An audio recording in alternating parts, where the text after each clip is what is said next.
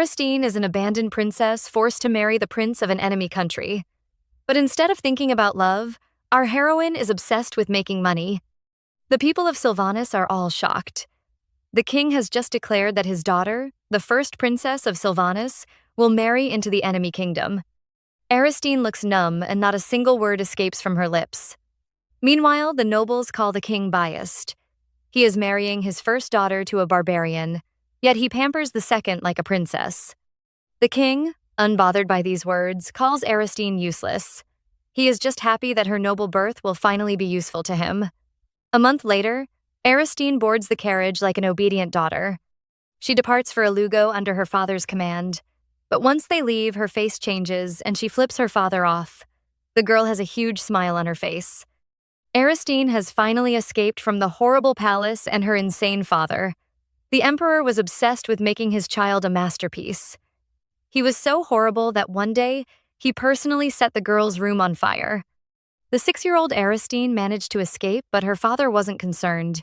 He only wanted to know if she had awakened her gift. The girl couldn't feel the pain from her injured lungs or burning flesh because her heart was broken. Still, the king continued to abuse her.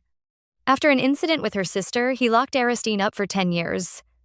In those years, the girl's heart finally died. But one good thing happened to our heroine.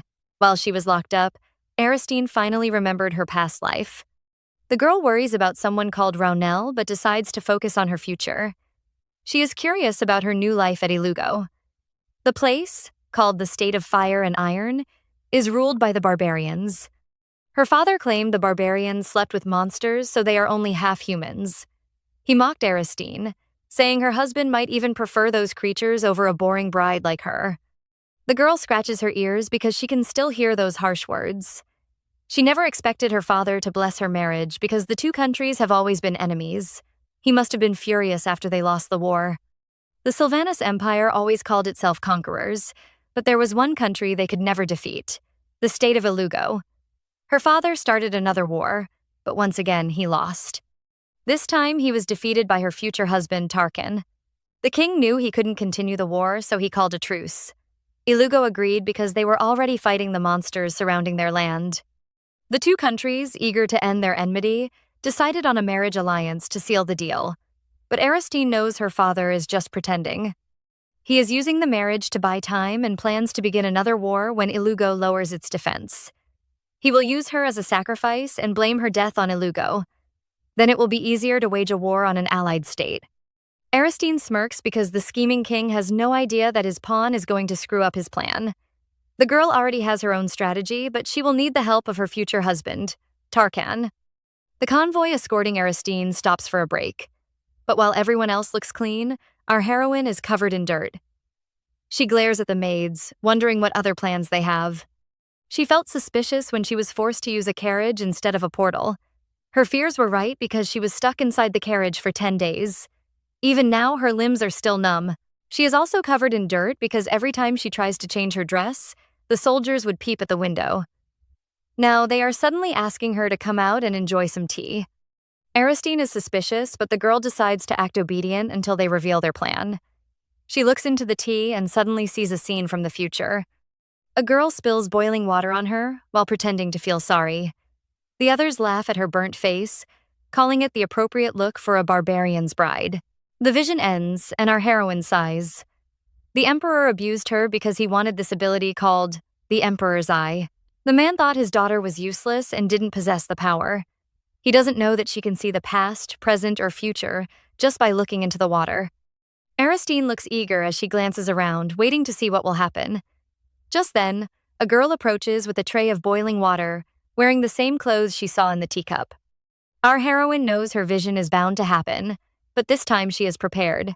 So when the girl moves closer, Aristine suddenly glares at her and makes her move. Her actions leave the other ladies shocked. Lady Brody planned to destroy Aristine's face, but instead, she ended up with a burnt cheek. Her friends run around, trying their best to console her. Meanwhile, our heroine watches with a proud smile because she managed to change her fate. Brody's friend marches up to Ari, blaming her for the incident. Our heroine is wide-eyed, clearly surprised by their logic. She points out that she only stood up and Brody herself poured the water on her own face. Aristine can't be blamed because she isn't their nanny. The friend wasn't expecting Ari to talk back since the rumors always called her dumb. She is speechless, but our heroine doesn't let go. She even calls the girl an adorable baby who needs a nanny. The girl quickly turns red in embarrassment, but has no way to escape. Just then, Brody appears with her ruined face and her friend uses the chance to run off. Ari watches them, feeling a little pleased. The bullies always torment others without thinking of the consequences. Now that they have also been hurt, they would think twice before harassing her again. The princess had originally thought that she would ignore the ladies until she arrived at Ilugo, but the vision she saw through the emperor's eye changed her mind. Since she can't use her ability whenever she wants, she has to teach the ladies a lesson and scare them away. And just like she planned, the women are indeed frightened. They had all believed the rumors that Ari was an insane savage after spending 10 years in confinement. But when they look at her now, she just seems so elegant. Rosaline is shocked by her own thoughts and almost slaps her head. The king had ordered her to torment his daughter, but instead, the princess had scolded her. The lady vows to destroy Ari next time. But it seems our heroine's fierce attitude has frightened the ladies. The only thing they can do is stomp on her clothes and make them dirty. They even mock the princess, thinking that they are hurting her. Instead, Ari turns into Flash as she grabs the clothes and runs into the carriage. She acts like they are about to steal the dress and even glares at the women as she closes the window. The ladies are all stunned by her weird behavior. They thought dirtying her clothes would make her unhappy, but the princess just finds them cute. They have no idea that this dirty clothes is better than her uncomfortable dress. But Ari notices something strange. The ladies only packed one new dress while the rest were old clothes from her confinement. The new dress is already stained, so she has no appropriate clothes to wear for the national wedding. The girl soon realizes that her father is trying to set her up and finally understands why he sent over so many luxurious carriages. A few days later, the convoy arrives at the Ilugo West Gate where the barbarians are already waiting. They think the Sylvanas are weak and vile cowards, so they mock Ari. They are certain the princess will faint when she sees them. A redhead warns them to stop their tantrums and prepare to receive the guests. The men head down but are stunned by the luxurious carriages. They notice the disdainful looks from the Sylvanas knight and the elaborate dresses of the ladies. They all believe the princess will also be a proud person. But when the door opens, all they see is a dirty-looking girl dressed in old clothes. The Ilugo warriors are all shocked because she looks like a small, dirty cotton ball. Their surprise changes to anger as they guess the Sylvanas emperor's plan. Just as Ari guessed, her father ordered the servants to make her look as filthy as possible. Since he is waiting for another chance to start a war, he wants the people of Ilugo to maltreat his daughter. He sent over luxurious carriages to show that his empire is still thriving. Instead, he made the princess look filthy as an insult to Ilugo. He wants them to know that they are only worthy of such trash. The warriors soon realize this meaning and they all become furious. Ari closes her eyes because she expected this outrage. But the girl is determined and takes a step forward. She refuses to shy away or become intimidated. Ari approaches the tall man who looks like the leader, wondering if this is her new husband. Ari heard the news that her husband would be waiting for her, so she assumes the tall redhead is Tarkan. She examines the man's handsome face and immediately feels pleased. She might not want this husband, but he can at least be her eye candy. The eye candy warrior bows to welcome Ari, and the girl almost falls in love with his sweet voice. She loves his polite behavior, but soon notices that the man seems a bit too formal. He is almost treating her like his master. Just as she guessed, the eye candy introduces himself as Durante, her new guide. Ari is a bit disappointed, so she asks where her husband is. Durante says the prince is out hunting and our heroine nearly faints. Her new husband would rather go hunting than welcome her. The girl can almost hear her marriage crumbling. Ari says Tarkan must be feeling shy, but her words almost give the warriors a heart attack. Durante can't allow his lord's reputation to be ruined, so he admits that the man is chasing monsters. The princess understands that something urgent must have happened, so he isn't chasing monsters for fun. She glares at Durante, asking why he tried to mislead her. The eye candy pretends to be ignorant and says he only answered her question. Ari doesn't have time to deal with this nonsense. She tells him that telling a half-truth is almost the same as telling a lie. Her harsh words make the man flinch, but she doesn't stop. The princess knows she should act friendly since this is their first meeting, but she is unwilling to live like a coward. She finally escaped from Sylvanas and plans to live a different life. The girl will ignore everyone who despises her and live for herself. She warns Durante never to trick her again, causing the man to look shocked. He notices that the girl might look filthy, but her eyes are very bright. The warrior feels ashamed and has to admit that the princess is different. Meanwhile, the people from Sylvanus are busy causing trouble. Durante suggests that Ari take a bath, and they accuse him of calling their princess filthy. The girl watches this embarrassing scene, feeling disdain for her people. They are making it so obvious that they are trying to cause a fight. The Aluga warriors are annoyed, but they can't fight in the absence of their prince. Durante mutters about his hatred for Sylvanus, but doesn't expect to see Ari behind him. The man immediately bows and panics while the girl waves with a confused smile. The warriors return to the castle, still upset by the behavior of the Sylvanus people. Durante knows the king is desperate to end the war, so he advises his men to endure. They can't cause any trouble because the blame will only fall on their prince. The soldiers change the topic and begin to mock their boss. The princess is the first person to scold their leader, so they all admire her. Durante advises them to still be cautious because he thinks Ari might be a spy. The men approach the palace and soon notice the different carriages of the other royal nobles. Clearly, the imperial siblings are here to spy around. Durante feels a little upset because his prince is fighting monsters while the other royals are lazing around. The imperial siblings notice the luxurious carriage and become more curious about the Sylvanus princess. Just then, Ari steps out in her old dirty clothes and the place is filled with silence. She can feel everyone staring at her with judging eyes. The girl doesn't feel welcome because she can sense their hatred. The siblings seem to dislike Tarkan as they call him a lowly man who deserves such a trashy bride. They mock Ari, calling her a beggar princess. The ladies from Sylvanus are pleased to see Aristine suffering. They mock her for expecting something different, advising her to remain obedient and know her place. Durante is surprised to see the princess's family mocking her instead of defending her honor.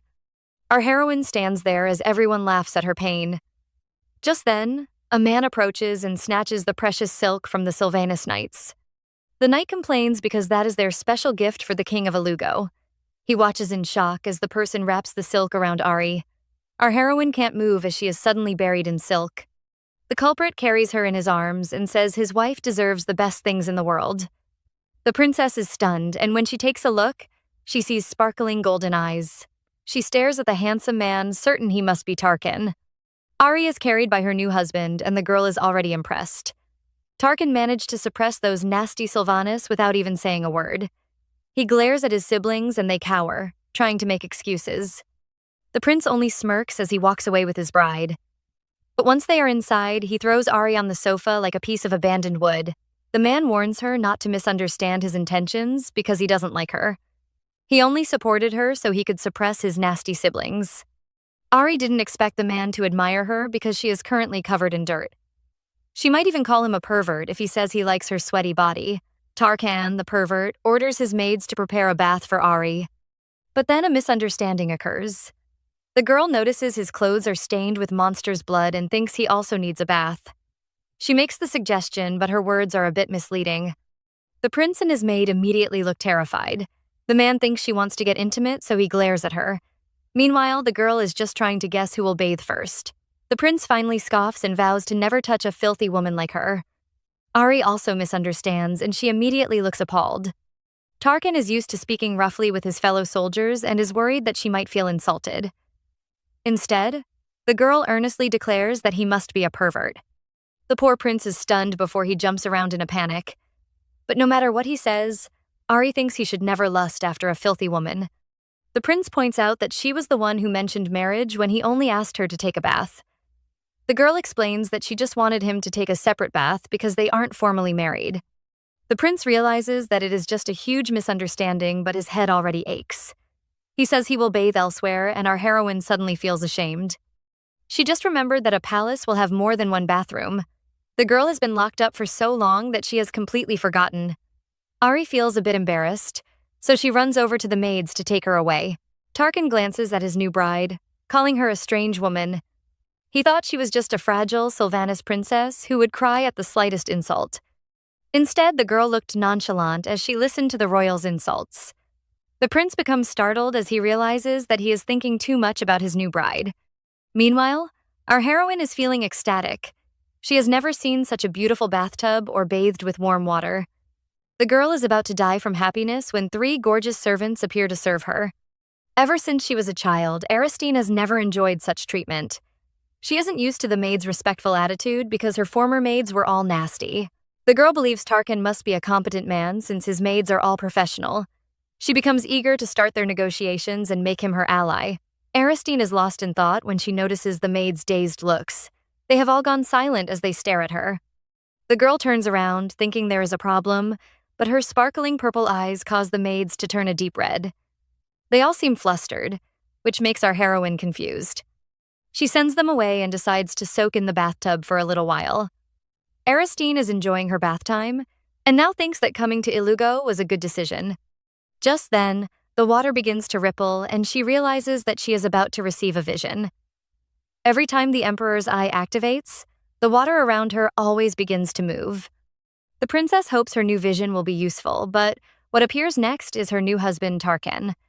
The girl notices his blood-stained clothes and knows this must be the present or a very close past or future.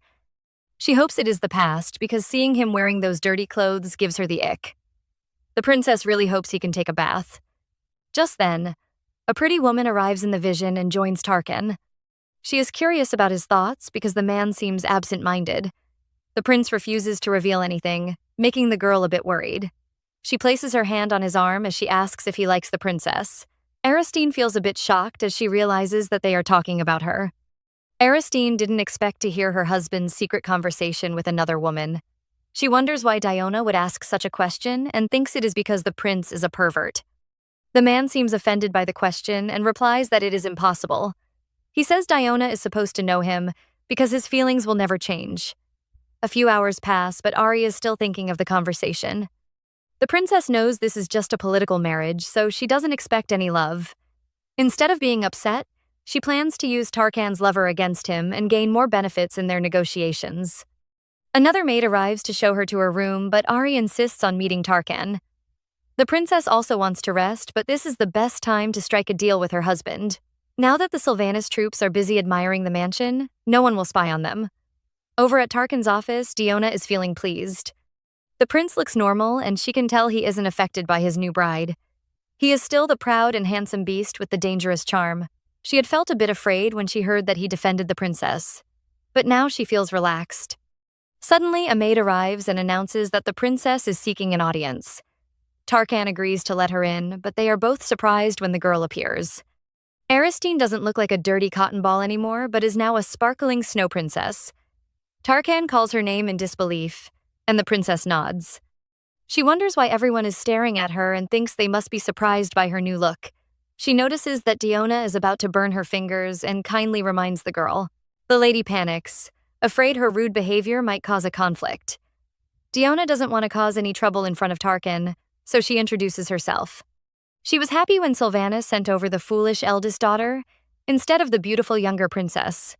But now, she realizes that the first princess is also a threat. Tarkan chases Diona away and the couple are left alone. He questions Aristine, asking why she came over. The girl says she wants to share a cup of tea with him, but the man shows a disgusted expression. The princess feels upset because she also didn't want this marriage. She takes a sip of the tea and immediately lights up like a huge bulb. Aristine has never tasted such a delicious drink and once again is glad that she came to Iligo. She pretends to be nonchalant as she finally admits that she has another purpose for visiting. The girl reveals her big plan and invites Tarkan to start a business with her. Our heroine doesn't care about power or love. She is just a little money grubber who wants to have a lot of wealth. The girl plans to buy her freedom with that money so she can travel around the world. She doesn't want to be confined again and wants to finally see the sights she once saw in her visions. The princess knows she needs a lot of money and can only fulfill her dreams if she cooperates with Tarkan. The man himself is shocked to hear about this business deal. The princess notices his look and is afraid the man might think she is trying to steal his money. She tries to explain, but the look of contempt in the man's eyes just keeps increasing. The girl feels defeated by his disdainful look and earnestly swears that she isn't a fraudster. The man doesn't believe her and is afraid this little thief might embezzle the palace allowance money to fund her own business. He even thinks about calling some security. Aristine stammers because it has been 10 years since she spoke to someone. The girl finds it hard to express herself, but she will do her best for her business. She tells Tarkin she is trying to turn their political marriage into a relationship that will benefit the both of them. She doesn't want a friendship and promises the business will bring profit. Tarkin is stunned by her arrogance because no one has ever made a deal with him. He leans closer, wondering what benefit the girl can provide. Aristine immediately looks serious and says the man has already gotten what he wants. Tarkin doesn't know, but because of her emperor's eye, the princess knows a lot about him. She waits for him to confess, but the man turns away with a disgusted expression. After taking a look at her arms that look like sticks, he believes the princess is too fragile. Aristine tries to defend herself, but finally realizes that the man will never trust her. She makes up her mind to show him her abilities and orders the prince to follow her. Inside the palace, the rumors about Aristine continue. They consider her shabby looks an insult to their country, and another princess says the girl might be mentally insane. She has heard the rumors from Sylvanas that Ari was confined for 10 years because of her mental health. The other princess feels sad that their amazing Tarkin will have to marry a mental patient. Their brother realizes that Aristine will be the crown princess if Tarkin becomes the crown prince. None of them seem to like the idea and call it an insult to Ilugo. Tarkin might be the king's favorite because of his war contributions, but the other siblings would rather support Prince Hamir. Their conversation dies down as they notice Tarkin approaching. The three forget their anger and begin to fangirl over his good looks, praising every inch of his body. They admire his sparkling hair until they suddenly remember that their prince doesn't have white hair. Soon they see the small, sparkling snow princess walking beside him. The three are stunned by Aristine's good looks, blaming each other for the fake news. They panic and rush outside to inform the queen of the new update. Meanwhile, the king of Ilugo is surprised when his servant announces Aristine's visit. The Sylvanas delegates are supposed to have an official meeting tomorrow, so he has no idea why the princess came to see him. The king is unwilling, but the second princess urges him to let Aristine in. Yenica acts like a cute child, saying she really wants to meet her brother's new wife. The king stares at his daughter with a helpless look, because he already knows that they all went to see the princess. He knows the girl is deceiving him, but he still finds her cute. Nefter agrees to see them, and Yenica cheers in happiness. Secretly, she smiles like a demon, eager to mock the ugly princess. She imagines Tarkan's distress at marrying such a filthy woman, and it makes her laugh. She was so worried when her father decreed the marriage, but she relaxed after seeing the filthy princess. Yenica is waiting to see a joke, but what she sees is a stunning princess with beautiful manners. The king is also surprised by Aristine's elegance, and he immediately looks impressed. Yenica's face turns blue when she notices her father's approval. Nefter urges Aristine to sit, urging his servants to bring some refreshments for her. Meanwhile, the girl they are all praising is actually feeling nervous. It turns out her impeccable manners were all learned through the emperor's eyes. The princess believes she performed well, which makes her relieved. The servant arrives with the Ilugo dessert, another thing Aristine only saw through the emperor's eye. The dessert was famous in Sylvanas, and our heroine is excited to finally taste it. She is about to take a bite when she suddenly remembers her purpose for coming. She is supposed to show off her abilities. Aristine faints in despair because she is just too weak against food. Tarkin watches in shock as his wife begins to fade from existence. But she soon revives again, determined to show Tarkin that she can run her mouth. No, sorry, run her business. Her confident look only frightens Tarkin as he imagines the girl selling her goods to the emperor. The two glare at each other, but all the king can see is two couples falling in love. He definitely needs glasses. The man moves on to important business and wants to know why Ari demanded a separate meeting. The girl is about to sell her goods when the door suddenly opens. The royal siblings have arrived to make fun of the new bride. They all saw her dirty appearance when she arrived, but now they praise her beauty. They are trying to humiliate Aristine, expecting to see an ugly princess. Instead, all they see is a beautiful goddess. The fourth princess, Stalina, and the first princess, Paella, can't hide their shock. Meanwhile, the third prince, who was just mocking Ari, immediately looks love-struck. Tarkin isn't pleased to see this bunch because they all side with the queen. He mocks their low intelligence and is excited to see how the princess will handle this challenge. Aristine glances at the three and asks for their identities.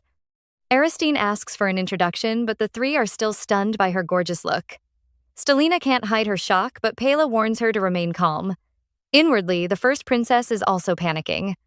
She never thought Aristine would change so much after just a simple bath. The girl scolds the queen for not telling them about this new update.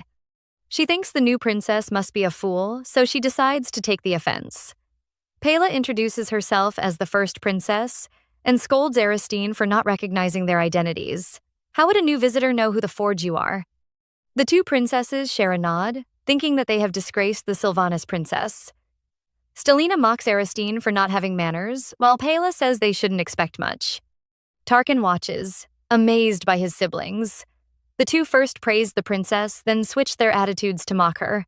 His royal family is known for their sharp, mean words, and even Tarkan is still not used to their fake lifestyles.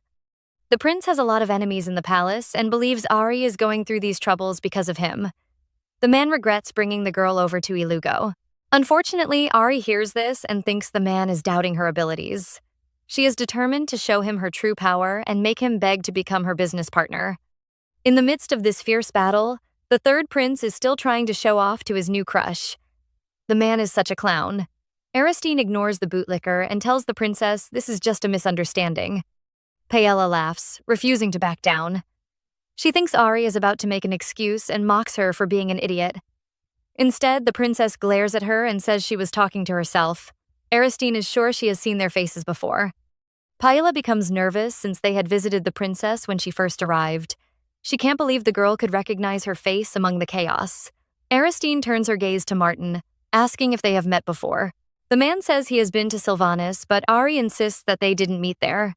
Martin laughs and suggests that she saw him in her dreams. Paella glares at her foolish brother, who always falls for pretty women. She is now certain that the Sylvanas princess really recognized her face among the crowd. Paella curses those who claimed the princess was just a dumb, insane woman. Aristine is clearly a frightening and intelligent lady. The princess had struggled for her entire life and was forced to recall the outside world through the emperor's eyes. Aristine had memorized those visions endlessly, and her memory soon became excellent. The king watches her with a smile, causing Paella to realize that her father is interested in the girl. She panics as she imagines the princess telling their father about their first visit. She knows the king will be disappointed and now thinks that Aristine is a threat to them.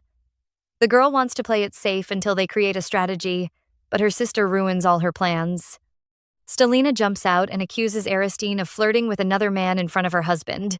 She even calls the girl a low and vulgar woman. Ari recognizes this fiery princess as the one who called her a beggar. Stelina is still as proud as ever as she mockingly says she was talking to herself. Aristine can see the hatred in the girl's eyes and it makes her laugh.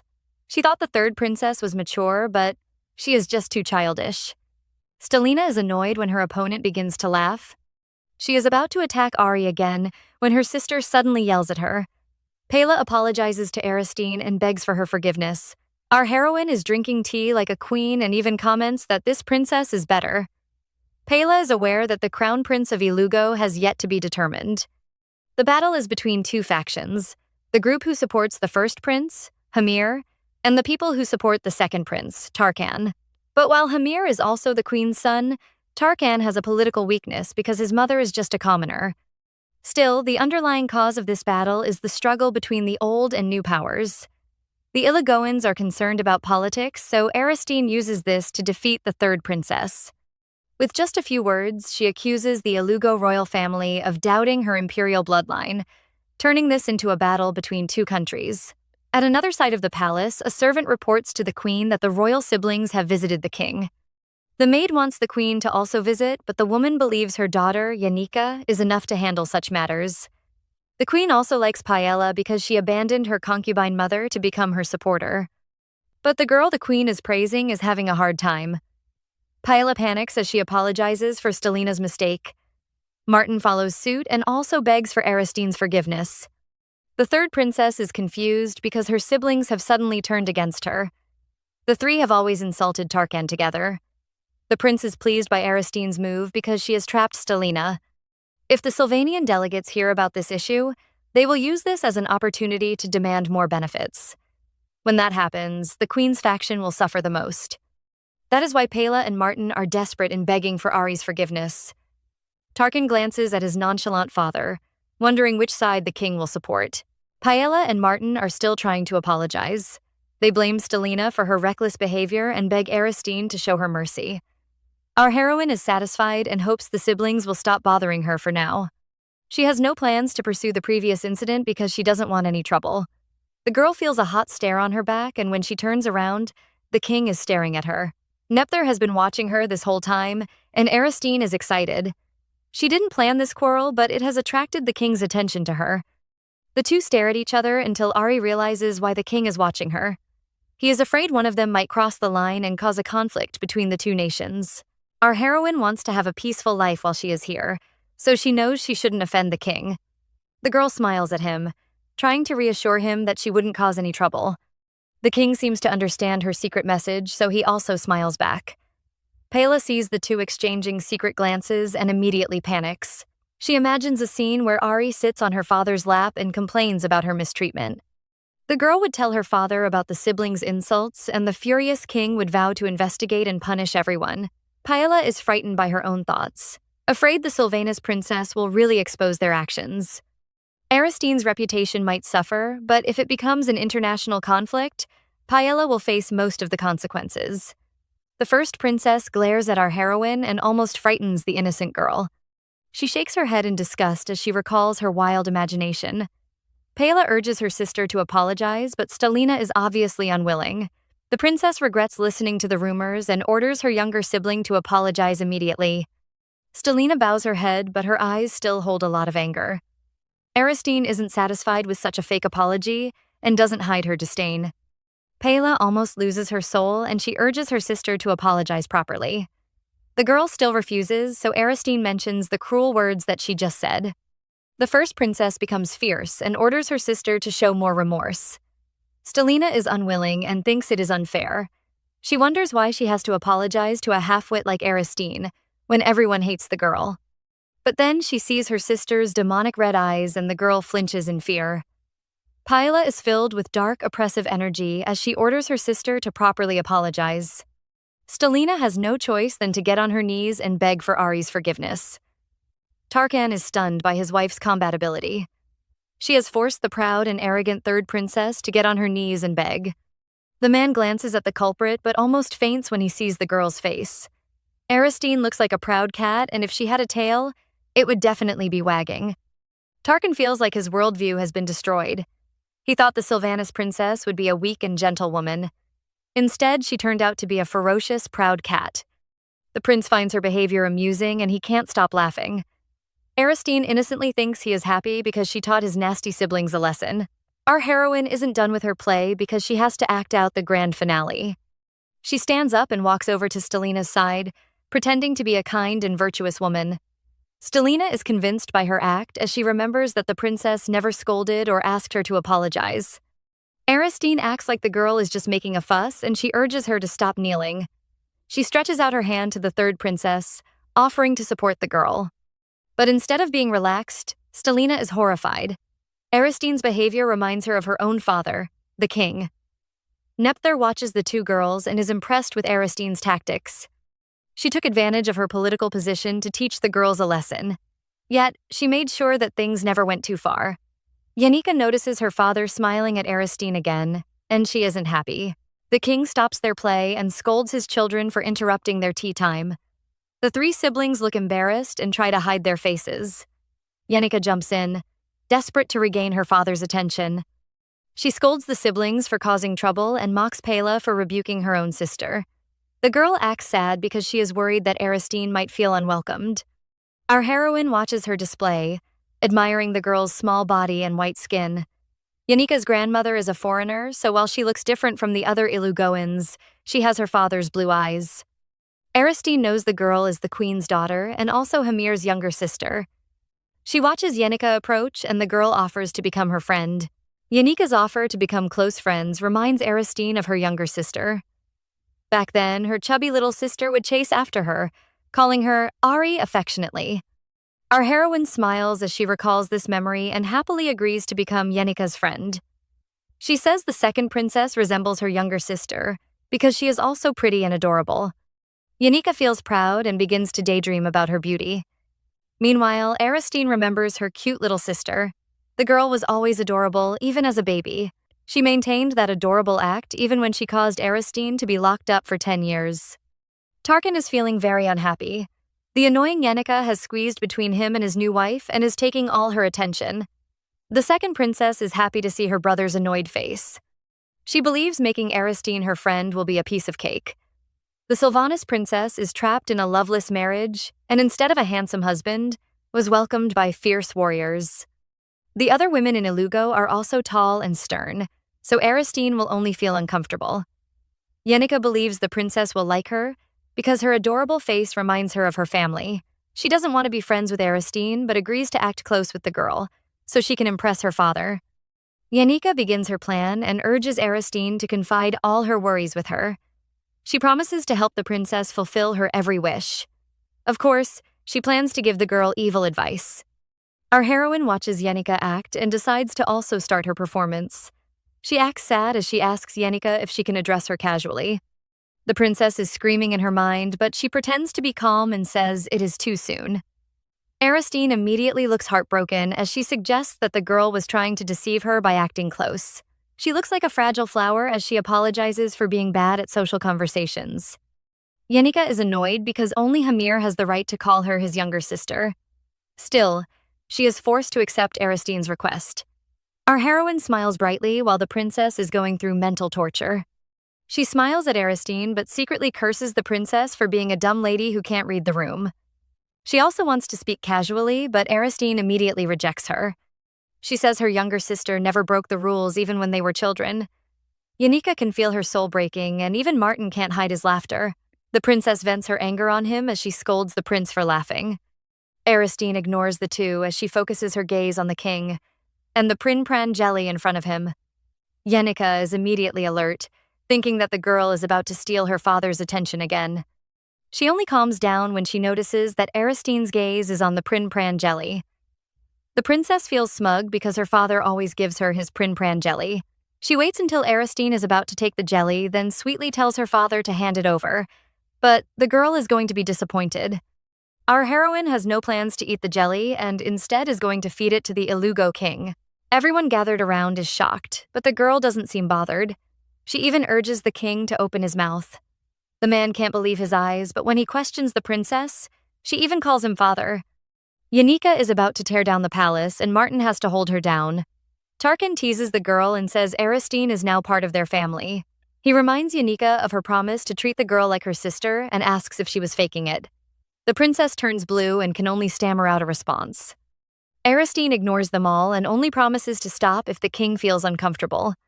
The man's only response is to eat the jelly right from her hands. Everyone is shocked again as they see their stern and fierce emperor acting like a baby. The man happily eats the dessert and allows Ari to call him father. The maids are relieved because they were afraid the king would yell at the girl.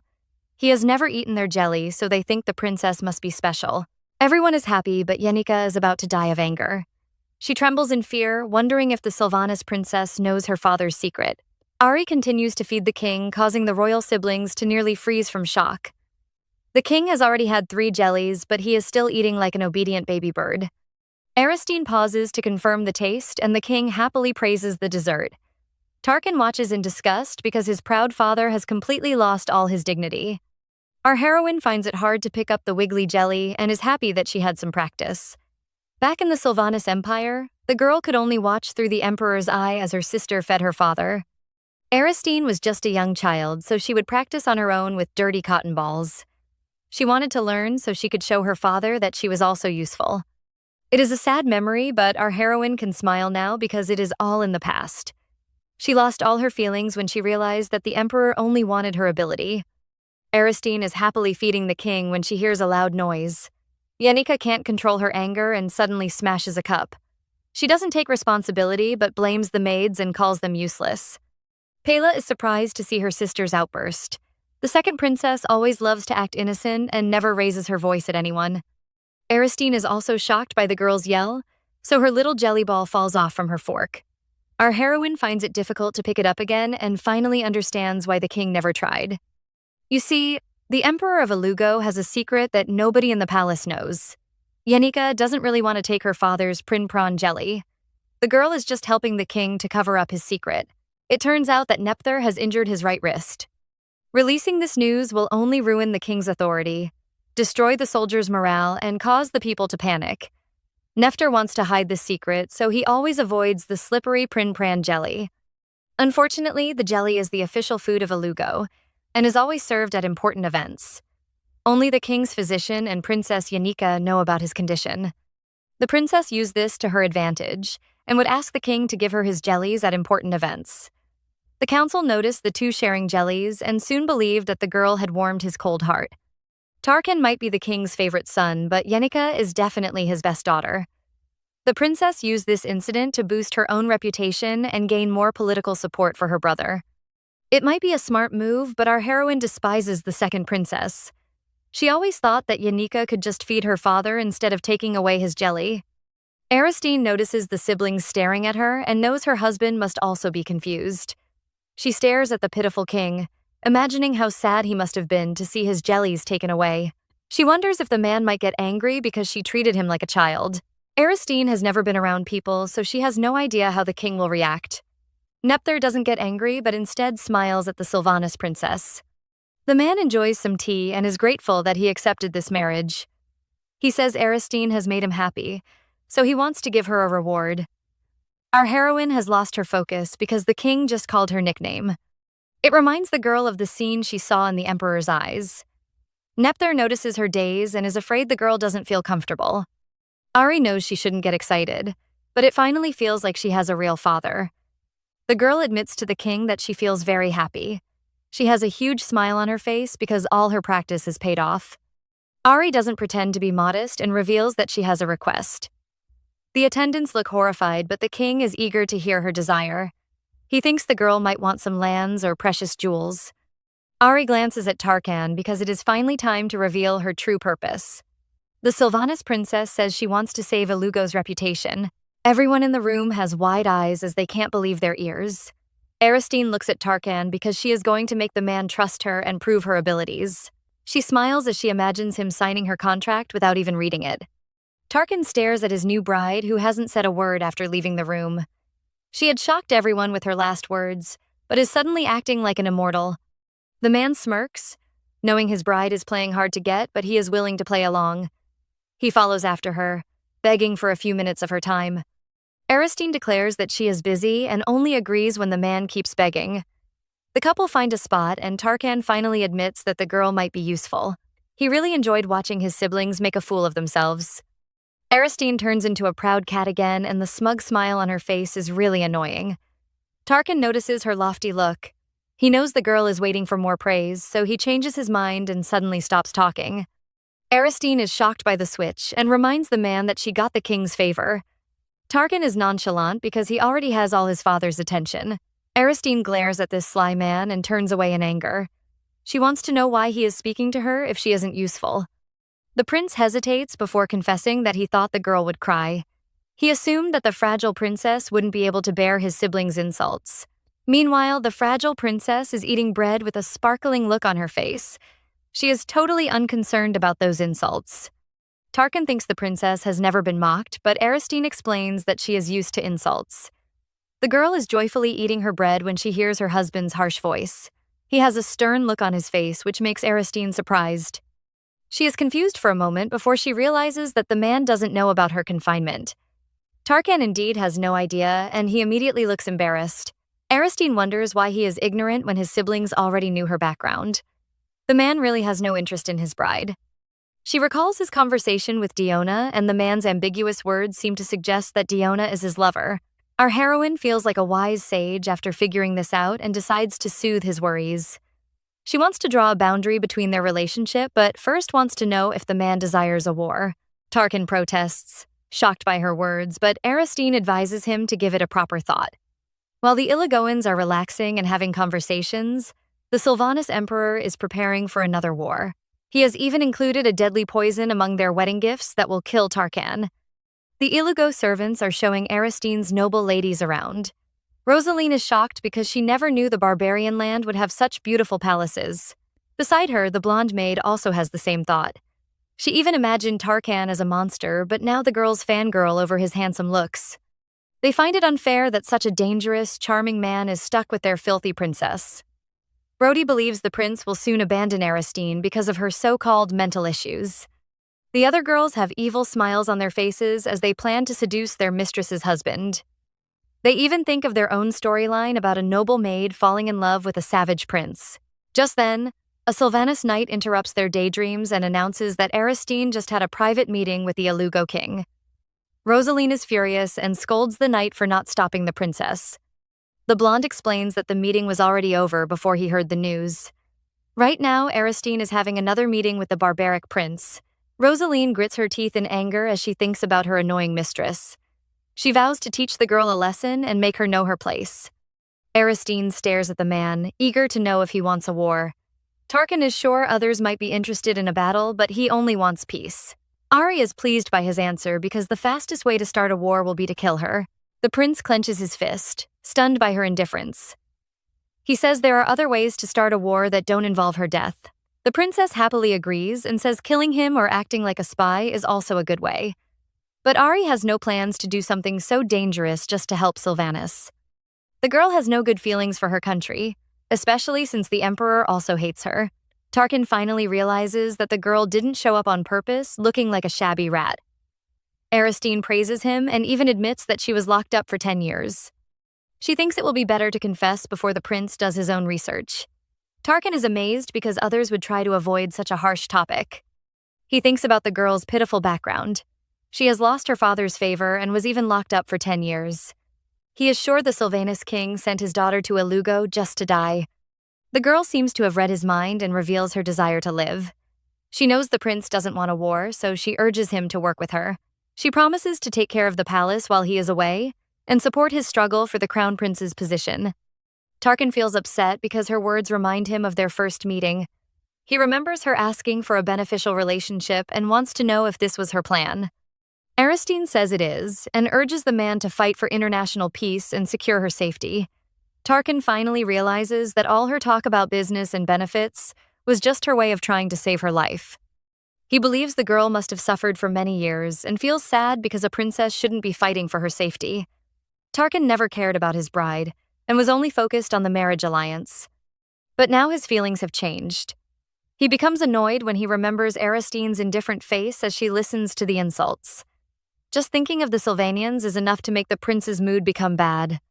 Meanwhile, the pitiful princess is thinking of a way to steal the last cookie. She quickly eats it and drinks some tea, feeling tired from talking too much. Our heroine hasn't had a conversation in ages. She used a lot of effort to maintain a smiling face because she learned from the emperor's eye that it would make her negotiations easier. The girl worries that she might have messed up her first conversation. But when she looks at Tarkan, the man seems less hostile than before. Aristine's first impression was that the prince was a pervert, but now she thinks he is a reasonable person. The princess is anxious, wondering if this is the right time to seal the deal. She calls Tarkan her partner, offering to support and protect him. The prince is surprised that she called him her partner, but Aristine reminds him that this is an arranged marriage. The man happily agrees to her suggestion, and the two shake hands. Our heroine believes they will be happily married. They might not be in love, but they will be good business partners. Tarkan makes a very big mistake when he asks the princess if she needs anything else. Ari once again activates her money-grubbing skills, telling the man she has a good business idea. The prince is speechless and almost loses his soul. The girl notices his despising gaze and tries to convince him that she isn't a greedy, obsessed, and money-loving princess. Good luck with that, girl. A few hours later, the withered cabbage Aristine returns to her room. She has no idea why everyone keeps rejecting her good business ideas. The girl is thinking of how to build her husband's trust when she notices the blonde Sylvanus knight. The man roars like a lion, scolding her for returning late and warning her to behave properly. Since he has just been rebuked by the noble ladies, he wants to get his revenge by scolding Ari and teaching her a lesson. The wild boar is about to attack when he sees the handsome Tarkan appear behind Ari. The knight immediately calms down, looking terrified of the prince. Tarkan is stunned by the man's behavior, but the knight warns him to stop meddling in the affairs of the Sylvanians. He glances at Arya, urging her to control her barbaric prince. Our heroine acts confused, raising her hands in ignorance. The prince smiles like a devil as he reminds the knight that Aristine is now his bride. Tarkan has no need for a dog who disobeys his master, and so he kicks the knight away. The man flies through the air and rolls several times before he finally lands. Behind them, Aristine listens to his screams and raises a perfect scorecard for her husband. The Alugo prince presses the man under his feet, while the knight boasts about his position. He even promises to file a complaint against Tarkan. The barbarian is amused and takes a glance at his wife. Since the knight belongs to Ari, he gives the girl the power to punish him. Tarkan is eager to see what the princess will do. The Sylvanus knight regains his courage and orders Aristine to pull the prince away. He glares at the foolish princess, wondering why she hasn't saved him. Aristine is amazed by the man's confidence. Even though he is being beaten up, he still has the courage to insult her. But the girl is already used to his arrogance. On their journey to Alugo, the man would always insult her with nasty words. He even had the courage to lust after her pretty body. Aristine would hear his disgusting words from inside the carriage. The knight would say that sleeping with him was her honor and even planned to assault her before she married. Every time she tried to change, he would take a peek through the windows, trying to get a good view. Aristine can't understand why someone who gave her such horrible treatment could ask for her help. The princess has no choice but to teach him a lesson. She approaches Tarkan and after squeezing his arm, gives him a big smile. The naive knight thinks she is about to save him, and even the prince looks disappointed. No one would expect Aristine's next move. She says she is one with her husband, so they have to stomp on the disgusting knight together. The two men are both shocked by this fierce cat, but Tarkan soon begins to laugh, looking pleased with his wife's choice. The arrogant knight finally begins to feel afraid, but it is too late. Tarkan's shoe of justice descends upon his head. Outside the mansion, the maids hear a loud wail and wonder if a pig is being slaughtered. The pig is currently leaning against the wall with a footprint on his hair and some missing teeth.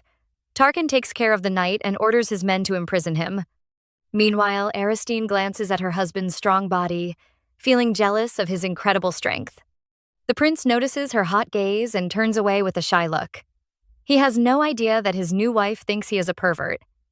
She vows to support his weird fantasies as long as he only beats bad guys. The poor prince can feel an evil air behind him, causing him to shiver in fear. Aristine is yet to marry Tarkan, so she is taken to a temporary room. The girl feels happy because the room is big and comfortable. She always thought she would die in Alugo, but instead, she met many nice people. Our heroine is thinking about her next meeting with Tarkan when someone suddenly calls her name. The girl turns around in shock to see her noble ladies. They are all annoyed because the princess has been ignoring them. The ladies chase away the Alugo maids and surround Ari, demanding an explanation. The ladies expect an explanation, but the princess only asks if they understand animal language. Rosaline is confused, but uses this chance to insult Ari. She says the princess might understand the language because her intelligence is as low as the dog's. They all laugh at the insult, but Aristine sighs in pity. She really thinks the ladies are dumber than dogs. The maids are all furious, but the princess points out that they have no loyalty or integrity. Even dogs are cuter than them. Aristine was going to treat their conversation as a dog's noise, but now she changes her mind. She finds it unfair to the dogs because they are smarter than these three fools. In Sylvanus, all the royal women have their ladies-in-waiting. The ladies are all from prestigious families and are different from maids or servants. They assist the royals with their work and keep them company. Therefore, only the educated daughters from noble families can become a lady-in-waiting. But our heroine's situation is a little different. Her three noble ladies are all from low-ranked families. The girls felt no respect for an abandoned princess and even stole her monthly budget. Rosaline is upset at the princess for mocking their intelligence. She threatens to report her to the king and waits for Aristine to apologize. Instead, our heroine hides her yawn as she thinks about her busy day. She agrees to everything the girl says, hoping to end the conversation quickly. Her calm attitude frustrates the maid because Aristine never reacts when they bully her. They would dirty her clothes or put sand in her food, yet the princess would still remain silent. The maid is sure her annoying behavior was the reason why she was locked up. Rosaline blames Aristine for her misfortune. She never wanted to serve an abandoned princess or move to a foreign country. She is full of pain, and so she decides to hurt the princess. She tells Aristine that her only purpose is to die in Alugo. The other maids look surprised, causing Rosaline to feel smug. She thinks she is the only one who understands the king's real plan. The girl doesn't know why the princess is suddenly rebelling, but she waits for her to become obedient again. Aristine smirks at the maid, reminding her that they are now in Ilugo and Rosaline can hear her dreams shatter. The girls are all speechless because they are shocked by the princess's sudden change. The other two recover and warn Aristine to stop feeling smug. They think nothing has changed even though they are in Ilugo. The princess interrupts them and compares their intelligence to dogs. She smirks as she tells them that dogs are supposed to be obedient. Once the dogs become wild, they are hunted down by their master and destroyed. The maids are frightened by her threat, promising to report her to the emperor. They believe the Ilugoans also hate Aristine and warn her not to feel proud. Our female lead is amazed by the girls' foolishness. Her gaze sharpens as she thinks about teaching them a few lessons. Rosaline notices the princess's scary look and immediately feels frightened. Her friend urges her to scold the princess, but the girl is in a trance. She recalls the rumors about the Sylvanus knight that was beaten. The man had been punished for not obeying his master. Rosaline is filled with fear as she realizes that the princess was hiding her strength. The girl had deceived everyone by acting like a fool. Aristine tells the maids that a good dog must be obedient and submissive. She sighs, wondering where she could find such a dog. Suddenly, Rosaline steps forward and glares at Aristine. Just when we think a catfight is about to happen, the girl drops to her knees and hugs the princess's legs. She even begins to bark like a dog. Rosaline believes the princess has been hiding her abilities. If Ari decides to get her revenge, she will be the first target because she bullied her the most. The maid doesn't want to be abandoned in Ilugo, so she barks to save her life. The other girls are so shocked, their mouths turn into an open bowl. Meanwhile, Aristine has a huge smile on her face. She never thought that Rosaline would switch sides so easily, but she knows the girl has been cornered. The princess rubs her face, acting like the maid is really a dog. The other maids watch in shock as Rosaline barks without any dignity. They can't stop screaming and the whole room turns into a mad doghouse.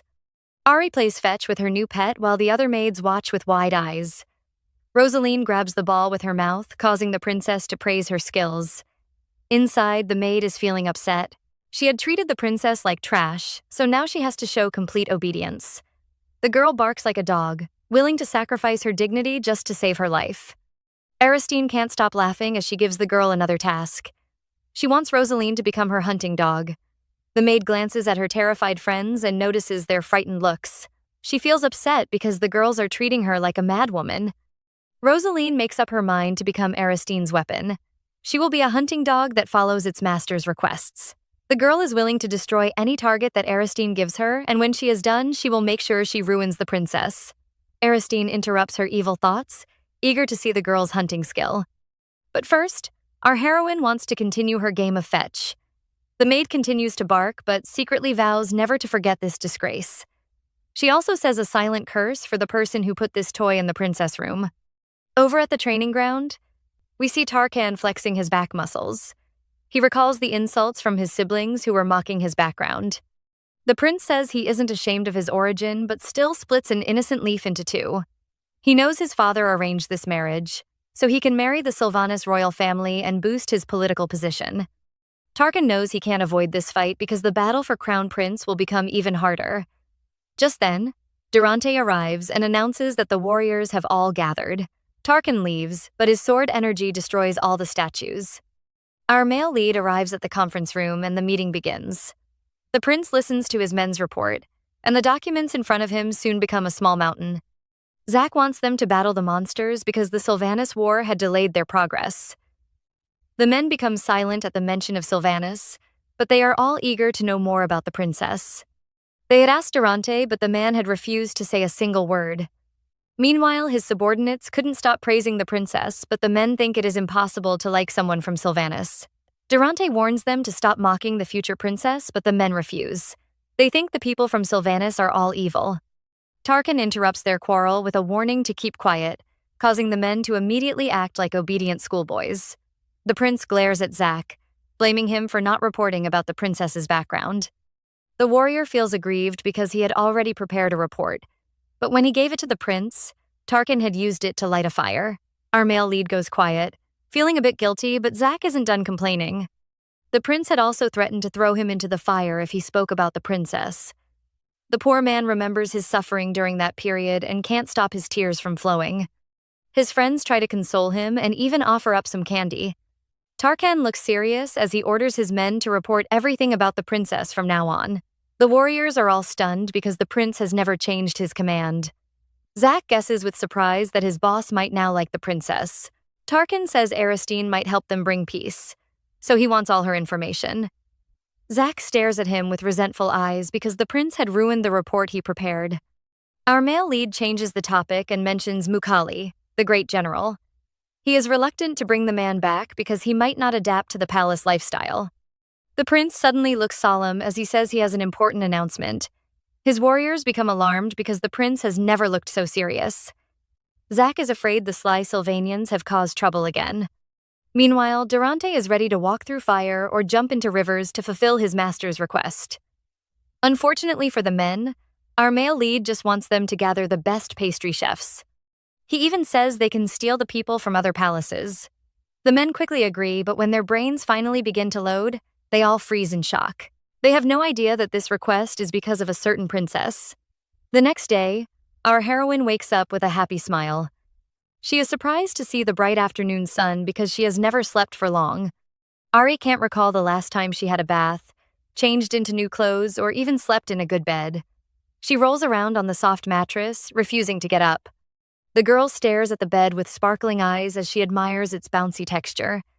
She is busy slapping the mattress when she notices someone staring at her. Aristine turns around to see the calm face of the Ilugo prince.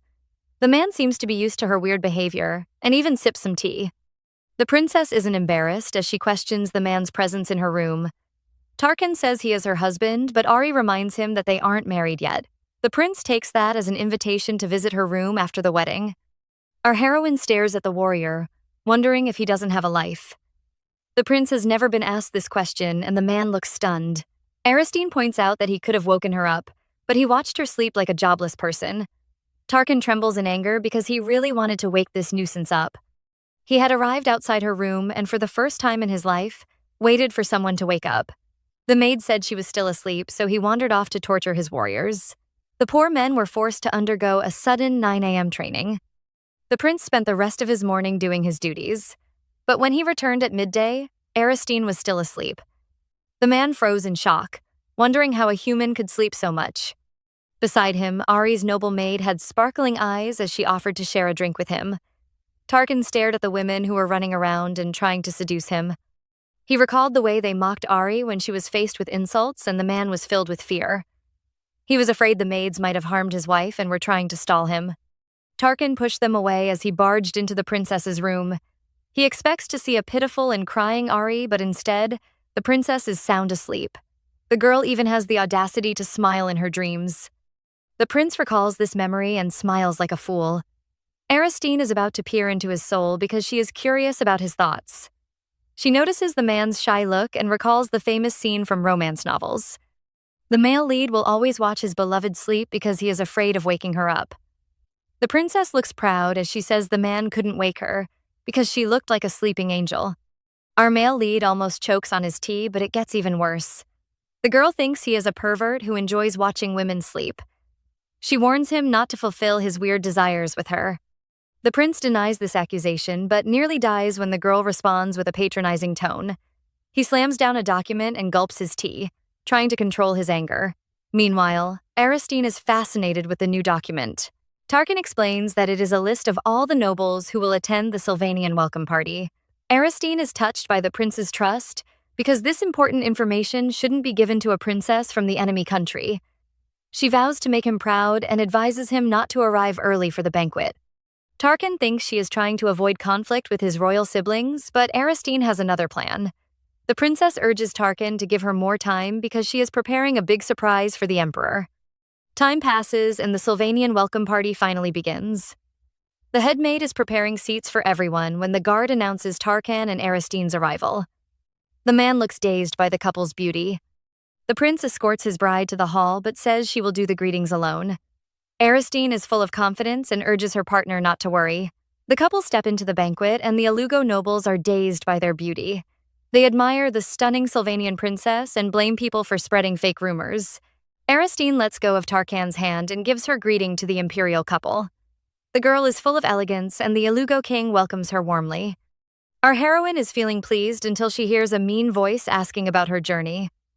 The queen pretends to be worried about her health because she used an old carriage instead of the travel portal. Aristine stares at the famous Ilugo queen as she recalls her conversation with Tarkin. When the man was 10, he was attacked by assassins who tried to kill him. The prince managed to survive, but the next day he was thrown into the battlefield to fight the monsters. The queen had done her best to get rid of him so she could promote her own son. While the king was dealing with foreign affairs, the woman gained control of the whole palace. She promoted the old nobles who supported her to the front seats. The emerging powers and warriors who supported Tarkan were all pushed to the back. Aristine couldn't believe this cruel story because sending a 10-year-old child into the battlefield to fight monsters will only result in his death. The girl finally realized that the queen wants Tarkan dead, and she will do anything to make her own son the crown prince. Aristine isn't deceived by the woman's friendly look. The queen seems to be asking about her journey, but is secretly mocking the princess for being unworthy to use the portal. Our heroine recalls that the royal siblings had also tried this trick on her first visit to the king. They knew she arrived with a filthy look, but they praised her beauty, hoping to disgrace her. Aristine is already used to their evil plans and will never be defeated by such small tricks. She replies with a smile, saying she isn't exhausted because she is fighting for the peace of the two nations. The girl claims that she traveled by carriage so she could understand the people's sufferings after the war. The queen smiles, but in her mind, she curses Aristine for lying. The woman knows that the Sylvanas king refused to allow the girl to use the portal. Nepthar praises Aristine for her selfless attitude, and the Ilugo nobles are all impressed. They all praise the princess for her kindness. Some people are unhappy to see this, and so they jump out to make a ruckus. A nobleman wipes his tears as he praises the princess's lovely attitude. He suddenly switches his tone and mocks her for wearing the Ilugo traditional outfit. The nobles are all shocked as they realize that the princess's dress is actually an Ilugoan outfit. They murmur, wondering why the girl didn't wear a dress from her empire. Aristine isn't bothered because she knew the nobleman would cause some trouble. Duke Sciella is the father of the queen and also Hamir's closest ally. The princess recalls her maid's complaints when she suggested wearing the Ilugoan outfit. They insisted that she wear a dress from Sylvanas to represent the empire. Aristine had refused because the only Sylvanas dress she had was a dirty outfit that hadn't been washed for a month. Duke Sciella looks smug as he implies that the princess is acting lowly in order to impress them. He calls her a tribute from a lower country and is pleased that she knows her place. Tarkin is furious when he hears the man insult his wife. All around her, Aristine can hear the Ilugo nobles mocking her for being lowly. The princess smirks because they have now crossed the line. The nobles who support the queen are having fun. They mock Sylvanas for losing the war and sending over their princess. They look down on the dumb Aristine, wishing that the king sent over the precious second princess. The men believe the girl must know her faults, which is why she is acting lowly. Aristine isn't upset because she knows they all support the queen. Just a little praise is enough to make them feel threatened. The nobles are still laughing when the princess suddenly moves closer. She reminds the men that the two countries are about to sign a peace treaty. The girl smiles and accuses the men of mocking her because they want to continue the war. Duke Sciella has a terrified look on his face as he explains that he doesn't want to ruin the treaty. Aristine smiles and accepts his apology, causing the man to finally relax. The duke stops talking because he is afraid the king might become angry. He blames Aristine because he expected the girl to behave like a dumb coward. The man looks up, only to see the dumb coward staring at him with sparkling eyes. He watches in confusion as her eyes become brighter, but he has no idea what she wants him to say. Aristine gives him a hint and reminds the man that she is wearing an Ilugoan dress. The duke thinks she wants some compliments, and so he praises her dress. The princess deflates like a balloon and voices her pity for the man's lack of intelligence. Sciella is furious because no one has ever dared to insult him. He is about to mock her dress again when Paella points out that the outfit is made of Sylvanian Cariel silk.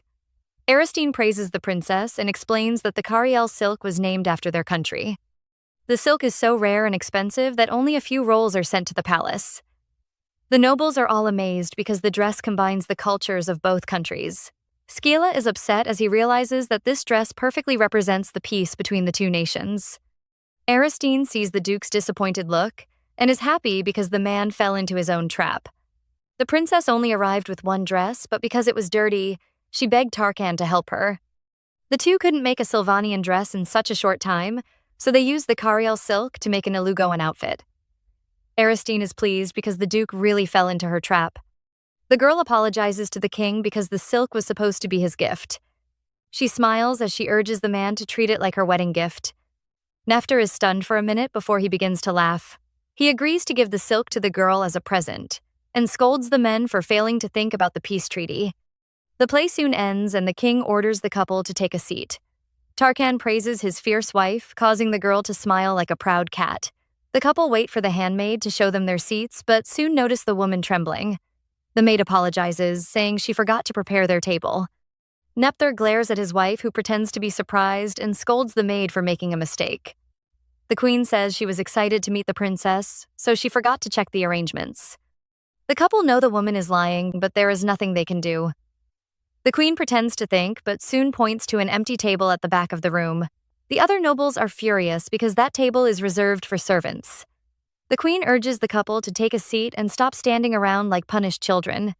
She claims that their seating position doesn't matter and urges the couple to give in for the sake of peace. The queen expects to see their angry face, but instead Aristine is staring at the seat with joy. The queen watches the girl smile and feels a bit frightened. She thinks the princess heard about her scheme with the headmaid and prepared a counterattack. Tarkan also notices the look on his wife's face, causing the man to feel scared. Aristine always has that look when she is about to do something weird. The prince, after recalling his past experiences, grabs her hand to stop her from causing trouble. He suddenly looks up at the queen, accusing her of being drunk. Tarkan pulls his wife close and calls her the symbol of peace. He says such an important figure shouldn't be given an isolated seat. The prince suggests that the queen's judgment might be clouded, basically calling her an old and deluded woman. The other nobles are surprised to see the prince arguing because he just walks around, ignoring the royal members. They can't believe the cold prince is actually defending his wife. The queen replies that she is just offering the princess a seat, so the girl wouldn't be kept standing. Tarkan has another suggestion and orders his siblings to give up their seats. He glares at the group, urging them to protect the peace by giving up their chair. The royal siblings pretend to be dead because they are unwilling to move. The timid Martin, who has always been terrified of his brother, finally offers his chair to the Sylvanus princess. Tarkan tells his wife to take a seat, but the girl insists on finding another one for him. She knows the man is trying to defend her and is unwilling to see him chased to the servants' table. Aristine marches across the hall, causing the royal siblings to tremble in fear. Stelina knows she has the lowest rank and is afraid the princess might snatch her seat. The girl doesn't want to be disgraced, so she thinks of offering the seat to Ari. Instead, the princess runs past her table and heads over to Yenika. Aristine says she needs to sit with Tarkan to show the symbol of peace.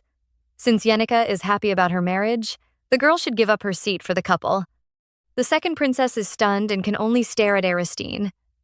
Our heroine knows this battle of seats will also affect their politics. Instead of bullying a small fry like Stelina, she would rather take the seat of the most favored princess. Aristine pretends to be sad as she guesses that Yenika is reluctant to move. The Alugo princess is furious because she doesn't want to give her seat to such an idiot. Aristine glares at the girl, warning her to move because her mother started this battle. Yenika sees the princess's terrifying face and almost cries in fear. Just then, the king interrupts their fierce battle, telling Yenika not to move because of her leg injury. Aristine glares at the king, while the second princess almost cries from happiness. Our heroine feels a bit disappointed because she didn't expect the king to side with Yenika, but she soon remembers that the princess is his favorite daughter. The queen thinks it is over, but when she relaxes, the king suddenly says the couple must sit together. He orders the headmaid to bring more chairs and place them next to his throne. Duke Sciella immediately protests because that spot is reserved for the crown prince and his wife. The empress supports her father, urging the king to follow the rules. Nefter laughs and suddenly glares at the queen, reminding her of her own words. Since she said seating arrangements weren't important, he wants the couple to stay beside him. Tarkan climbs the stairs with his wife, and at that moment, the nobles who didn't support anyone begin to change their minds. They never thought the queen would lose or Tarkan would take the lead. The political world seems to be changing, and it is all because of the Sylvanus princess. Aristine is enjoying her new spot because she can see everything happening in the hall. The princess seems to be searching for someone, and Tarkan catches her. When the queen gave them the back seats, he noticed the girl staring at another man.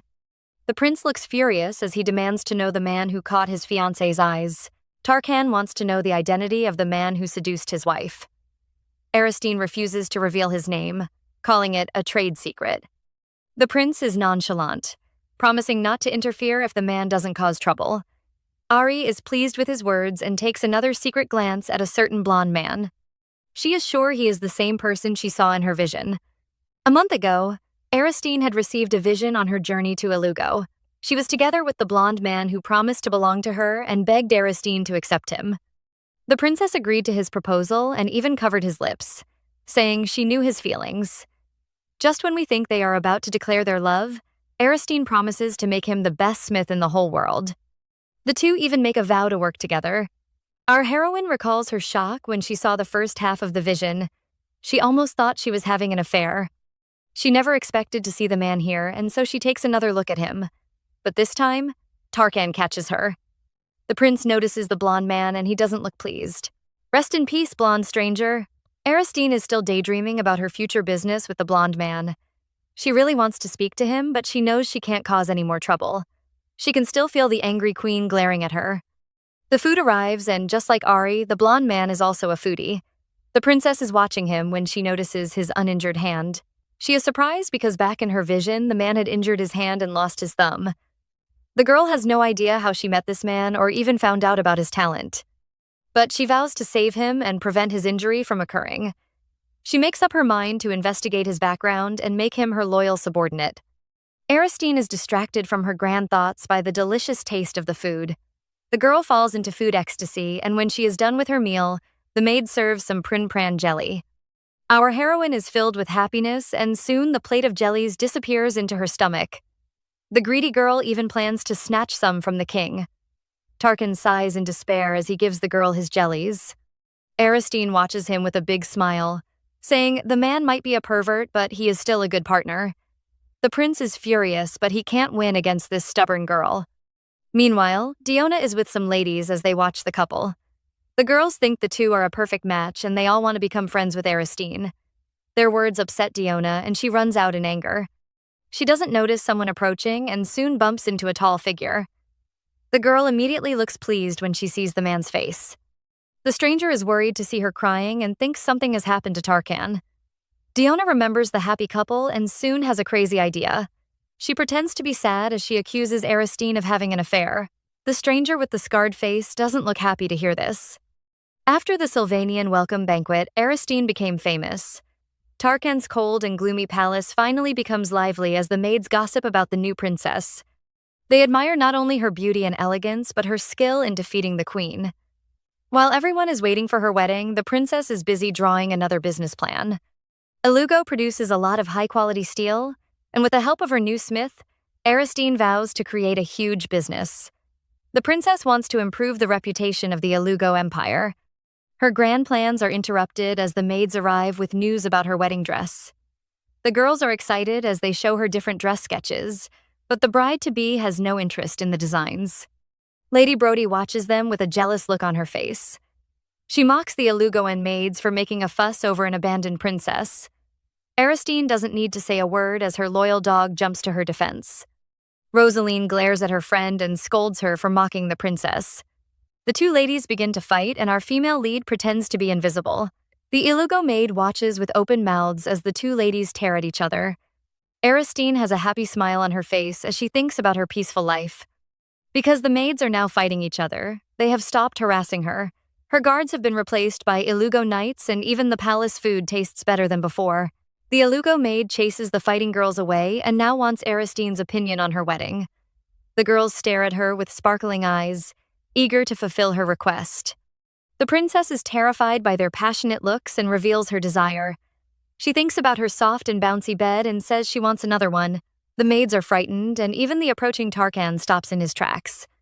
The servants laugh like maniacs because they think the princess wants to use the bed on her wedding night. They giggle as they prepare to buy an even larger size of bed. The innocent Aristine just wants a soft bed and tells them not to make it large. The maids almost faints because they think the princess plans to snuggle in bed with her husband. Outside, Tarkan also has these dirty thoughts, and his handsome face is filled with shyness. The man can't even move and is frozen outside the door. The maids vow with all their soul to find the perfect bed. They are still teasing the princess when they open the door and see Tarkan. The maids feel guilty. while the innocent Aristine welcomes her fiancé. Outside, the court ladies are having a royal rumble when they are interrupted by a stranger. The girls glare at the man but immediately cower when they see his scarred face. The man says he wants to see Aristine and reveals his identity as the famous General Mukali. The Sylvanian court ladies have heard about the general because he is Tarkan's closest aide. They are frightened by the man's scarred face and his huge body. Mukali becomes impatient and orders the ladies to show him the way. He watches them tremble in fear, feeling disdain for the weak Sylvanians. He assumes that the princess will also be an annoying weakling. Mukali trusts Diona because the girl has always been truthful. Her brother, Chantra, was a loyal soldier who sacrificed his life for Tarkan. The boy knew he would die and had begged the general to take care of his sister. Mukali recalls his conversation with Diona. The girl claimed that the prince's fiancé was having an affair. She seemed really sad for Tarkan because she just wants his happiness. The general can't control his anger, causing him to slam the wall. He feels sad for Diona because everyone is praising the princess. He thinks the girl is more amazing than Aristine and vows to expose the princess's true colors. Now, will Diona's crazy plan work, or will Mukali be won over by our heroine? According to Pavlov's dog experiment, if you regularly ring a bell before feeding a dog, the dog would eventually associate the bell with food and would salivate just by hearing the bell ring. Right now, our heroine feels like that dog. She happily welcomes Tarkan because she knows his visit means more dessert. Of course, Aristine could just ask the maids to give her more snacks, but she still hasn't realized that this is also her palace. She refuses to make any demands, worried that others might scold her. The girl vows to make Tarkan king and defeat her evil father. Then, she will gain her freedom and buy everything she likes. Tarkan has no idea that he is just a source of food to his wife. His mind is filled with her talk about the soft bed, and he wonders why his business partner is having such dirty thoughts. He mentions her conversation with the maids, but the girl shows no shame. She even declares again that the bed must be extra soft. The prince is terrified and has no idea how to react. Aristine leans closer, asking about his opinion on the soft bed. Tarkan feels his heart flutter when he sees her pretty smile. Feeling ashamed, he slams the table and tells Aristine her dirty thoughts will never be fulfilled. He storms away in anger, but midway breaks into a quick run. Even the maid is shocked by his weird behavior. Our heroine is also confused because she has no idea what dirty thoughts she is supposed to have. The maid is about to take the snacks away, but Aristine, the little foodie, grabs everything. Staring at the table of food, she is delighted to have the 2 portions. She is about to enter into food heaven when her ladies-in-waiting suddenly rush in with terrified looks on their faces. The girls announce that a great danger is approaching as General Mukali is here to see her. They urge her to send the scary man away, but our heroine hasn't even heard about the famous general. Her maids are frustrated and explain that he is one of Tarkan's 3 closest allies. He is a hideous monster who defeated the Sylvanian knights all by himself. They think their words would make the princess reject him, but instead Aristine orders them to let him in. Mukali storms in, looking like the god of death. He has a terrifying glare on his face as he introduces himself to Aristine. He notices how tiny she looks and believes that, just like the other ladies, she will be terrified by his scarred face. The general is tired of such frightened looks, but is happy that his scar would teach the cheating woman a big lesson. Unfortunately, the cheating Aristine has a very low EQ. She welcomes the general with a huge smile, happy to finally meet one of Tarkan's men. Mukali is confused by her warm welcome because he spoke harshly and came here fully armed, just to frighten the princess. Yet, she doesn't even flinch at the scar on his face. He feels touched, until he remembers that this woman is cheating on his master. He mentions her search for another man, thinking that the girl would be frightened. Instead, Aristine happily agrees and even asks him to sit so they can talk about the man. The general turns into a block of wood and begins to doubt his life. The princess urges her maids to serve more snacks, and they rush off faster than Usain Bolt. Aristine smiles because she thinks that Tarkan sent the general here to help her search for the handsome blacksmith. She laughs because she thinks the prince is just a shy man who hides his true feelings. Meanwhile, the huge general is forced to sit at the table, looking like a child at a doll tea party. This is totally not what he expected. Mukali came here to catch the cheater, but is now having tea with a tiny princess from another country. Just then, the tiny princess announces that he's going to find that man for her, and the general nearly falls over from shock. Mukali looks flustered because he thinks he has been caught in the princess's trap. He can't resist her cute face as she begs him to help her find the mystery man. The general looks horrified as he remembers how the maids and the other soldiers all praise the princess. He believes that Aristine plans to seduce everyone with her charm and make them her puppets. Then she can control the whole Ilugo. Mukali slams the table, determined to defeat this evil seductress. He points at the tiny princess, yelling that he came here for one reason. But just as Mukali is about to reveal his true purpose, he suddenly goes mute. Aristine is waiting for the big reveal, but the general can't say a single word. He hesitates because his battle instincts, which have always saved him, are telling him not to offend the princess. Mukali suddenly grins as he gets another idea. Instead of exposing the princess, he can pretend to be her ally, find the man, and gather more evidence. He imagines himself catching the princess right in the act and feels very pleased. He will make sure the sly girl won't escape her punishment. The warrior immediately changes his attitude and sits down again. He says he came here to help Aristine get more information about the man. Our heroine is pleased and thanks him with a cute laugh. The general pretends to be happy, but secretly scolds her for not being suspicious. He believes she must be a pampered princess. Aristine whispers to the general, complaining that she couldn't sneak outside to meet the handsome man because of her ladies-in-waiting. Mukali almost curses the princess but controls his temper and urges her to keep talking. Our heroine reveals that she has gathered the man's basic details from the servants, but she needs to know more. She wants to know everything about the mystery man, including his likes and interests. The general screams like a dying pig, questioning her decision. The next moment, he covers his mouth when he remembers that he is supposed to help Aristine so he can catch her in the act. The princess, meanwhile, happily declares that she is trying to attract the mystery man, and this time, the general really falls off his chair. He lays on the ground in shock as he confirms his suspicions. Diona was right about the princess. Mukali should be jumping in joy that he has caught the cheater, but right now, he feels upset. The man cries for his lovely master, wondering why the princess isn't satisfied with Tarkan. Aristine points out that the man has different skills than the prince and Mukali nearly dies. Somehow, he thinks the princess is mocking his master's bed skills. Aristine finally notices the general's half-dead look and assumes that he wants his master to be the best in the world. She decides to satisfy his desire and says Tarkan is the perfect partner because of his physical body. The general misunderstands again and screams in fright. He imagines that the two have already done the deed even before their wedding night. He thinks about the tiny, delicate princess and suddenly imagines Tarkan as a beast. How could he think of getting intimate with her? The man is scolding his lord when the princess suddenly says the mystery man is a smith. She explains that Tarkan is a warrior, so he can't help her. She needs the assistance of the talented weapon makers in Ilugo. Aristine wasn't planning to spill her secret about the smith, but thinking that the general is here to help her, she can reveal a bit of her plans. She mentions that the Ilugoans have constantly developed swords that could fight against the evolving monsters. She praises their weapon-making skills, calling them the best in the continent. Mukali didn't expect the princess to know about their weapon skills, but Ari even knows that their swords could kill the monsters with a single strike. The general becomes excited and boasts that their swords could cut through even the monster's bones. The two instantly become besties as they both praise the Ilugo skills and reveal their disdain for the Sylvanians. Aristine says her country is just full of pride and arrogance without any glorious achievements. Mukali is happily agreeing, when he suddenly realizes that he is having fun with the princess. The man tries to convince himself that this is just an act, so he could catch the cheater red-handed. He notices the princess staring at his sword, and he immediately becomes excited. Mukali tries to act nonchalant, but still turns around with a princess twirl and shows off his majestic sword. Right, he is totally not excited. Aristine is amazed at the sight of his sword and is sure it must be one of the best swords in Ilugo.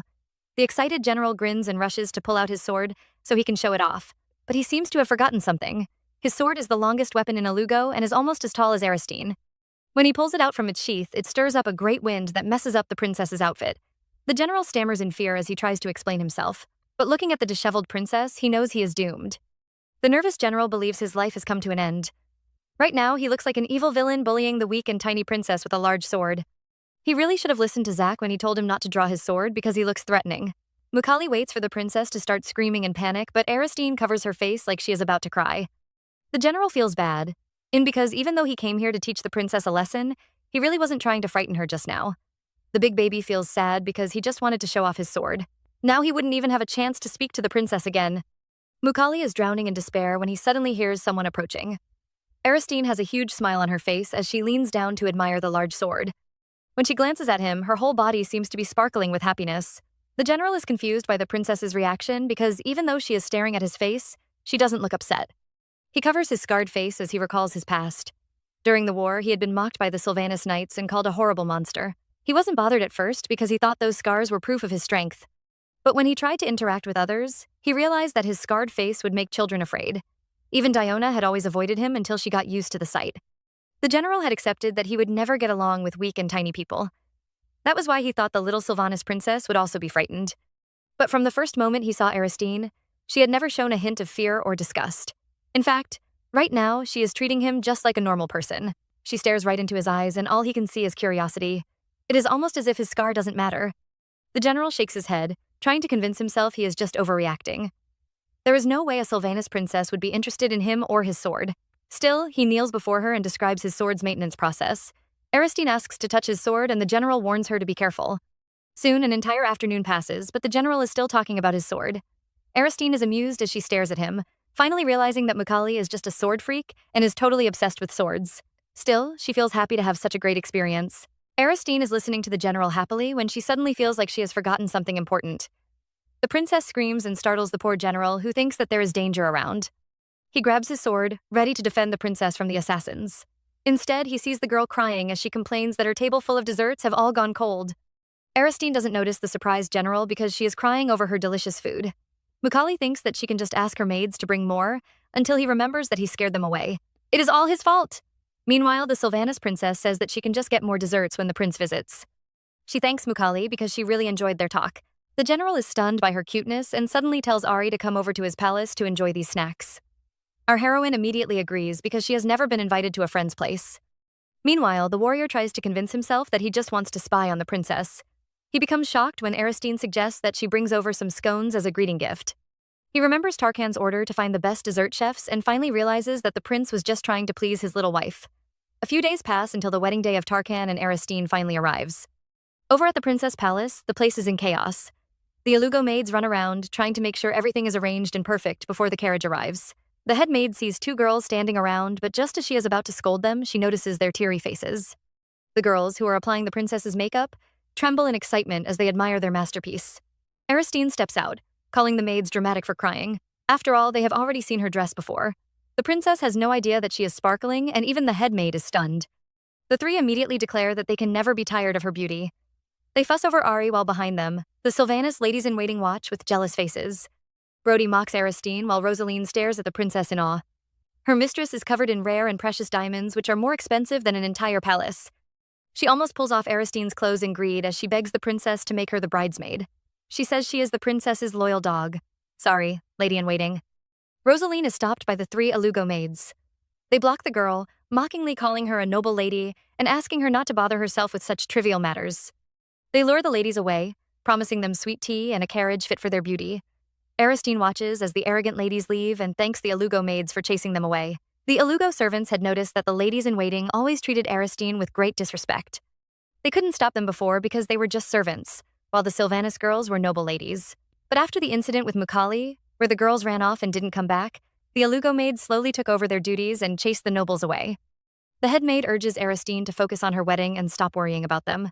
She suddenly becomes teary as she reveals that the Ilugoans had always lived in fear. As the Sylvanas war dragged on, their greatest warrior, Tarkan, was away for a long time. As a result, the front lines of the monster plains were abandoned and left defenseless. The citizens pretended to be brave, but they were all afraid that the monsters would suddenly attack their country. Because of that, they all regard Aristine as their symbol of hope and peace. Aristine suddenly feels ashamed of her country. They clearly know the Ilugoans are desperate for peace, yet they still mock them by sending over a dirty princess. She thinks her father is shameful, but an even more disgusting person appears before her. A Sylvanas knight blocks the princess's path, saying that he can finally see her beauty now that she isn't dirty. Aristine glares at the moron who has no shame and even compares her to her fake sister. He looks proud as he bows and offers to escort the princess. Aristine has no time for the babbling fool, so she ignores him and heads straight into her carriage. The knight yells at her, calling her rude, but soon becomes ashamed when he hears the others laughing at him. He secretly calls the princess a peacock for ignoring an outstanding knight like him. Meanwhile, Aristine sits in the carriage wondering how the knight could be so arrogant even after his subordinate was beaten up. She knows the Sylvanas delegates will soon return home and inform her father about their trip. The king would no doubt be annoyed that she isn't being mocked the way he expected. Our heroine decides to find a way to get rid of those knights as soon as possible. Over at the wedding venue, the Ilugo reporters have already arrived at the palace, even though the wedding hasn't started. Tarkan's three wings appear, stunning all the ladies. They are all dressed in matching suits, but Mukali feels awkward without his sword. Beside him, Zack warns him not to cause any trouble, while Durante imagines how his boss would look in a wedding suit. The girls are all amazed until they remember that Lady Diona is missing. The people of Ilugo have always admired the four friends. Just then, Diona arrives and greets the girls, causing them to nearly faint because their idol is speaking to them. The girls praise her beauty and even suggest that Day will outshine the princess. Diona is happy to hear this, but still pretends to defend Aristine. The girls secretly blame her for being too kind, but wonder why she isn't at the groom's waiting room. Diona pretends to be scared as she reveals a truth that makes the girls stunned. Diona claims that she is going to see the princess. She acts sad as she says Aristine must be feeling sad and lonely in a foreign country. Since she is the princess's only age mate, she must take care of her. The Ilugo ladies immediately look terrified and suspicious. They both assume that the Sylvanas princess must have summoned Diona. She must have found out that Tarkan has a special relationship with the girl. Everyone in Ilugo thinks that the prince has a special relationship with Diona. After he returned from the war with his allies, many ladies had tried to seduce him, but Tarkan refused them all. Only the perfect Diona could stay by his side every time. The girl belonged to the house of Palaman, and her late brother, Chantra, was one of the most famous warriors in the kingdom. The people all believe that Diona is the only one who can melt the prince's stony heart, but they can't be together because of the evil king. The Iligo ladies immediately become angry as they assume that Aristine is bullying the timid Diona. They had pitied the princess, thinking she was also forced into the marriage. But now they can't hide their disdain. The ladies cheer for Diona, declaring that they will always be by her side. The girl pretends to be ignorant and thanks them for supporting her. The ladies are touched by her cute and soft behavior and are truly terrified that the princess might harass her. They decide to spread rumors about the nasty Aristine, while the sly Diona runs away with an evil smile. The girl heads over to the bride's waiting room and stares at the door with teary eyes.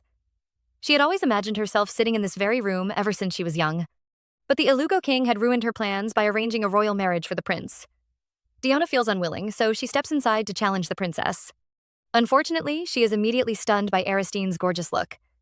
The girl introduces herself to her, but Aristine only remembers her as the girl who served her tea. Diona has to bow to hide the hideous look on her face. She is jealous of Aristine's beauty, which seems to be increasing day by day.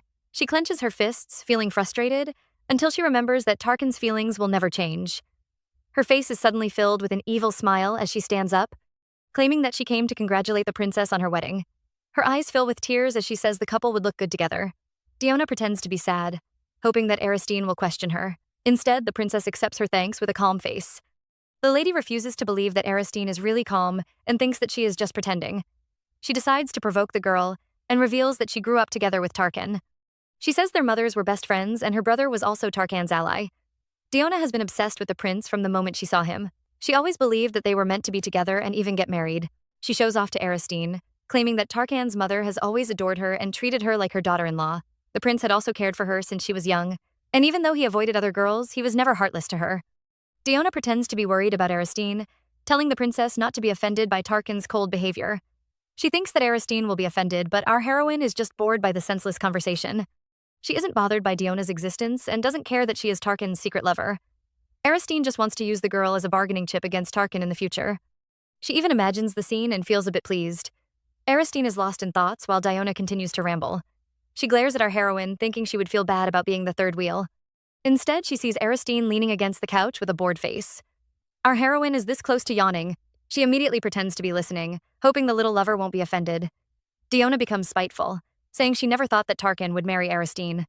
She claims that marriage should be because of love instead of peace. The girl suddenly switches tone and pretends to bless Aristine's marriage. Our heroine can hear the hidden meaning behind her words. Diona is basically saying that she is Tarkan's true love and he only married the princess because of peace. Her spiteful tone reminds Aristine of her cruel father who had given her a bottle of poison to drink or give to Tarkan to spark a war. The princess suddenly smiles and thanks Diona for blessing her marriage. She says that she will have a successful marriage with Tarkan because it is a greater union for world peace. Diona is stunned and glares at Aristine, secretly cursing the princess. Aristine is really driving her crazy. Durante is heading to the groom's room when he hears a group of ladies gossiping about Diona. He immediately becomes alert, but the ladies disappear into another room. The warrior is certain that he heard them mention Diona's name and decides to do some investigation. Mukali tries to stop him, but the man disappears like a flash. The warrior is surprised because Durante never leaves Tarkan's side. He even brought a camera along just to capture this great moment. He has a bad feeling that the man is going to cause trouble, and he is totally right. No one knows that Durante is actually a crazy fellow. Meanwhile, Diona is about to go crazy from anger. She glares at the calm Aristine, convinced that the girl is bragging about her special marriage. Diona really thinks that she is Tarkan's true love. They were always destined to be together, and even his 3 allies treat her like a little sister. She decides that since she can't marry the prince, she will make sure Aristine can never steal his heart. Meanwhile, our heroine is confused as she stares at the fuming girl. She thinks Diona is upset because she didn't listen to her bragging. Aristine complains that socializing is really hard. Just then, Diona hears a knock and thinks the princess's ladies-in-waiting are back. She feels unsatisfied because she hasn't properly insulted Aristine. But her hopes are ruined when Durante steps in. The warrior kneels and gives Aristine a proper greeting. The Ilugo beauty is upset because the knight is treating Aristine like a proper princess of the Ilugo family. Our heroine also feels awkward, so she asks the knight to rise. The two immediately start talking while the nervous Diona watches in fear. Durante suddenly glances at her and questions her presence. The girl panics because she knows Durante isn't as naive as Mukali. If she makes a single mistake, her life might be over. The two are having a showdown when Aristine suddenly interrupts and says the girl came to congratulate her. The princess is tired of listening to Diona's love story, but thinking that the girl still wants to brag, decides to help her snatch a second audience. She even winks at the girl, looking like a helpful friend. Diona almost loses her soul and immediately claims that she only wants to congratulate Aristine. Unfortunately, she has a pig teammate, and Aristine openly declares that Diona was bragging about her relationship with Tarkan. Durante is filled with a dark aura, while the nervous Diona tries to defend herself. She calls it a misunderstanding, but the warrior gives her a harsh look. Aristine has no idea what is going on and even wonders why Diona looks frightened. She thought the girl knew about her fake relationship with the prince and came to brag about her lover. But feeling the strange tension in the air, she finally realizes that she was wrong. Aristine stops the two from murdering themselves and declares that she is okay with Tarkan having a little lover. She thinks she has to support Diona so the girl might help her negotiate with Tarkan in the future.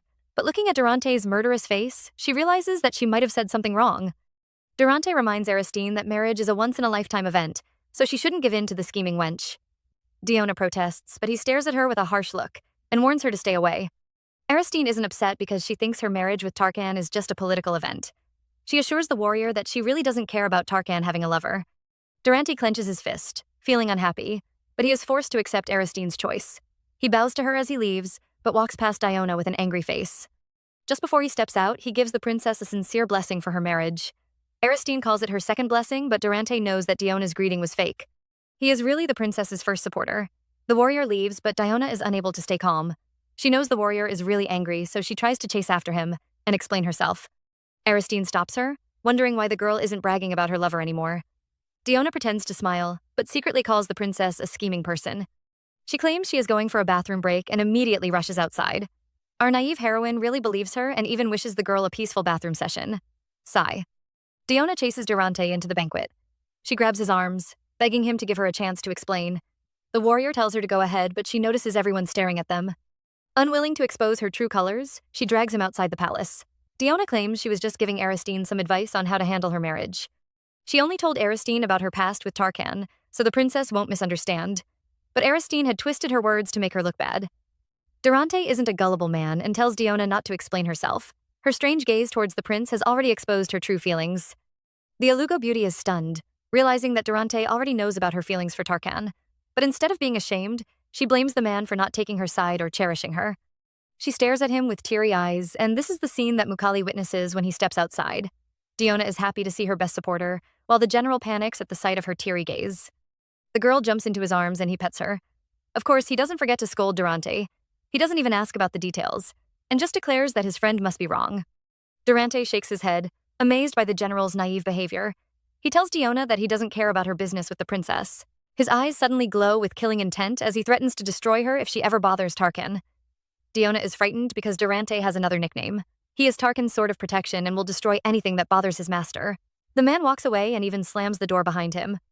Mukali watches with a stunned face while Diona continues to cry and complain about the warrior's fierce behavior. She doesn't give up on ruining Aristine's name and even suggests that the princess might have said bad things about her to the warrior. Mukali is stunned when she mentions the princess's name, but remembering that small and cute girl, he doesn't really believe Diona's story. He decides to ask his friend about the details later. Meanwhile, the palace is filled with fireworks as it is finally time for the bride's entrance. The Alugo maids lecture Aristine's noble ladies, telling them how to hold the prince's dress and behave in front of the cameras. They really look like the real ladies in waiting. Aristine ignores the arguing girls, unable to believe that she's finally getting married. Just then, the huge doors open and a luxurious banquet hall is revealed. The photographers cover them with flashing lights as they struggle to take the best pictures. The ladies in waiting are finally frightened, and by the way they hold Aristine's dress, you would think it was an egg. Our heroine heads towards the man waiting for her at the altar. For a moment, she feels confused, because she seems to have seen a gentle and loving look in the prince's eyes. Aristine can't believe it and guesses that it must be the camera flashes playing tricks on her eyes. The wedding begins, and the priest praises their union as a symbol of peace. Behind them, the Alugo ladies stare at the two with awe. They always thought that even though Aristine was beautiful, her small body couldn't compare to the tall and attractive Alugo ladies. But right now, the couple seem to be the perfect match, and Aristine looks even better than Diona. The girls gossip about the Alugo beauty and her relationship with Tarkan. Some believe that the two were involved, but others think the prince just treated Diona better than other ladies. The priest's sermon is over, and he declares with a smile that the couple can finally kiss. Tarkan is startled and immediately flinches in shock. Aristine is confused because sharing a kiss is a normal wedding process. She studies his frowning face and concludes that the shy man must be feeling nervous. The princess decides to give him some support and grabs his hand. She tells the prince that sharing a kiss is just a temporary contact between two people. She even pats his hands as she cheers him up. Tarkan is upset because it seems like his wife has kissed a lot. He questions her, but the next moment, feels ashamed for asking such a question. Aristine, meanwhile, thinks kissing isn't a big deal and even moves her lips closer to Tarkan's. The man suddenly pulls her close, causing the people to almost faint from excitement. The couple share their first kiss and their marriage is finally sealed. Outside the palace, the people are about to die from happiness. The photographers are also moved to tears, and one even claims that the prince just confessed his undying, eternal love to the princess. Of course, our male lead never said that, but the photographer swears with his life, causing everyone to believe this fake rumor. Everyone looks happy about the marriage, except for a few unhappy fellows. The queen and Duke Skila glare at the couple with dark eyes. The woman suddenly smirks at Aristine, and it looks like she has an evil plan. The couple step out of the hall, but their wedding still isn't over. Next, they have to perform the wedding parade, follow the main royal road to Tarkan's place, and announce their marriage to the citizens. Aristine is stunned when she sees the large crowd waiting outside for them. The people yell blessings for her marriage, praising her beauty and kindness. She falls into a daze because she has never attended an official event. Her heart is touched, and seeing their smiling faces makes her very happy. Aristine smiles back at the citizens, causing them to freeze in awe. The next moment, they begin to cheer even louder. The princess turns to her husband, urging him to also greet the people. But the prince keeps frowning, looking like we owe him $1 billion. He has been sulking for hours, and his face looks even more terrifying than usual. Aristine calls his name, but he scowls like she is his greatest enemy. The girl isn't bothered and orders him to smile, but Tarkan refuses. Aristine points at the crowd, reminding the prince that they came to support him. The least he could do is give them a smile. Tarkan still refuses, so she says they have to pretend to be a loving couple so they can stop the evil queen from finding a flaw and ruining their marriage. The prince is upset because it seems his wife really has no personal feelings about this marriage. He has been worried about the kiss while she looks so carefree. He is unwilling to be defeated, so he finally smiles at Aristine. Our heroine is stunned by his good looks and stares at him in a daze. She only recovers when the man reminds her to also smile at the people. Feeling ashamed, Aristine turns away to wave at the citizens. She can't believe she just drooled over his beauty. The people cheer as the couple continue the parade, which symbolizes the citizens' blessings. Aristine is determined to maintain this marriage of peace so the Ilagoans can always be happy. Everything seems to be going well, until the coachman discovers that the carriage screw has suddenly gone loose. The couple are about to have an accident. The horses go into a frenzy while the terrified coachman tries to stop them. Unfortunately, the carriage connector is broken, and the loud sound has frightened the horses. The animals increase their speed, and the coachman cries that they are about to crash. Aristine closes her eyes and doesn't struggle. After all, she is already used to enduring the pain. The citizens also widen their eyes in fright as we hear a loud crash. Our heroine is waiting for her bones to crack, but she doesn't feel a single thing. Instead, she is floating in someone's embrace, and it feels very familiar. Of course, it is Tarkan who has come to his wife's rescue. He hugs her to his chest as he slashes the reins and frees the horses. The man jumps out and grabs the carriage with one hand as he pulls it to a stop. The citizens stare with wide eyes, and even Aristine feels shocked. She always knew her husband was strong, but never knew he could stop a full carriage with just one hand. This man must be a monster. Tarkan is worried about her, but Aristine says she is fine. The soldiers rush to help the royal couple, ignoring the helpless coachman waving his hand around. Aristine isn't relieved because, even though they escaped without injuries, they are still in big trouble. The royal carriage is ruined, and even the horses have run away. Right now, they have no choice but to cancel the wedding parade. Aristine is unwilling and thinks that since she is Tarkan's wife, it is her duty to strengthen his political standing by making sure this wedding is successful. She urges him to find another carriage, but the man refuses. He says she almost lost her life, so the wedding parade shouldn't matter. Our heroine points to the murmuring crowd, reminding him that their marriage isn't an ordinary wedding. The parade symbolizes the life of the married couple, and if it is ruined, the people will take it as a bad omen. They will claim that the peace treaty between the two countries wouldn't last. The queen and her team will also use this chance to attack the prince and spread fake rumors about him. Aristine doesn't want him to be hurt, so she begs Tarkan to find a new carriage. The prince refuses and tells her there won't be a new one. He has already guessed the queen's evil plan and knows that even though they request another carriage, she is going to refuse. The queen will claim that the other carriages are all old and shabby. She will delay their time until the emperor finally steps in.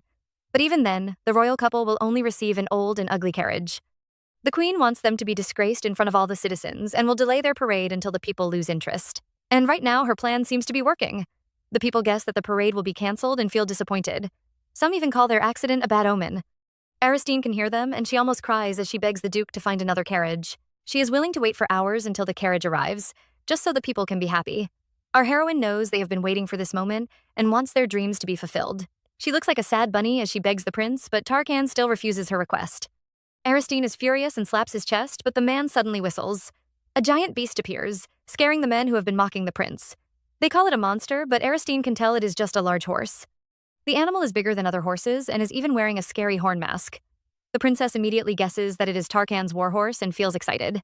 The Ilagoans treasure their horses just like their swords, so this horse will be perfect for the parade. Her excitement vanishes as she remembers that she can't ride a horse. The prince suddenly laughs and grabs her as he jumps onto his horse. The girl scolds him for teasing her, while he watches with a bright smile. The people immediately regain their excitement and offer to clear the way for the couple. A child sitting on her father's head even calls them the Prince Charming and his fairy princess.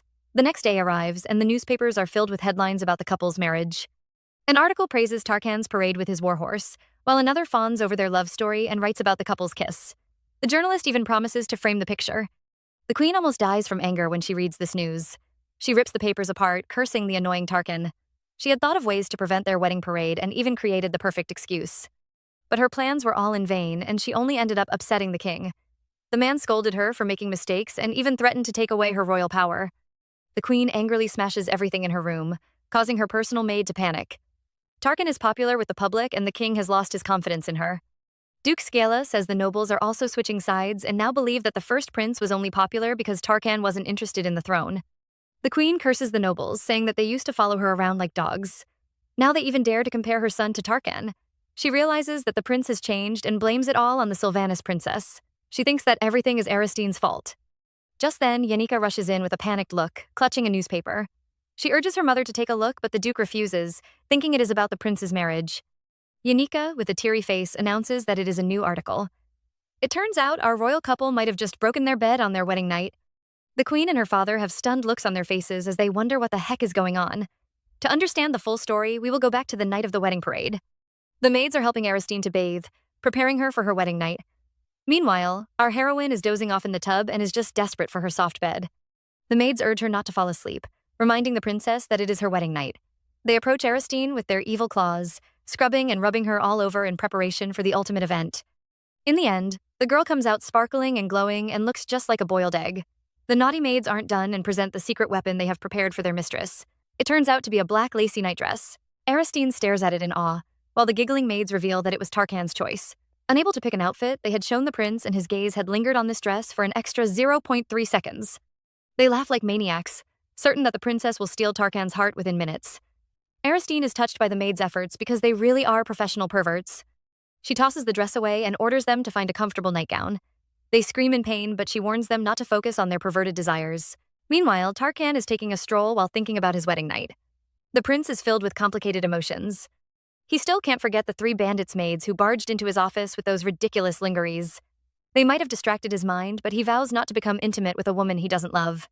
Tarkan knows his mind has been affected by his strange new bride, and all he can think about is her gorgeous face in that wedding dress.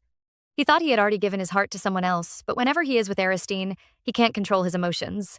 He thinks about his little lover who looks really similar to our heroine's scheming sister. Coincidence? I don't think so. Tarkan is lost in thoughts when he suddenly hears Aristine's voice behind him. The princess wants them to head over to the couple's bedroom together.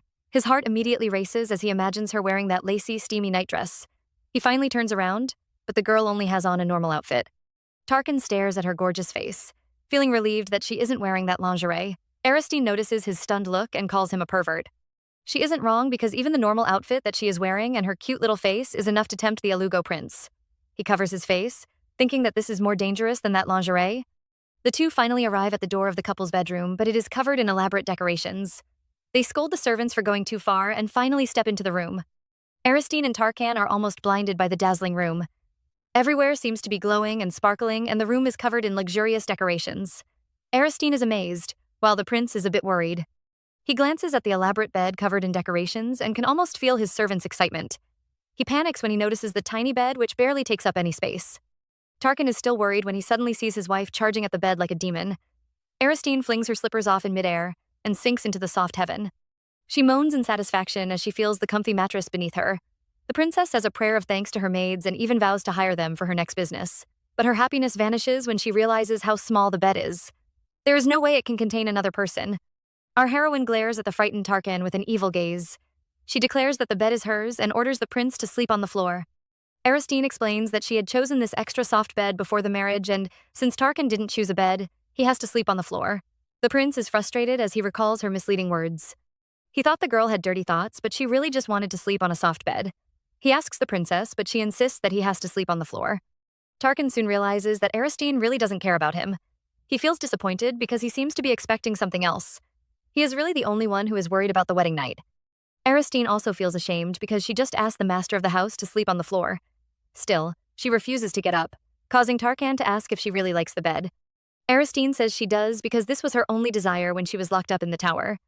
Our heroine had always wanted to have a warm shower, wear comfy clothes, and sleep in a soft bed.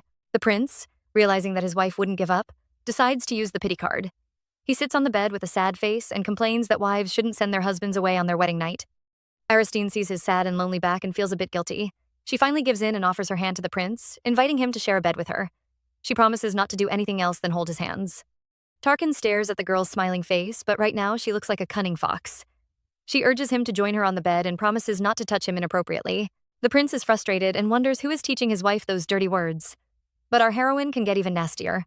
She directly asks the man if he wants to sleep with her. Tarkan panics and immediately denies. Aristine says she also doesn't like him and urges the prince not to worry. She knows he might need an heir, but she isn't ready for that. The girl thinks she can make Tarkan the king even without an heir. Of course, she is also going to use her secret weapon, the Emperor's Eye. Our heroine feels proud of herself for helping the prince protect his innocence. She even teases him by mentioning his feelings for his little lover. Aristine can tell that the prince has another woman in his heart. Tarkan is surprised and thinks about his mystery crush. He wonders how Aristine found out about his hidden feelings. The girl assumes he is talking about Diona and says it was too obvious. After all, the Ilugo beauty had bragged about their relationship. Our male lead tries to explain himself, until he remembers that Aristine has no interest in their marriage. From the beginning, she has always been in control, which upsets the prince. He admits that the girl is his lover, hoping that Aristine might show some reaction. Unfortunately, our heroine is very happy and can't hide the huge smile on her face. She has found another blackmail material on the prince. She tells Tarkan that she has no interest in being his queen and even says the man can pay her off if he wants his lover to take the role. Aristine can hear the sound of money and almost opens a mistress-to-wife business. She even offers to give the role up for a lower price. The prince is filled with anger as he glares at this greedy woman. He promises to remember her words, then turns his back on her with a frown. Our poor girl feels bad, wondering if she said something wrong. The two lay in silence until Aristine says they have to prove that they slept together. She suggests that they leave some bloodstains on the sheet. Tarkan replies that the Ilagoans don't think virginity is important. He points out that a lot of brides don't bleed during their first time. Aristine is impressed by the Ilagoan mindset and compares them to her trashy Sylvanians. Still, she is concerned about Tarkan's public image and knows that showing a display of love will boost his political standing. The princess thinks of another crazy idea and asks Tarkan if he has broken a bed while making love. The prince jumps up and glares at Aristine, wondering what weird things she is always thinking about. The girl misunderstands and thinks he is upset because he has never broken a bed. Meanwhile, our innocent prince has never touched a woman. He is about to say that, but Aristine interrupts him. She feels disappointed because she thought that with his strong muscles, he would have broken a lot of beds. She pats his shoulder, urging him not to feel hurt by his weakness. Our male lead is about to go crazy as he glares at this annoying woman. Aristine thinks his ego has been crushed, so she tries to comfort him again. The prince is filled with anger and looks like a demon king that is about to end her life. Aristine, convinced that she has hurt his pride, tries to think of a way to make him happy. She recalls some terrible advice from the Emperor's Eye and decides to drown the prince in fake compliments. She says he can always build his strength and even offers to buy him some stamina-boosting food when she is rich. Tarkan is frustrated by this little princess and orders her to stop talking. The two lie in bed in silence, but the prince still feels unwilling. He resumes the conversation, saying he can break a bed if he wants to, but Aristine only smiles. She clearly doesn't believe him. The princess continues her fake praise, but anyone can tell that she is just patronizing the prince. The man glares at her in frustration and decides to show off his strength. He flips on top of Aristine, but instead of frightening the girl, his heart starts racing. Our heroine notices his strange behavior and tries to push him away. Unfortunately, her lucky fingers end up touching his strong chest.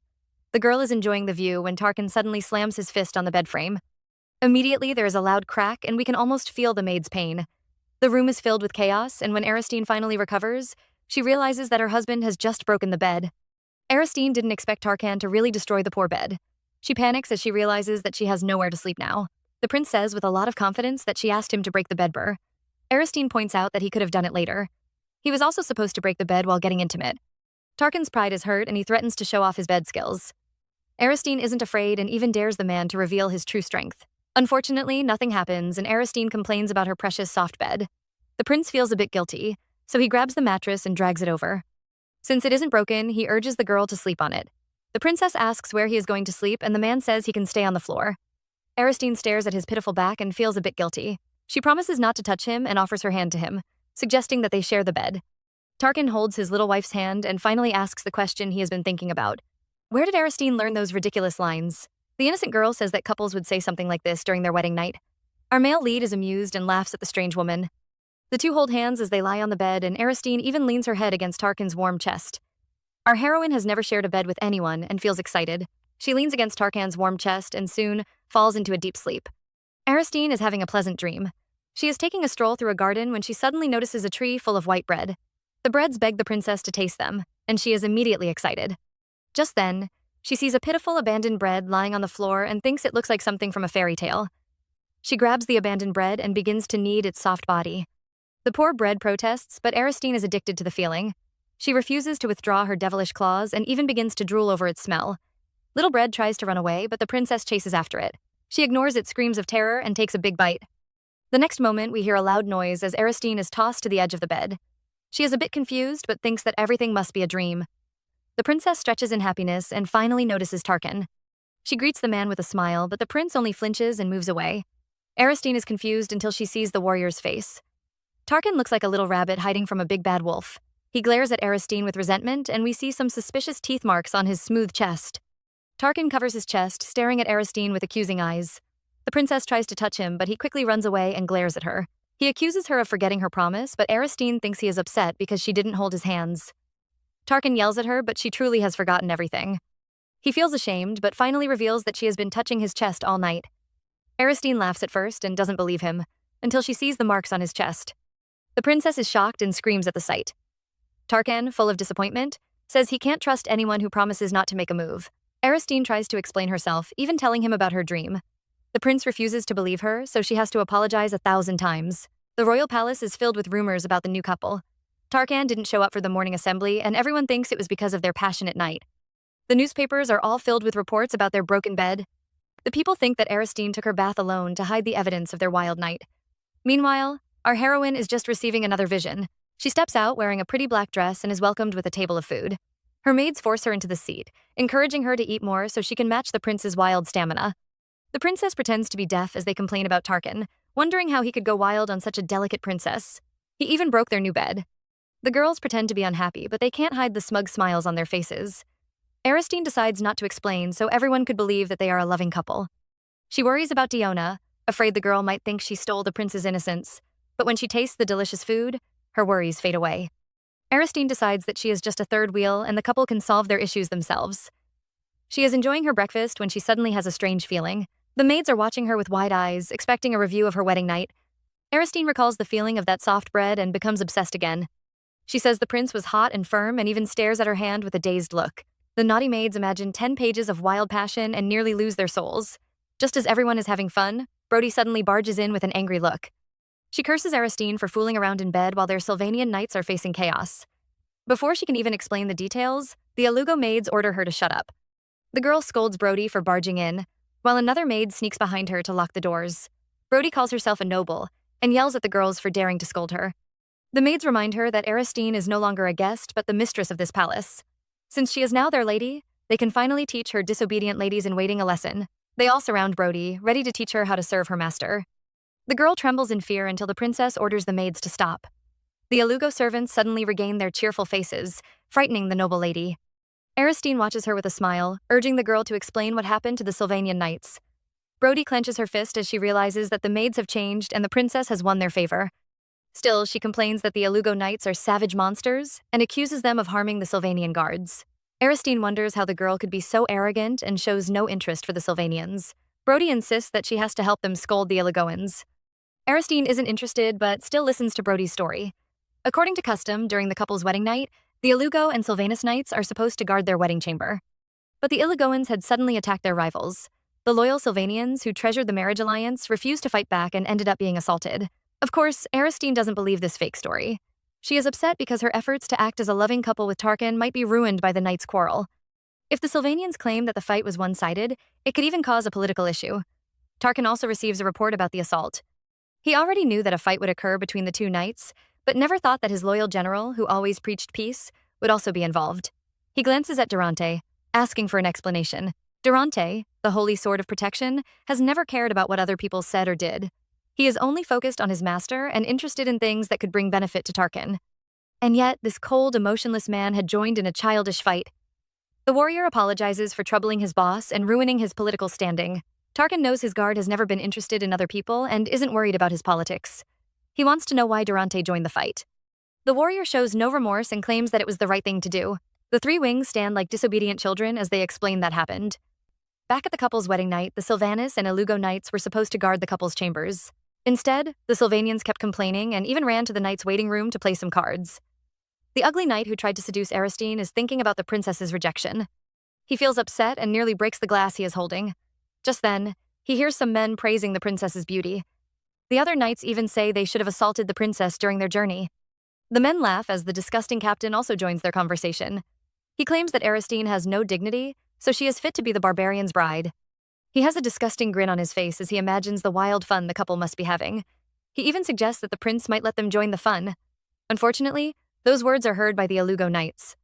The Sylvanians have no idea that they have been caught, and the arrogant captain continues to insult the princess. He even says she would have a better time if he was the one spending the night with her. Durante is furious and calls the guard crazy. He noticed that the Sylvanians weren't on guard and came to figure out what was going on.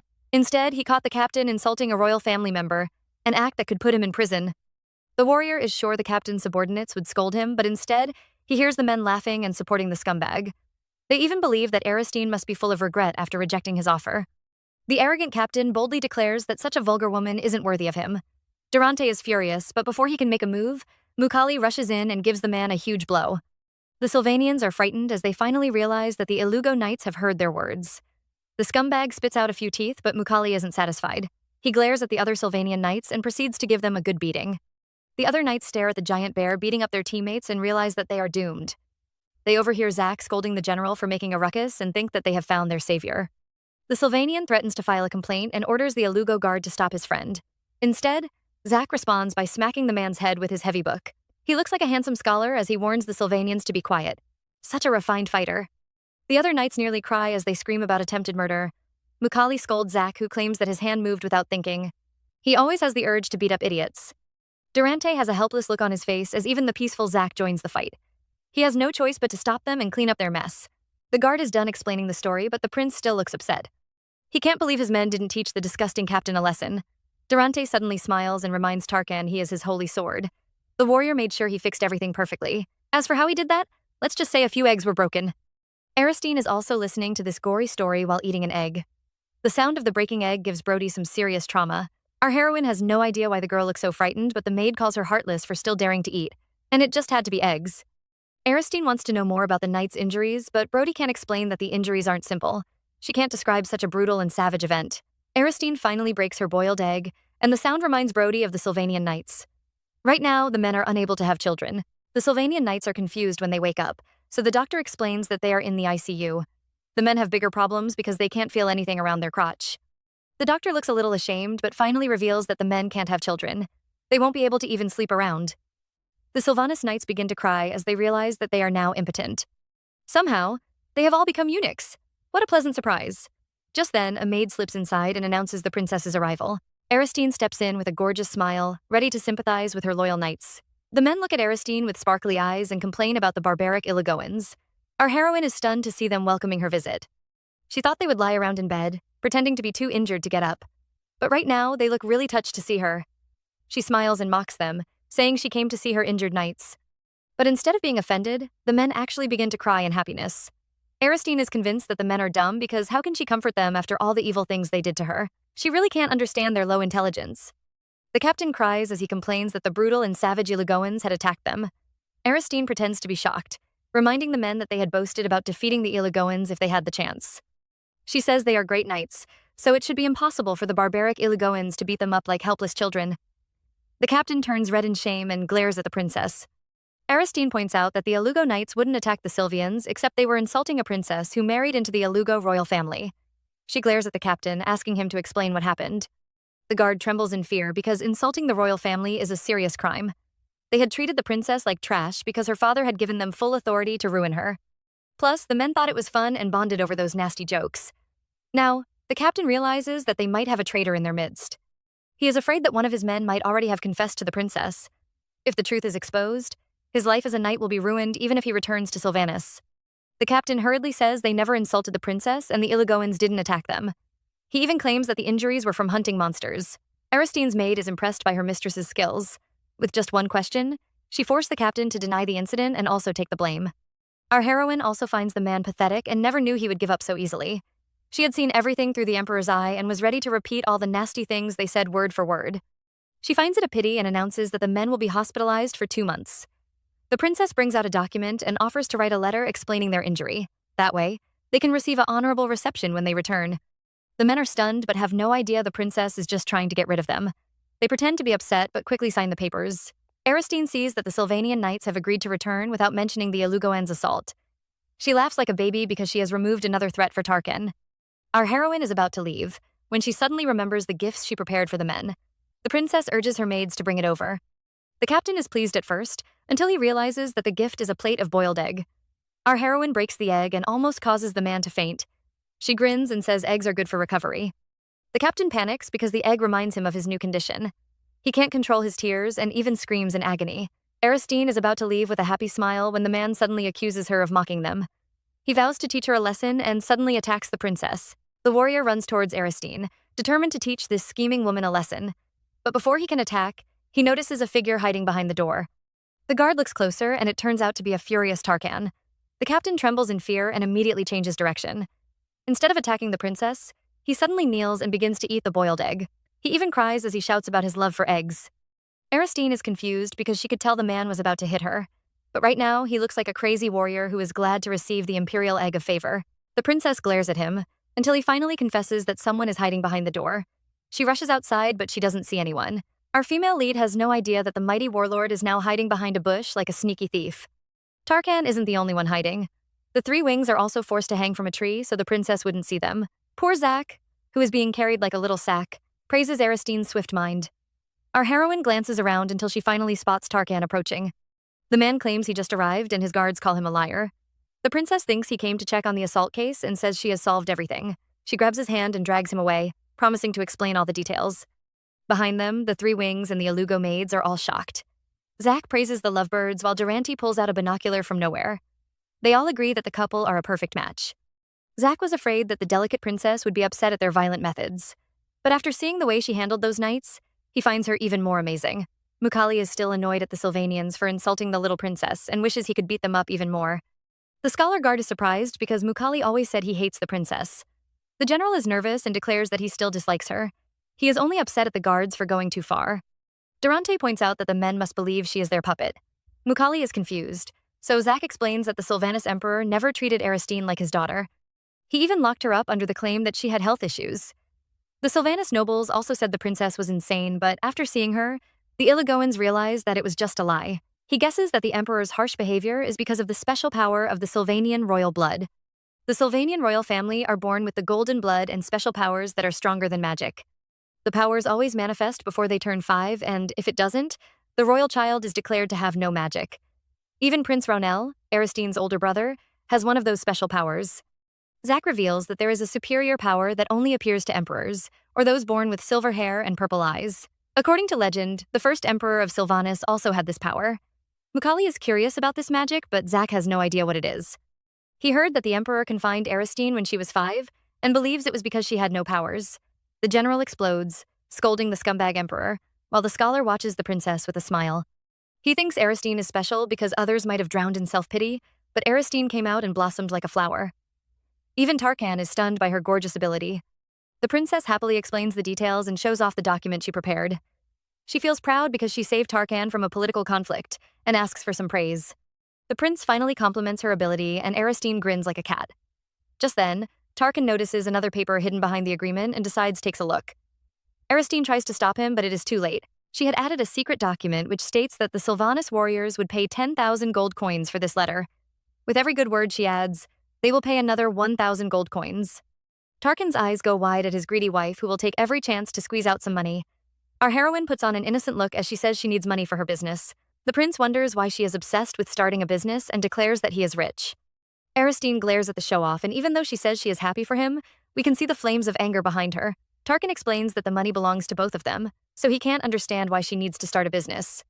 Aristine says she needs her own money and once again tries to trick Durante into becoming her partner.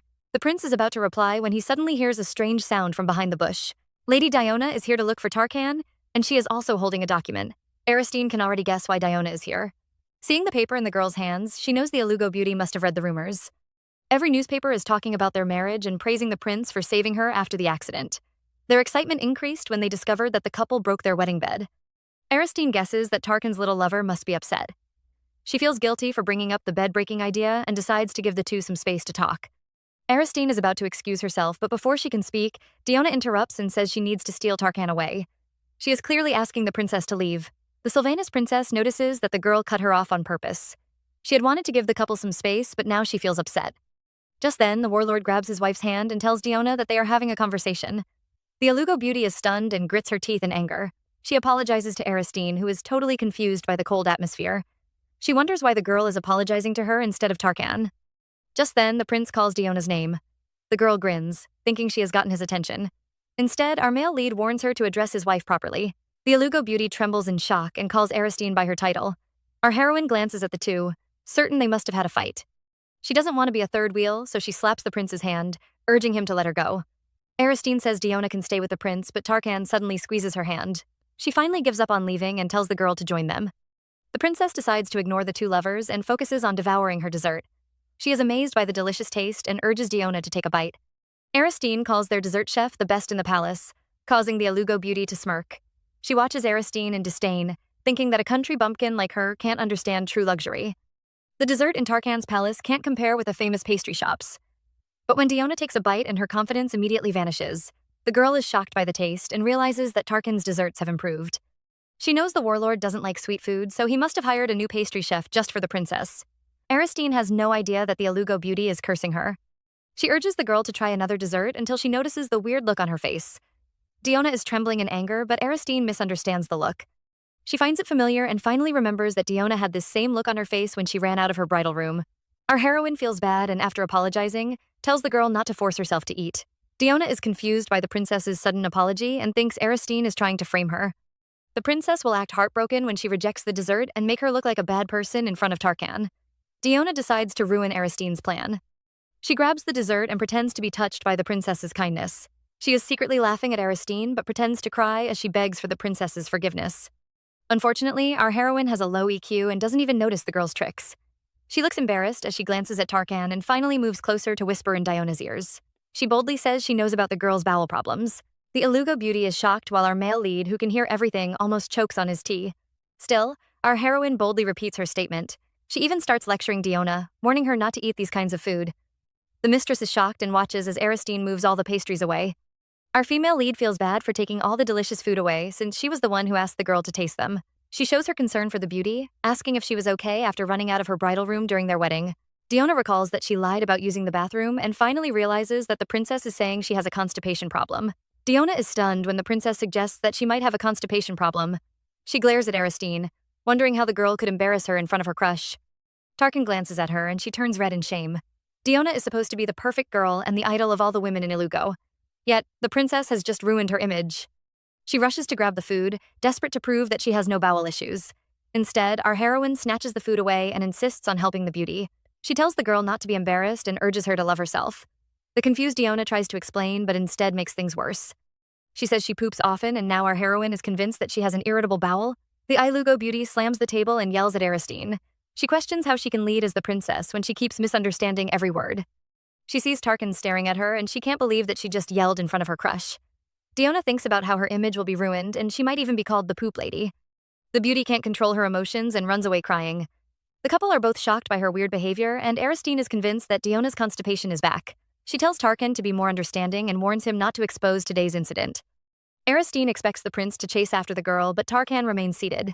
She is confused and wonders why he isn't rushing to comfort his girlfriend. She says Diona might be offended, causing the prince to become silent. Our heroine is convinced that the couples had a fight and expects the prince to now go after the beauty.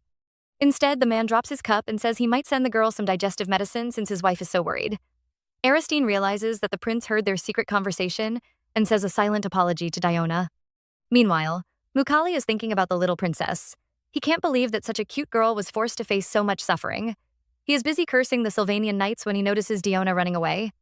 The general calls the girl's name and she immediately rushes into his arms. She complains about the princess, claiming that Aristine embarrassed her in front of Tarkan. She recalls our heroine's words and vows never to forgive the girl. Diona expects Mukali to support her, but the general says she might have misunderstood the princess. He points out that Aristine is from a different culture, so she might not have planned to offend Diona. The Iligo beauty can't believe that her loyal supporter is turning against her. She glares at him and the man rushes to explain that he doesn't like the princess. He says Tarkan cares for Diona, so since he didn't defend her, then Aristine didn't say anything bad to hurt her feelings. He urges Diona to forget about the issues since she has a big heart. He says the prince will always support her because she is Chantra's sister. The Iligo beauty smiles at Mukali and thanks him, but her inner thoughts are very different. She curses the man for being dumb and says she would still be special even if she wasn't Chantra's sister. She tells the general that she was too emotional but secretly wants him to rush to Aristine's side and stab her to death. Diona thinks Mukali is useless but still smiles and pretends to like him. The girl is unwilling to let Aristine go and reminds the general about the cheating incident. She pretends to have misunderstood the princess and urges Mukali to stop his investigation. The general, stirred up by her words, declares that Aristine still isn't a good person. He tells Diona not to worry and vows to expose the cheating princess. If she is really having a secret affair, he promises to end her life with his own sword. Diona feels smug and grins, telling the general to make her proud. Aristine has no idea that she is now a cheater. She listens to the maids who insist that the second wedding night is also important. They have obtained secret information from their spies who confirm that the prince is having a perfumed bath. They are eager to prepare Aristine for the special night ahead and plan to give her an 18-course washing. Our heroine refuses their suggestion and tries to run away from the crazy maids. They refuse to let her go, crying that the prince is also having a special bath. Aristine knows the maids' plans, but she and Tarkan aren't a real couple. She explains that she doesn't need any perfume and heads into the bathroom. Unfortunately, the girls misunderstand and think that she only needs her lover's perfume. They all laugh like crazy demons, praising their mistress's seductive skills. Aristine hears their words and is amazed by their ability to misunderstand. Well, let's just say they learnt from their master. The princess heads over to the sink, hoping that she will have another useful vision just like the one about the Sylvanian knights. Lately, our heroine has been seeing weird things like birds flying in the sky or animals living under the ground. She almost thought she was in a documentary. She even saw Yanika crying after her pastry chef was stolen. Aristine gives up when the water remains still. Instead, she thinks about Tarkan taking a perfumed bath. The girl always thought he was a basic man, but after seeing his carefree behavior with Diona, concludes that he is a player. Still, she finds him interesting. The prince might be a pervert, but he still has a dignified side. She remembers him clinging to her hands and laughs at his cute behavior. Just then, the water ripples as a vision begins. A group of smiths surround another man and accuse him of ruining the reputation of the Catalaman smithy. Aristine eagerly watches and is surprised to see the man she has been searching for. Litrin begs the men to forgive him and says they are all friends. The rebel leader is pleased because, even though the man is a giant, he is too weak and refuses to fight back. He orders the other smiths to hold Litrin down and vows to teach him a lesson. The smith is forced to his knees and the leader finally reveals why he is upset. He is just jealous that their leader took the dumb Litrin to the royal palace. He is afraid the boy will become the master's favorite pupil. The evil leader, determined to force him out of the smithy, raises his dagger and cuts off his thumb. Aristine watches the boy cry out in pain and feels upset. She always thought he lost his thumb in an accident, but finally realizes that it was a deliberate attack. Our heroine is receiving a massage from her maids, but is still thinking about Litrin. She recalls the trees she saw during her vision and asks the maids when the flowers will wither. The maid says it might take 2 weeks, and the princess realizes that time is running out. She has to save the smith and start her business before the week ends. She thinks about the poor Litrin and hopes her first employee can survive. The overprotective princess decides to find Mukali tomorrow morning. Meanwhile, Tarkan stares at his sparkling blue room and wonders when his servants will stop decorating their bedroom. The next day, Rosaline is taking a walk when she hears the Sylvanas knights talking to the ladies-in-waiting. Brody can't accept the men's departure and even tries to threaten them with the king's reaction. The knights feel smug because they have a letter. They tell the noble ladies to carry out the king's request alone. Rosaline ignores the arguing Sylvanians and heads back to the princess's room. She thinks things are finally getting interesting. The girl rushes to see Aristine, telling her about the maid's reaction. She mocks Brody for crying and trying to return home, and even reveals that the girl was shunned by society. Our heroine, who is about to go out, has no interest in Rosaline's story. She interrupts the girl, asking why she came over. Rosaline doesn't know why the princess suddenly looks upset and explains that she was trying to have a pleasant chat with Aristine. She secretly thinks to herself that this is the best way to become friends. Unfortunately, our heroine doesn't need a friend. She sighs and reminds the girl that she only wants a hunting dog. She grabs the maid's chin, reminding her what happens when a hunting dog stops working. Rosaline shivers in fear and apologizes to Aristine. The princess suddenly changes tone and happily declares that she also likes puppies. The Ilugo maid approaches with a basket, announcing that the princess's carriage is ready. Aristine is about to leave when she feels someone glaring at her.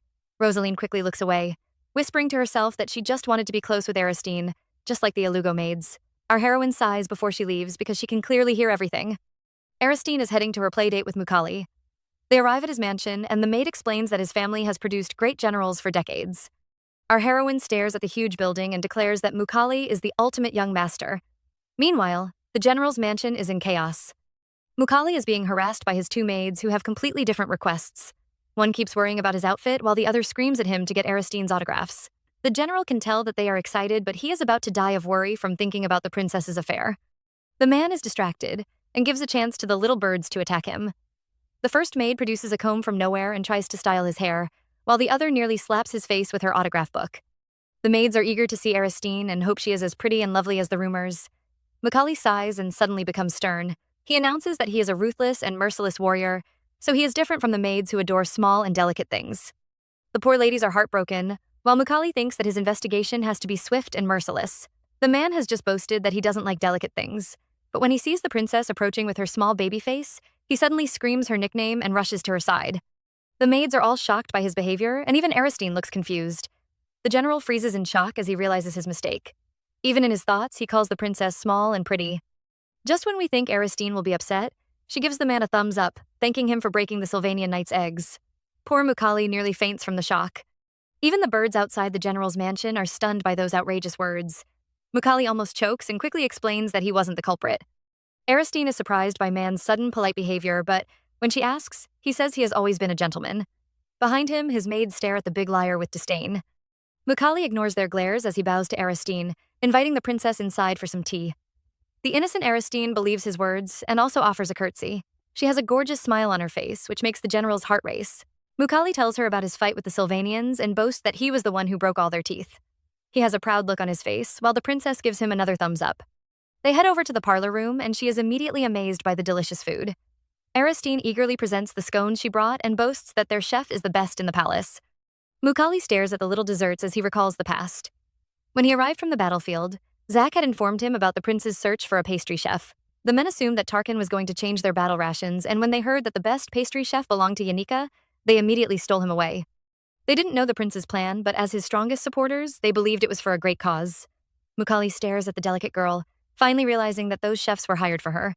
He is enjoying his pastries when the princess suddenly says she needs to find her mystery man. Mukali nearly ends his own life when he chokes on his food. The culprit is unaware and even suggests that they go searching for the man today, since she is outside the palace. She invites Mukali to join her, but urges him to keep it a secret. The general, thinking he would finally catch the cheater, agrees with a smile. Ilugo is known as the land of fire and iron. Therefore, the blacksmiths who could wield both fire and iron were treated like gods. They even received the same benefits as the royal families. But unlike the nobles, the blacksmiths all adored Tarkan, who was the strongest warrior. They gave the second prince the support that his mother's family could never provide. The Sylvanas princess finally arrives at Katalaman with Mukali. The smiths are all amazed to see them while the general watches with suspicious eyes, trying to find the secret lover. A man rushes out and welcomes the nobles in a panic. Aristine says she just wants to tour the most famous smithy in Ilugo, and the proud assistant happily invites her inside to take a look.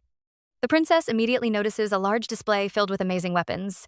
She is surprised to see some dates and names carved into the swords. The eldest smith arrives and explains that these are the most famous works done by their master blacksmiths. To have a weapon displayed on this wall, the smiths must create a weapon fit for a warrior like Tarkan. Aristine eagerly asks to see Litrin's weapon, but the old smith says the boy doesn't have a single amazing work. Bolatan, the owner, adored the boy, but Litrin turned out to be a failure. Aristine is confused because in the vision she had called the boy the best blacksmith in Ilugo. Yet, his colleagues announce him as a failure. She becomes alarmed as she wonders if his accident is supposed to awaken his potential. Just then, Mukali points to an empty spot and says Litrin's name is on the wall. He is really determined to find this cheater. The old smith finally recalls that Litrin had made an amazing dagger when he first arrived, which stunned the old masters. He is a bit surprised to find the weapon missing, and swears that he saw it yesterday. Aristine asks the master if the dagger is covered in jewels. The old man confirms her guess, and our heroine panics. That was the dagger used to cut off Litrin's thumb. Somewhere inside the smithy, a brutal scene is happening. Just like Aristine saw through her emperor's eye, the other smiths are about to cut off Litrin's thumb. The evil leader raises the dagger and the poor boy closes his eyes in defeat. Just then, Aristine arrives like an angel and commands the men to stop.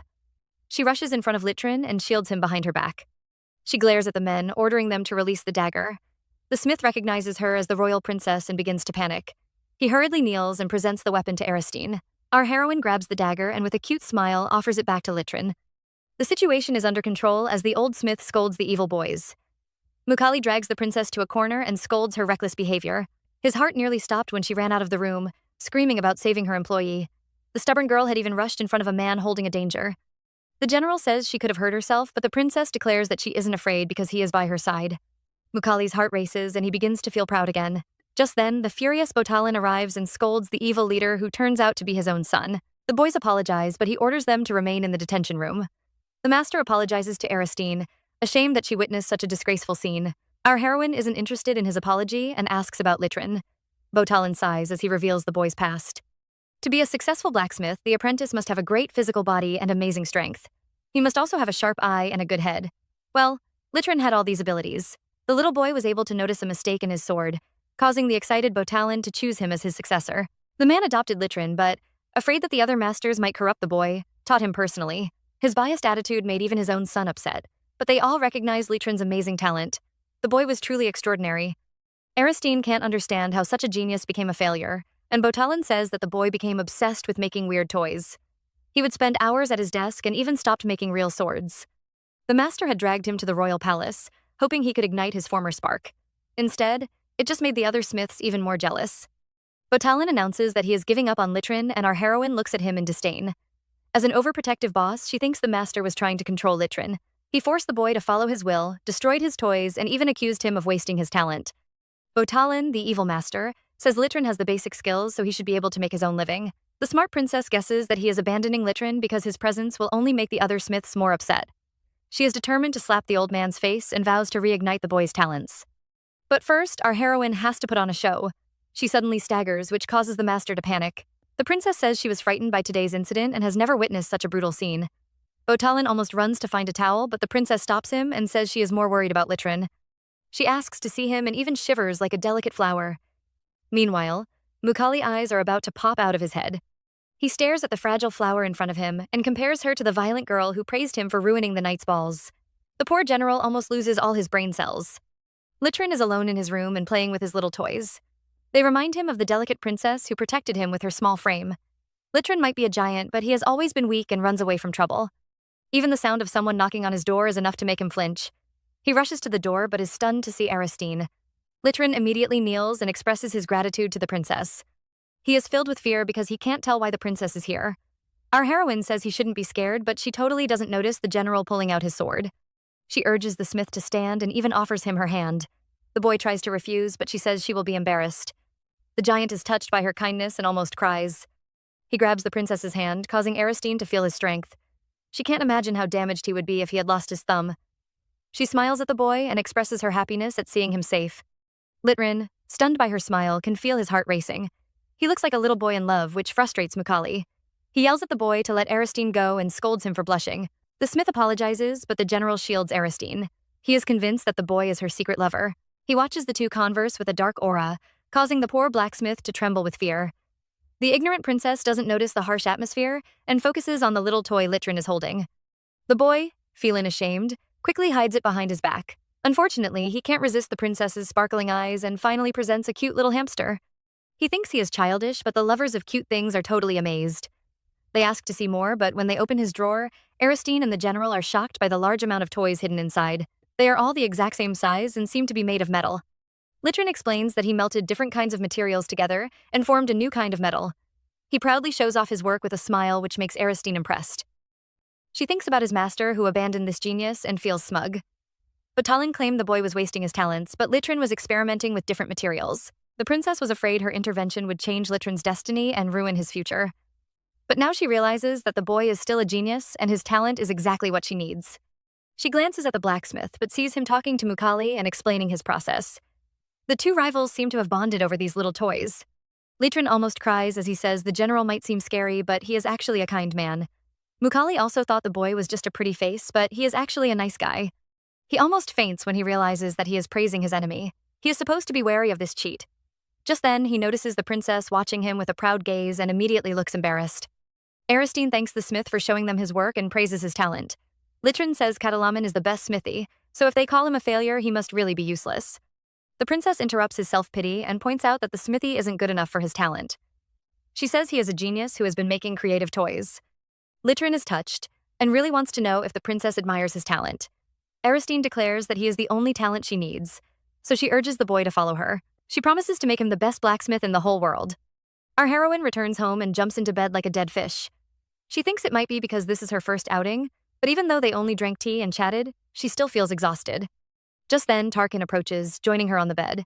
He questions her about her outing, and she reveals that she went to snatch a blacksmith away. Tarkin doesn't believe any smith will be willing to leave the famous Catalaman, but Aristine says that one did. He even promised to be hers. The jealous warlord is about to lose his soul. He wants to shake Aristine and force her to explain that strange sentence, but he is afraid the princess might call him weird. He glares at the girl who is sleeping peacefully and tries to convince himself that he isn't interested in her or her little lover. But when Aristine mentions her future business, he immediately seizes this chance and calls Litrin a weird fellow. Our heroine looks confused as the prince complains about the blacksmith calling himself her property. She defends her new employee, warning Tarkin not to insult him. She also reveals that she was the one who wanted the boy to be hers. The prince is offended, but Aristine doesn't notice. She happily thinks about her new employee and vows to treat him well. She dismisses the annoying prince, pushing him away as she orders him to sleep. Our male lead pulls away, looking like a heartbroken and abandoned wife. The next second, he is determined to get his revenge, so he drags the blanket away from the peaceful Aristine. The poor girl is confused, but when she tries to scold Tarkin, she finds the man sulking like a big baby. She is frustrated by this precious lord who needs a lot of care. Aristine calls his name, and the man's ears immediately widen like an antenna. She smiles like a big bad wolf as she asks him to join her. She calls herself his older sister and promises not to touch his chest this time. Tarkin becomes furious as he recalls how he struggled to cover the marks. His bride apologizes, and after coaxing him for a long time, the jealous lord finally gets into bed. Aristine holds his hand and suggests singing him a lullaby.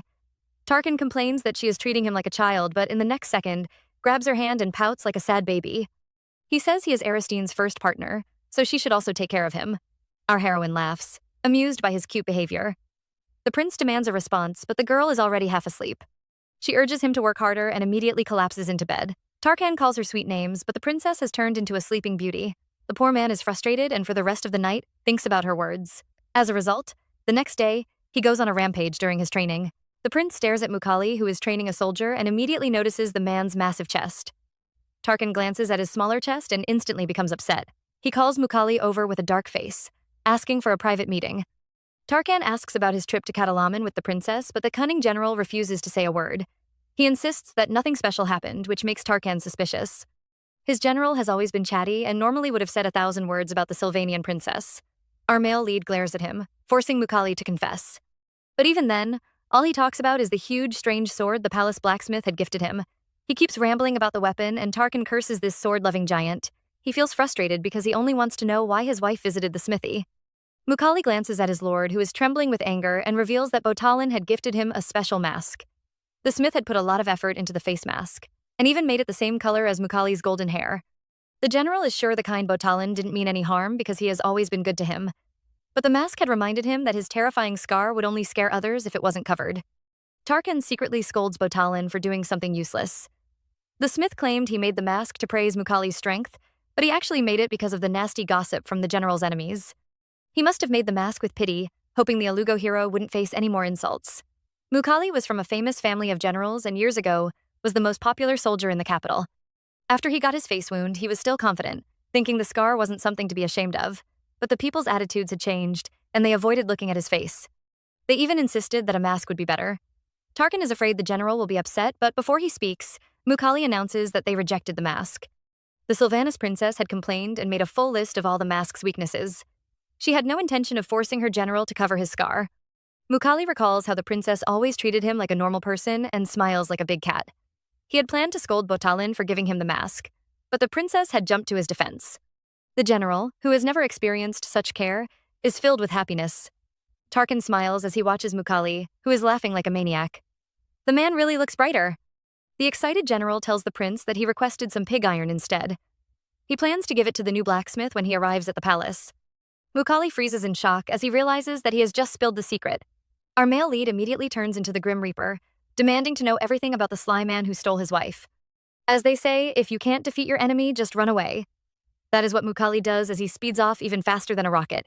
He yells an apology to the upset prince, claiming that he needs to use the bathroom. Poor Tarkan is left behind, shivering like an abandoned weed. He curses the blacksmith, his general, and even the annoying bathroom. But thinking of his cute little wife, he once again turns into Mr. Sunshine.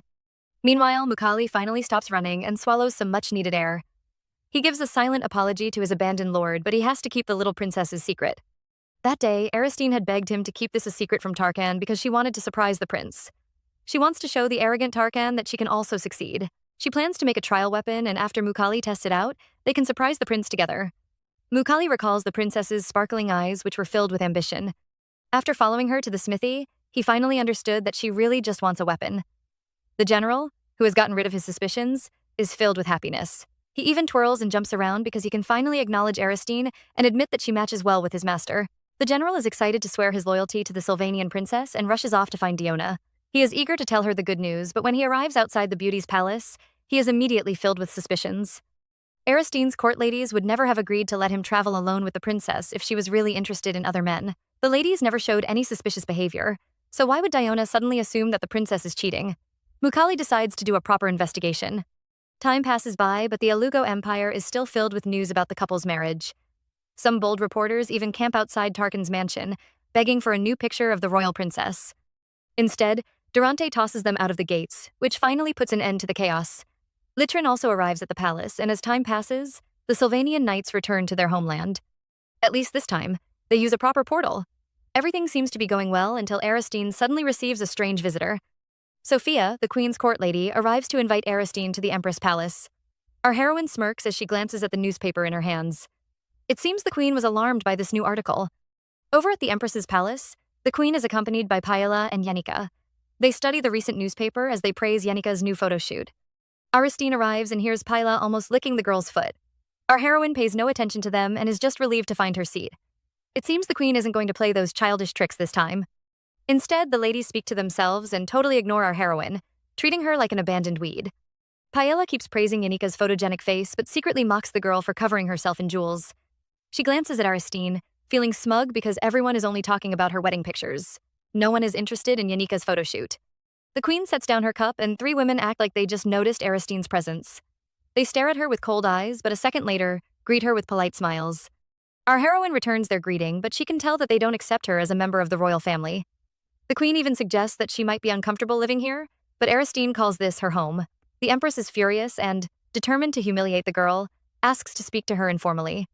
Paella flinches at the insult because even though they are in-laws, the queen has to speak politely to Aristine because she is a princess. Our heroine isn't bothered and accepts the queen's request. Yenika and her mother laugh, thinking the Sylvanian princess has finally become submissive. They mention the first prince and reveal that he will soon return. The queen claims that Hamir is rushing over even without a portal just because she misses him. The two princesses praise the first prince while Aristine watches them with disdain. Prince Hamir didn't attend their wedding, causing the political world to descend into chaos. During the historic marriage that formed the peace treaty, the first prince, who is supposed to be the first successor, didn't attend. His supporters claimed he was carrying out some official duties, but the recent political article suggested that he is jealous of Tarkan's growing political strength. Aristine is sure the queen called the first prince back because of this news. She realizes that her marriage is making the queen nervous and decides not to hold back. Just when we think she is about to challenge the empress, she stares at an innocent maid and points at the table of desserts. The poor girl keeps picking everything Aristine points at until the plate becomes full. And then, our heroine settles down and begins to eat like a starving child. She isn't bothered by Hamir's return and would rather eat than worry about something that hasn't happened. Aristine enjoys her dessert and even compares it to her palace's snacks. Of course, her chef is still the best. The three ladies watch Aristine with wide eyes as she keeps eating without any shame. Yenika even wonders what type of human she is. The empress is upset because her plan to humiliate Aristine by ignoring her has failed. She suddenly has a feeling that she can't defeat this wild girl. The queen reminds herself that she is the mother of the nation. She blames the peaceful Aristine for building Tarkan's political position, but still wants to turn her enemy into her friend. She decides to show off her power and asks Aristine if she is curious about her son. She wants the princess to realize that marrying Tarkan was a horrible decision and mentions that her son will be the next king of Alugo. In her dreams, madam? The queen, eager to prove that Hamir is the next king, reveals his secret duties. Aristine is stunned when she hears that he is managing a magic stone mine. The queen says the mine is filled with A-grade quality stone and boasts about her son's important duties. Our heroine doesn't argue and even thinks that the prince's reason for not attending their wedding is really a good excuse. Magic stones are important in this world because the nation's defense barriers, portals, and even cameras rely on their power. The existence of such a huge mine could even change Ilugo's status in this world. Our heroine is filled with jealousy when she hears that Hamir is running such a huge business. The little business owner, finds it unfair that others have such a huge golden spoon. Aristine is blazing with jealousy, but the queen misunderstands that the girl is finally afraid of their power. She boasts that her son has been favored since birth and has received a lot of support from the noble houses. She compares him to a certain someone who is vulgar and eats mana stones from demonic beasts' corpses. Her Hamir seems to be born to take the throne. Aristine realizes that the queen is trying to compare her son to Tarkan. The woman even boasts about his handsome appearance and says he has been chased by different women. Our heroine is upset by such ridiculous praise but knows that even a porcupine would think its own child was soft and glossy. She chooses not to argue with the delusional queen because she knows the woman would only twist her words. The empress gets even worse, talking about her son's Iligoan manliness and his delicate side from his grandmother. She even says his hair sparkles like gold and his eyes glow like jewels. Aristine is disgusted by such exaggerated praise, wondering what kind of mother would praise her son's beauty this way. She is trying to figure out the queen's purpose, when the woman suddenly offers to introduce her to her son. The empress says it might be difficult to meet Hamir and offers Aristine an opportunity to see him. She just wants the princess to realize that her son is the king, but Aristine suddenly declares that she is a married woman. The queen is shocked while our heroine watches her with a frightened gaze. She misunderstands the queen's intentions and thinks the woman is trying to send her on a blind date with her own son. Aristine imagines the empress in an open relationship and shivers like a fragile flower. She declares again that she is a married woman. The three ladies are frozen in shock before Yenica jumps up in anger. She can't believe the Sylvanian princess really thought she had a chance with her brother. Aristine is confused by the girl's reaction because Yenica should be happy that she rejected their marriage proposal. She urges the girl to calm down, reminding her that she is now her sister-in-law. The second princess screams in anger and almost pulls out all her hair. Pela also holds her head, wondering why she joined this meeting. She should have declined the queen's invitation. She tries to calm Yenica down, but Aristine makes everything worse. She says Hamir is her brother-in-law, so they can't be together. The queen stops Yenica from losing her mind, explaining that Aristine misunderstood as she was just talking about her son. Paella defends the queen and also praises Hamir for managing the stone mine. The second princess stares at Aristine with an arrogant look, believing that her brother is better than Tarkan. Just then, the queen interrupts, expressing her regrets for Aristine's marriage. She looks smug as she warns the girl not to regret her choice in the future. She secretly thinks to herself that if Aristine wants to have a peaceful life when Hamir becomes king, she must accept their proposal. She tells the Sylvanus princess that she wants to become her real mother-in-law. Meanwhile, a few minutes ago, Zack rushes into Tarkan's palace with urgent news. He announces that the queen has called Aristine over for a private chat with Paella and Yenica. He wants to know the prince's plans, but Tarkan orders him to ignore the women. He thinks that Aristine has to fulfill her role as the royal princess. Even if she becomes upset because of the queen, it is not his concern. Tarkan tells Zack to focus on capturing the demons and declares that he has no time for such petty female quarrels. The prince says he is going to kill monsters, but Zack points out that he is heading towards the queen's palace. Tarkan keeps walking faster, while his subordinate screams that the conference room is in the other direction. He feels no shame and even says they are going for a stroll. He drags the poor Zack as he runs, blaming the boy for being too weak. The innocent guard cries, wondering why they are strolling to the queen's palace. The men arrive just in time to hear the queen saying she wants to treat Aristine as her real daughter. The Sylvanus princess is amused by the queen's request and replies that a mother-in-law can never be a real mother. She tells the queen she doesn't regret her marriage because her husband pleases her very well. Just then, Aristine's teacup ripples as a vision arrives. Meanwhile, the queen is frustrated. She calls Aristine heartless because she never thought the girl would reject her proposal. She secretly mocks the princess for not having any political wisdom. The empress decides to be frank and says she doesn't dislike Aristine. She even finds the girl adorable, but she chose to destroy her life because of love. Our heroine is confused because the women all think she has fallen in love with Tarkan, when in fact, she just sees him as a business partner. The queen tries to tempt Aristine, offering to give her the seat next to Paella. The first princess agrees, while Yenica secretly laughs at Aristine's face. The empress says she can treat the Sylvanus princess like royalty, but first, the girl has to become her puppet. She calls Aristine a disappointment because she is defending a lowborn like Tarkan. The women all laugh, mocking the second prince for being vulgar. Zack stops his boss, who is about to teach the women a lesson. It seems our male lead is used to barging into the queen's palace, and his subordinate begs him not to ruin the ladies' tea party again. Tarkan stares at his wife, who has remained silent. Aristine thinks she has no love because her heart already died when she was 6 years old. But still, she feels upset when she hears them insulting Tarkan. Her business partner might be high maintenance and a little dishonest, but he is still a good man. Pela notices the princess's upset face and misunderstands that the girl really likes Tarkan. She even wants to know why Aristine fell for the warrior. Our heroine is surprised, and even the angry Tarkan freezes. The girl thinks for a while before she says the man is good at breaking beds. Everyone is shocked by Aristine's words, and their faces all turn red. The two princesses immediately begin to imagine some rated scenes. They try to distract themselves by talking about the first prince, but they are still filled with a strange heat. Paella secretly scolds Aristine for saying such nonsense. She thinks the queen will be upset, but when she glances at her, the older woman is busy sulking. She has been married for years and knows a couple must be compatible in bed with their partner. She even tells Aristine that she totally understands. Zach has to cover his boss's mouth to stop him from screaming, but someone else can't control her temper. Yenica slams the table and warns her mother to stop saying nonsense. She insists that her brother is better than Tarkan, who is born from a lowly concubine. Aristine glances at the girl, asking if she is insulting her husband's birth. Yenica is shocked as she realizes that she has exposed her true feelings. The next second, she pretends to be upset as she blames Aristine for misunderstanding her words. Our heroine isn't fooled and warns the little schemer never to insult her husband. She glares at Yenica, saying the girl has just called the Alugo king's biological son a lowly person. Yenica is startled and stammers as she tries to defend herself. Her mother comes to her rescue, pointing out that Tarkan's mother was indeed a lowly commoner. She even laughs and says the princess can't deny that fact. Pela trembles in fear because the Sylvanas princess has really annoyed the empress. She thinks it is over for Aristine, but our heroine delivers her comeback.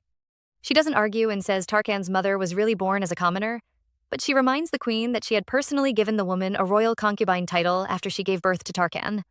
The queen still remembers how she had to give her greatest enemy a title. Aristine has forced her to recall that disgusting scene, so she is determined to teach the girl a lesson. Years ago, the kingdom of Ilugo was in chaos. The monsters terrorized the south while the Sylvanas warriors controlled the borders. The powerful clans in Ilugo were also trying to gain their independence. In order to stabilize the country, Nefter was forced to marry the daughter of the most powerful family in Ilugo. He also married different concubines who would support his political empire. The queen thought she only had to manage those women, but everything changed when that bug appeared. Nefter fell in love with a lowly commoner who had no use or value, and even gave her a noble title just because she bore a royal heir. Even worse, the queen was forced to personally confer that woman her title. The empress is still traumatized by that memory and keeps wiping her hands. She calls Tarkan a filthy halfling who can't be compared to her pureblood son. Yenica tries to stop her mother, but the queen yells that Tarkan should just be a dirty halfling who goes around killing and shouldn't try to interfere with the palace matters. Aristine is shocked speechless by the queen's behavior. She wonders how the woman could be so bold when she has done worse things to Tarkan. Immediately the boy's mother died. She kicked him to the borders to fight monsters with just a single sword. Durante revealed that back then, the little Tarkan didn't receive any support or supplies and was thrown into the portal before he could even make a plan. Really, our male lead was just sent out to die. Aristine is furious when she recalls this info, thinking that the queen's pure blood is just useless. A woman without compassion who sent out a young child to die shouldn't boast about being noble. Our heroine feels great pity for the child who lost his mother and was immediately abandoned on the battlefield. The young boy had survived again and again, refusing to die, only to be insulted as a lowly commoner. The girl finds it unfair and immediately defends her husband.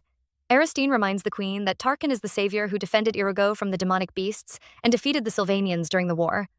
The man is a great hero, and even people from enemy nations have heard about his bravery. Yet, the queen is trying to demean his bloodline. Tarkan is surprised to hear his wife's defense, while the empress also looks shocked. Aristine understands that the woman feels unhappy, but advises her to direct that rage at her husband. Her words make the queen furious, and she storms out of her seat. Her sidekicks tremble in fear as the woman stands before Aristine with a dark aura. She warns the girl not to say a single word, and Pamela uses her frightened eyes to beg Aristine to stop. Unfortunately, our heroine isn't a pushover and says the empress should at least show some belief in her precious son's ability. The furious queen raises her hand to slap Aristine, and everyone cowers in fear. But just at the last moment, Tarkan jumps out and grabs the queen's hand. Aristine is stunned as she watches the man question the empress, asking if she just raised her hand against his wife. The woman yells at Tarkan for showing up at her palace and acting rude towards her. She orders the man to let go of her, but Tarkan repeats his question. The empress is about to yell at him again when she notices the man's terrifying face. The warlord releases his bloodthirsty aura, which frightens even the other princesses. Pamela knows she should stop the two, but her body is completely frozen. The women who have been raised like delicate flowers are experiencing this bloodthirsty aura for the first time in their lives.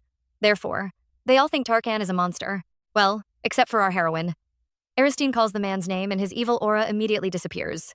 Tarkan glances back at his pretty wife and quickly rushes to her side. The terrified queen collapses in fear and her sidekicks rush to her side to help. The culprits share an understanding look before announcing that their stroll is over.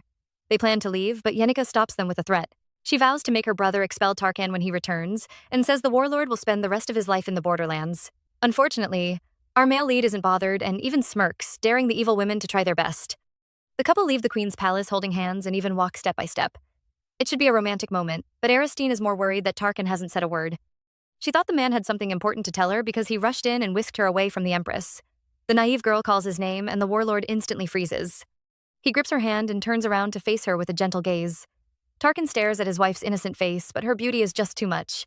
He immediately collapses to his knees and even covers his eyes. Aristine is worried that her husband might be sick, but the man assures her that he is okay. He recalls how the girl defended him, saying she was proud of her husband. Tarkan is also happy to have Aristine as his wife, but he is too shy to say those words. Instead, he settles for calling her name 1,000,000,000 times. At first, the girl sits with him, wondering why he keeps calling her, but soon she starts frowning. Tarkan knows that look because it means his little wife is very mad. She asks why he keeps calling her name and even threatens to announce him as a pervert if he calls her one more time. Our male lead is alarmed and begs his wife not to ruin his reputation. The girl wants to know why he keeps calling her, and the amused prince calls her short-tempered. Our heroine becomes even more upset because no one has ever called her fussy. The two continue their argument and don't notice a dark shadow watching them behind the wall. The man is filled with resentment because Tarkan had thrown him away. It turns out to be poor Zach, who had been abandoned by his master after being forced to take a stroll. The poor boy had to hide under the bushes, using some branches to cover himself. He listened to the angry queen yelling about her hatred for Tarkan and knew he would be dead if he was caught. The man cries in pain because his boss had left him alone in the queen's death palace just to go on a date. Just then, Durante appears by his side and rubs his head, saying he shouldn't cry since he has already saved him. Zach isn't relieved because he is also terrified of the warrior. The man had shown up behind the bushes, appearing out of nowhere like a creepy stalker. Durante isn't bothered and hands the boy a handkerchief. Meanwhile, he pulls out his omnipotent binoculars and begins to spy on his boss again. Zach points out that Tarkan has changed. The man who used to show no interest in women is now ordering desserts and reports about his wife. The warlord had always hated the palace and seemed more comfortable living on the battlefield, but everything had changed because of the princess. Zach begins to cry again because he feels very touched. He is glad that Tarkan broke the bed with normal methods because he was afraid his boss would destroy things to teach his wife some weird martial arts. The two warriors are relieved because, within this palace filled with enemies, the prince has finally found someone who would genuinely stay by his side. The men even begin to feel a little lonely. Meanwhile, somewhere in the desert, a group of men are having a meeting. The blonde man refuses to return to the palace because his business hasn't been completed. His assistant begs him to return because the situation at home is quite serious. He reveals that even the neutral Marquess Isara is showing signs of siding with Tarkan. He urges his master to do something, but the blonde man only laughs. He announces that Tarkan and Isara aren't the main problems. His mother has always handled every issue, yet everything changed when the Sylvanus princess appeared. The man, who turns out to be Prince Hamir, stares at a portrait of Aristine. He is curious to know more about this woman who made his mother anxious. The next day, Aristine prepares to head out dressed in a gorgeous gown that startles even her maid. The Alugo servant says the princess has no appointments and wonders where she is going, looking all dressed up. Aristine reveals that she is heading to the smithy to settle some personal matters. The servant immediately protests, saying she can go on her behalf, but our heroine refuses. The girl is excited because it is finally time to start her business. She heads out singing a happy tune and has no idea that a jealous lady is watching her from the window. Brody recalls that the smithy is full of men and criticizes Aristine for heading out alone in such a short dress. The girl is secretly happy because she hopes the princess will soon be hated by her husband. She notices the smile on Aristine's face, which also makes her upset. She believes that her life is tough, so her mistress also has to suffer. Over at Tarkan's smithy, Litrin's heart is about to burst out of his chest. He will finally be meeting the princess today, and the giant is nervous. He believes that Aristine plans to make some kind of jewelry, which is why she is treating him like a treasure. The man begins to imagine all kinds of complicated designs and even plans to make a head accessory that matches the princess's eyes. But that really isn't what Litrin wants. Every time he thinks about Aristine, he imagines a glowing white sword that looks just like her. The man slaps his head in despair, trying to get rid of the disrespectful thoughts. He had escaped from Catalaman because he refused to make swords, only to become obsessed with making a sword for the princess. The man is busy panicking and doesn't notice the princess's arrival until she calls his name. Aristine smiles like a flower, curious to know what the man is thinking about. Litrin immediately drops to his knees and greets the princess. Our heroine is startled by his elaborate greeting, asking him to drop the polite behavior because they will be seeing each other frequently. Still, the blacksmith refuses and grabs her hand with a kiss, saying he couldn't bear to stop. He asks for Aristine's permission to keep doing this, and the girl finally agrees. Litrin is excited to make jewelry for the princess and keeps making different suggestions. He even says he can make a jeweled egg, which would be a nice gift for the Sylvanus Knights. Aristine quickly stops the imaginative smith because she doesn't plan to make an accessory. She shows Litrin her scroll, saying she wants to make a sword that saves people. The man is confused until he takes a look at the designs. He immediately recognizes them as medical scalpels, but these look very different from the existing scalpels. Litrin can't understand why they are longer until he realizes that this will increase the degree of precision. Aristine feels proud of her employee because he realized the importance just by looking at the blueprint. She plans to make a new type of scalpel that can increase the degree of precision, which will save lives during a surgery. Litrin is a bit hesitant to enter this field because if the surgery fails, the doctors would blame the new scalpel so they can evade the responsibility. Because of these risks, the Alugo Smiths mainly focus on sword making and would only make scalpels as a side job. Aristine is aware of these risks, but because of these problems, the scalpel business is a blue ocean. This means our heroine will have no competition or barriers if she begins this business. The girl smirks because this is the perfect condition to start her project. Besides, she has seen various videos which prove that the new scalpel will be effective. There is no way her business will fail. Aristine feels a little guilty because she is stealing others' ideas, but she has to be shameless to make a fortune. Just then, Litrin says he understands, and the girl thinks he is about to talk about the business possibility. Instead, the man suddenly becomes teary-eyed as he calls her an angel of hope. He points out that if the scalpel's quality improves, the failed surgeries will decrease, causing people to once again become healthy. Aristine can't understand his speech until the man says she is doing this to help people who have fallen into despair because of their illness. Our heroine immediately looks upset, wondering how she became this kind-hearted angel. Litrin even blames himself for thinking about the risks when the princess is willing to take the blame just to save people's lives. Our girl is speechless because she has no intentions of becoming a scapegoat. She stops Litrin, explaining that she is only doing this to make money. But instead of looking disappointed, the man cries as he praises her for being humble. At this point, our heroine truly gives up. Aristine finds Litrin's adoring gaze a burden, but trying to explain would also be useless. The girl feels embarrassed, so she changes the topic, asking when a sample would be ready. Litrin slaps his chest, revealing that he has already memorized the blueprint. He tells the princess to have a cup of tea while she waits, and promises to be done before the tea cools down. Aristine is filled with awe as she stares at Litrin, who suddenly seems to be sparkling. Ever since a young age, our heroine has always been judged. Because she had the legendary silver hair and purple eyes, her father believed she had the Emperor's eye and was obsessed with her awakening. The crazy man had put her through various hardships, claiming that she would thank him later. He drove her to a corner using all sorts of tricks and methods, but his efforts turned out to be useless. The king had no idea, but Aristine had already awakened her sight a long time ago. The little girl hid this secret from her father, causing the madman to lock her up. Back then, Aristine was just 6 years old, an age where she couldn't survive alone. The poor child fell sick, but the crazy king didn't care and said these sufferings would bring out her hidden abilities. She even fell out of bed while trying to get some water, causing the cup to spill over. Our heroine had begged anyone to bring her some medicine or even a cup of water, but her prison door had always remained locked. She could feel her soul already fading away, but the girl was determined not to die.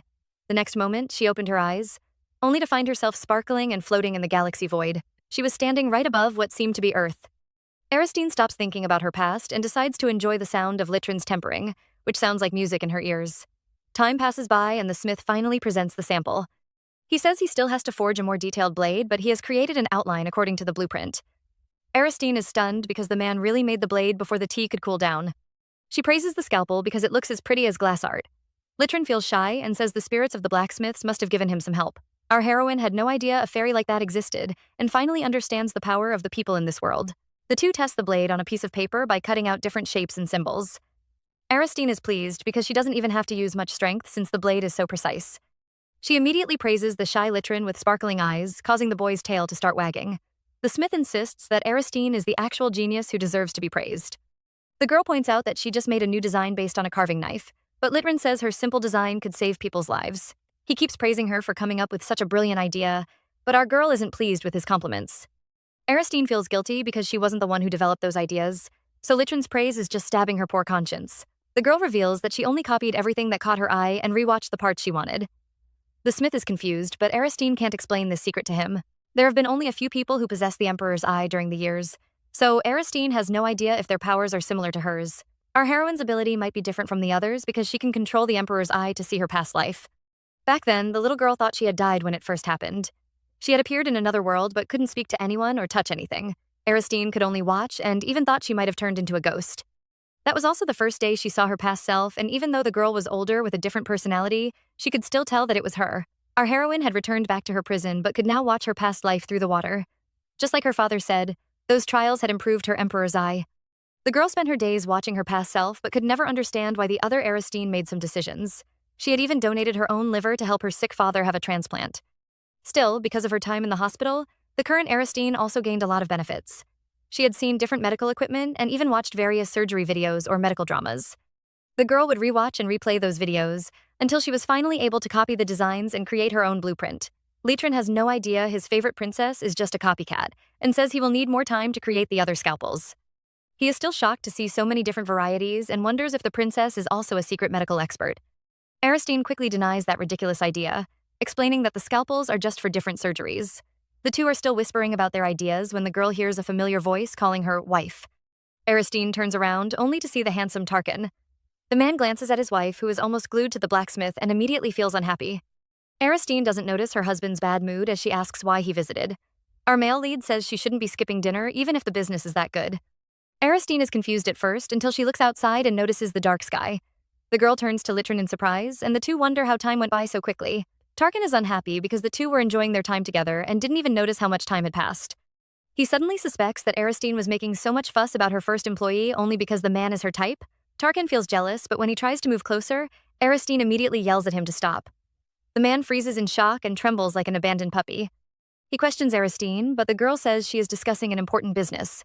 She insists that the documents are confidential and even asks Litrin to get her a box so she can hide the papers. Tarkan glares at Aristine, looking like a wronged wolf, but the girl refuses to let him get closer.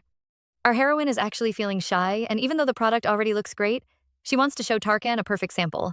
The prince is unable to scold his wife, so he glares at the innocent Litrin.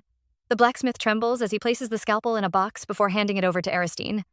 The girl hugs the box with a happy smile, promising to treat the scalpel like a treasure. This is one of the items she has always wanted to make ever since her confinement. Our heroine grew up without any education or skills, but looking at the world through the Emperor's eyes gave her hope and a plan for her future.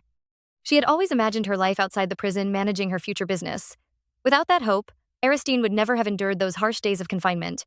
The girl finds it ironic that she was locked up because of the Emperor's eye, yet only survived because of it. However, the maids who brought her items noticed her strange behavior and spread rumors about her craziness. Aristine found it a bit unfair, but those rumors made the king believe that she was completely useless.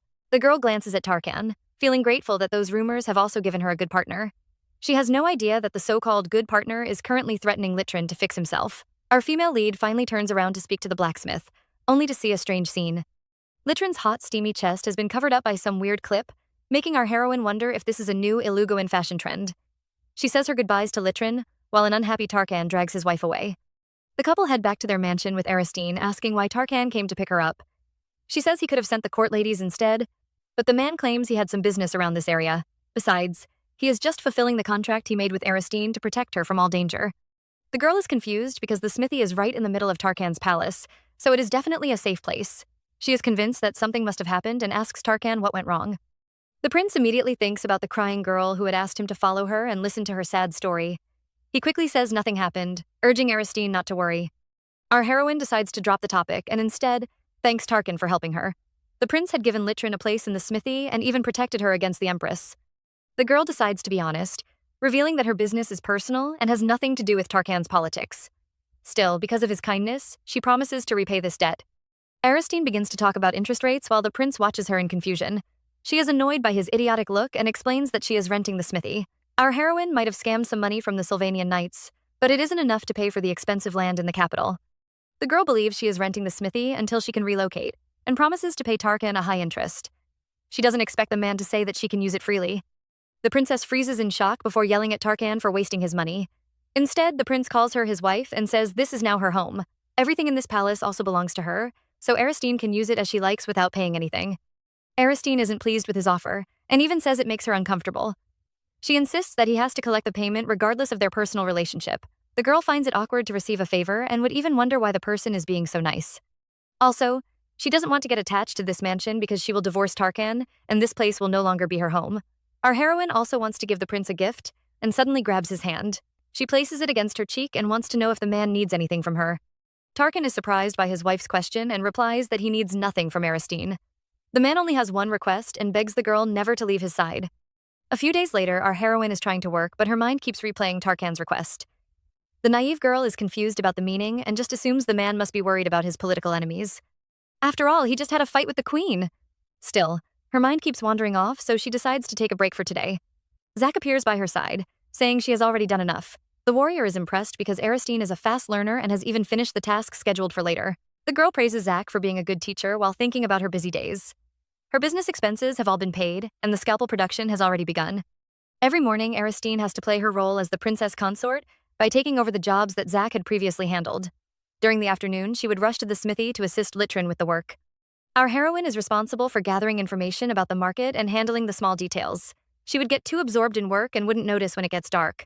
But every time the princess steps outside, her handsome husband will always be waiting for her. Tarkan would always claim that his meeting ended early, so he decided to stop over on his way back. Clearly, Aristine doesn't believe him because what sort of meetings would end every time she leaves the smithy? The girl even asks Tarkan to let someone else escort her, but the man would always refuse. The shameless Tarkan would insist that it really was a coincidence because they are both going in the same direction. Our heroine wonders why he is so carefree even with a girlfriend and says it must be inconvenient for him. The blushing Tarkan declares that it isn't stressful and Aristine can feel his sincerity. She decides to stop worrying about it, even though her inner self reminds her that this could just be a game. Back to the present. Aristine is tired of thinking about Tarkan's strange behavior and prepares to leave. Zach assumes that she is heading to the smithy again, but this time our heroine has another mission. The girl smiles, revealing that the scalpel has made some progress, so she is going to find an expert. Aristine heads over to Tarkan's medical center where she meets the person in charge. The stunning woman introduces herself as Umir, the director in charge of handling these these great warriors. The woman, who is also the military physician for Tarkan's palace, looks like a total badass. Unfortunately, she doesn't seem interested in Aristine because she thinks the princess is only here for a tour. Umir says they are always busy and are only having a break because it is the demon breeding season. She doesn't want to speak to Aristine and claims that she is too tired as she asks her assistant to attend to the princess. Aristine's personal maid feels offended, but our heroine isn't bothered. She explains to Umir that she is here to ask for a request and not to have a tour. The doctor is confused as the princess praises her abilities and brings out a box of scalpels. The cunning girl wants the best medical expert to try out her new products. Unfortunately, Aristine is going to regret this choice, because the sight of those shining blades drives the doctor crazy. The next second, we see Umir testing the product on a patient. The woman is covered in blood while admiring the perfect grip of the scalpel. She laughs like a demon, causing Aristine and her maid to cower in fear. The doctor announces with a crazy smile that the scalpel will make it easier to cut open patients. Speaking of patients, our heroine is worried about the poor lab rat who seems to be bleeding to death. However, Anna isn't bothered and explains that Umir prefers to have a rough surgery. She calls these little scratches, making us wonder what a fatal injury would look like. Umir is done kill-saving her patient and admires the scalpel covered in blood. She thinks they can just throw out their old scalpels and hasn't been this excited for a long while. The woman glances at Aristine with a demonic gaze before switching to a shy look. She asks the princess to guess why she became Tarkan's military doctor. Our heroine is confused at first, before she suddenly becomes serious. She thinks it is because the woman is really good at cutting people up. Umir says she isn't a mad doctor, but the next second, she regains her crazy look and declares that it is because of Tarkan's beauty. She praises every feature in the man's body, claiming that his eye candy is the repayment for her rough job. A normal woman would be jealous to see someone else admiring her husband, but Aristine is also a weirdo. She is actually more curious to know what a handsome semicircular canal means. Her maid tries to stop her, afraid her pure mistress will be corrupted by this pervert. Unfortunately, our heroine is already used to dealing with such creeps. Umir feels sad because the prince hasn't been getting hurt, so she can only work with these ugly little boys. The woman thought she had no joy left, but everything changed after meeting Aristine. She glances at the princess, who looks like a soft, round dumpling, and suddenly grabs her hand. Umir kneels before Aristine, but instead of asking for a kiss, she requests to lick our heroine's hand. The other girls are about to faint while Aristine immediately says no. Umir begs Aristine to reconsider her offer, and even promises not to ask for anything else if the princess agrees. Our heroine keeps refusing while her maid tries to pull her away from the clingy doctor. Just then, the mummy patient lying on the bed finally opens his eyes and yells at the doctor for ruining his body. Umir glares at him, saying he must be feeling better if he can curse in front of the princess. She scolds the man for smoking behind her back, and the two begin another argument. Meanwhile, our heroine is just wondering why there are no normal people in the prince's mansion. The doctor might have a weird personality, but Aristine knows she is the best medical expert in all of Alugo. She is someone who advanced on the battlefield and even became Tarkan's close ally. The prince is willing to place his life in her hands, so Umir must be a very trustworthy person. However, that isn't enough for the princess, so she hands the woman a document. Aristine asks Umir to check it out, and the woman is stunned when she reads through the papers. She even doubts that the princess could write such a document, but our heroine insists that it is her creation. Umir is amazed because Aristine has written a paper on all the possible questions about the scalpel. She is shocked when she discovers that the girl plans to improve the product, even though it is already revolutionary. Our heroine has no plans to be a scapegoat, and with this evaluation, The doctors can't question the quality of the scalpel during a dispute. The doctor finds Aristine interesting and agrees to fill the form with all her heart.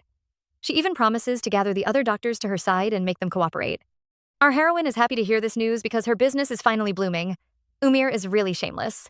Just minutes ago, she claimed she was too tired to attend to the princess, but now she is taking Aristine on a tour. The woman wants to know if the princess is taking pre-orders, while our heroine is surprised that she wants to make a deal. She reminds the girl that this is just a sample, but Umir insists on buying the product. She shows the princess the amount she wants, and our heroine's eyes almost fall off. She is even worried for the doctor, but Umir announces that she is the director of the hospital. She sees no reason to save money when she has to save people's lives. The doctor asks for a contract, and our greedy heroine immediately agrees. Umir can't resist the princess's cute behavior and quickly attacks the girl's face with kisses. This time, Aristine stays still and even smiles because she will always refuse the perverts but can never say no to her clients. The princess is receiving Umir's kisses when she suddenly has a strange feeling. She seems to have forgotten something very important. Meanwhile, back at the princess's palace, Aristine's ladies-in-waiting are having a secret meeting. Melody's hair is about to fall out from worry when she suddenly hears a voice calling her name. The girl freaks out, but when she looks back, it turns out to be Rosaline. Melody yells at the girl, calling her a traitor, but Rosaline isn't bothered. Instead, she mentions the fight between Melody and Brody and shows sympathy for the poor girl. She calls her a kind-hearted person who always tries to mediate between the other ladies. Rosaline also acts sad, saying she feels guilty every time she sees Melody's worried face. The redhead even apologizes, promising to help the girl if she shares her troubles with her. Melody is touched by her friend's words and even begins to cry. She instantly reveals that she is worried about Brody because the girl seems to be going mad. Brody has locked herself inside her room and keeps mumbling about her scarred face. She even blames the princess for not bringing a priest and taking responsibility. The girls can hear her crazy words, and Melody reveals that Brody hasn't eaten or bathed for several days. She is really worried about her friend, but Rosaline is busy trying to hold back her laughter. She secretly thinks to herself that things will be easier than she thought, making us wonder what evil ideas she is planning again. Brody finally hears the footsteps outside her door and immediately rushes outside. She is upset to see Rosaline and scolds Melody for letting the girl in. She keeps calling the blonde nasty names, causing the poor girl to feel frightened. Finally, Rosaline stops her from shouting and points out that Brody is trembling. She pretends to be worried about the girl's health and even convinces Melody that Brody is acting this way only because she is sick. Rosaline approaches the girl, saying she must be ashamed to show her scarred face to the wild barbarians. She reveals that she knows a secret doctor from her country who can sneak in to treat the girl's injury. Of course, Brody doesn't believe the redhead and says she is now the princess's dog. She expects Rosaline to get upset, but the girl smiles and even grabs her face. She insists that she can never be a loyal dog to a crazy woman who has no real authority. Well, it seems the girl needs to bark again a few more times so she can remember her position. At Tarkin's place, there is a special place called the Armory. It is a magnificent building that always seems to smell like hot iron. The Armory is located right on the center of the palace, and because of its importance, only a few people could access certain places. However, right at this moment, a special carriage is heading to this secret palace. The guards are surprised to see the unknown carriage, but after staring at its pattern, they realize that it belongs to the princess consort. The Sylvanas princess must be here to visit Tarkan, but the second prince has to attend another meeting right after lunch. The men share a terrified look because this might be a huge problem. The guard rushes into the armory to report to the prince about his wife's visit. He reveals that the princess has just passed through the main gates and will soon arrive at the palace. Zack looks thoughtful as he declares that this is a huge matter. He says the prince has many papers to deal with this afternoon, which causes the guard to feel touched. The soldier thinks to himself that the prince is someone who separates his private life from his public affairs. Tarkin doesn't make exceptions for anyone, and he blames the princess for not understanding her husband. The guard is still feeling smug until Zack announces that they will have to work overtime. The soldier is sure his hearing is bad and even asks Zack to repeat his words. Unfortunately, Durante is already picking up the prince's coat, causing the guard to become anxious. He suddenly blurts out that the princess's matter shouldn't be serious. His words upset Tarkan, causing the prince to glare at the man and asking him to explain. The soldier looks frightened because he doesn't want to meddle in his boss's relationship. He points out that the couple only separated a few hours ago, yet the princess is already here to see Tarkan. He quickly explains that Aristine might not have evil intentions, but just like all newlyweds, she is making up excuses to stick by her husband's side even while working. The man probably thinks the prince will be upset, but instead Tarkan begins to laugh. The guard is shocked and watches as Durante helps the lord into his coat. The men immediately head outside, leaving the stunned guard behind. The man thought the prince would ignore Aristine after hearing his words and secretly wonders if his speech had changed the prince's mind. Just then, we see Tarkan opening up a few more buttons and revealing his delicious abs. The guard slaps his own head to stop himself from going crazy and wonders what exactly happened to his boss. Things become worse when Mukali appears and looks excited to visit the princess.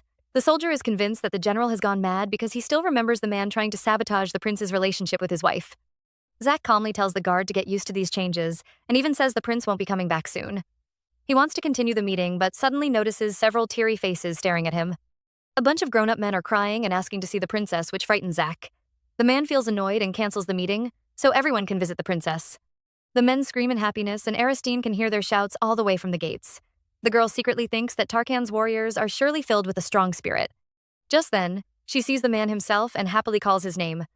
Our male lead is stunned when he sees his wife, and Durante has to remind him that the princess just called his name. Tarkan has to stop for a second because Aristine's glowing beauty looks very cheerful today. The man is surprised when he notices that the girl has changed into a silk dress and stares at his wife's maids. As always, they have a naughty look on their faces, so they must be the culprits. Tarkan notices the wooden box in their hands and believes the princess must have brought him some lunch. The prince tries to hide his smug smile as he asks Aristine about her visit. The girl apologizes for bothering him, explaining that she came because it was lunchtime. The prince doesn't even glance at his men as he says the princess isn't bothering him because he is done with his work. The soldiers, who are spying on the couple, are all amazed and wonder when their boss learned to lie in such a daring way. They can't believe the best warrior of the century, who never blinked at women, would change after he got married. This must be the romance of the century. The soldiers are still gossiping when Aristine suddenly says she is here to borrow one of Tarkan's men. Our heroine calls out to Mukali, causing the man to freeze in shock. The general keeps pointing at himself, hoping the girl would change her mind.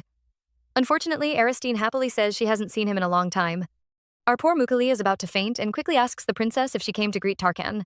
He secretly begs the girl to say yes, but our naive heroine says she came here only to meet Mukali. The poor man is about to cry, and when Aristine says she came to fulfill her promise, he immediately denies their vow without a second thought. The next moment, his eyes widen as he remembers their promise about the product. He had agreed to test the scalpel first, so they could surprise Tarkan with the final product. The poor general imagines his funeral photo and regrets that promise. He is already crying because it is going to be the cause of his death. Our heroine seals the man's terrible fate when she reveals that she brought the desserts just for him. Finally, Tarkan turns around, asking her if the 2 boxes she brought over all belong to Mukali. The man releases his murderous aura and our general begs Aristine to save him. Meanwhile, the naive girl has no clue what is going on. The sky is filled with dark, stormy clouds, but they are no match for the murderous expression on Tarkan's face. Our poor heroine has to do her best to stop the man from ending Mukali. The prince is unhappy because his wife has been working so hard at the smithy, yet she is about to show the first fruit of her labor to his general. The jealous man wonders why it isn't him. Aristine explains that the general had helped her a lot and they had made a promise to view the first product together. Meanwhile, poor Mukali is about to fade away as he begs the girl to stop talking.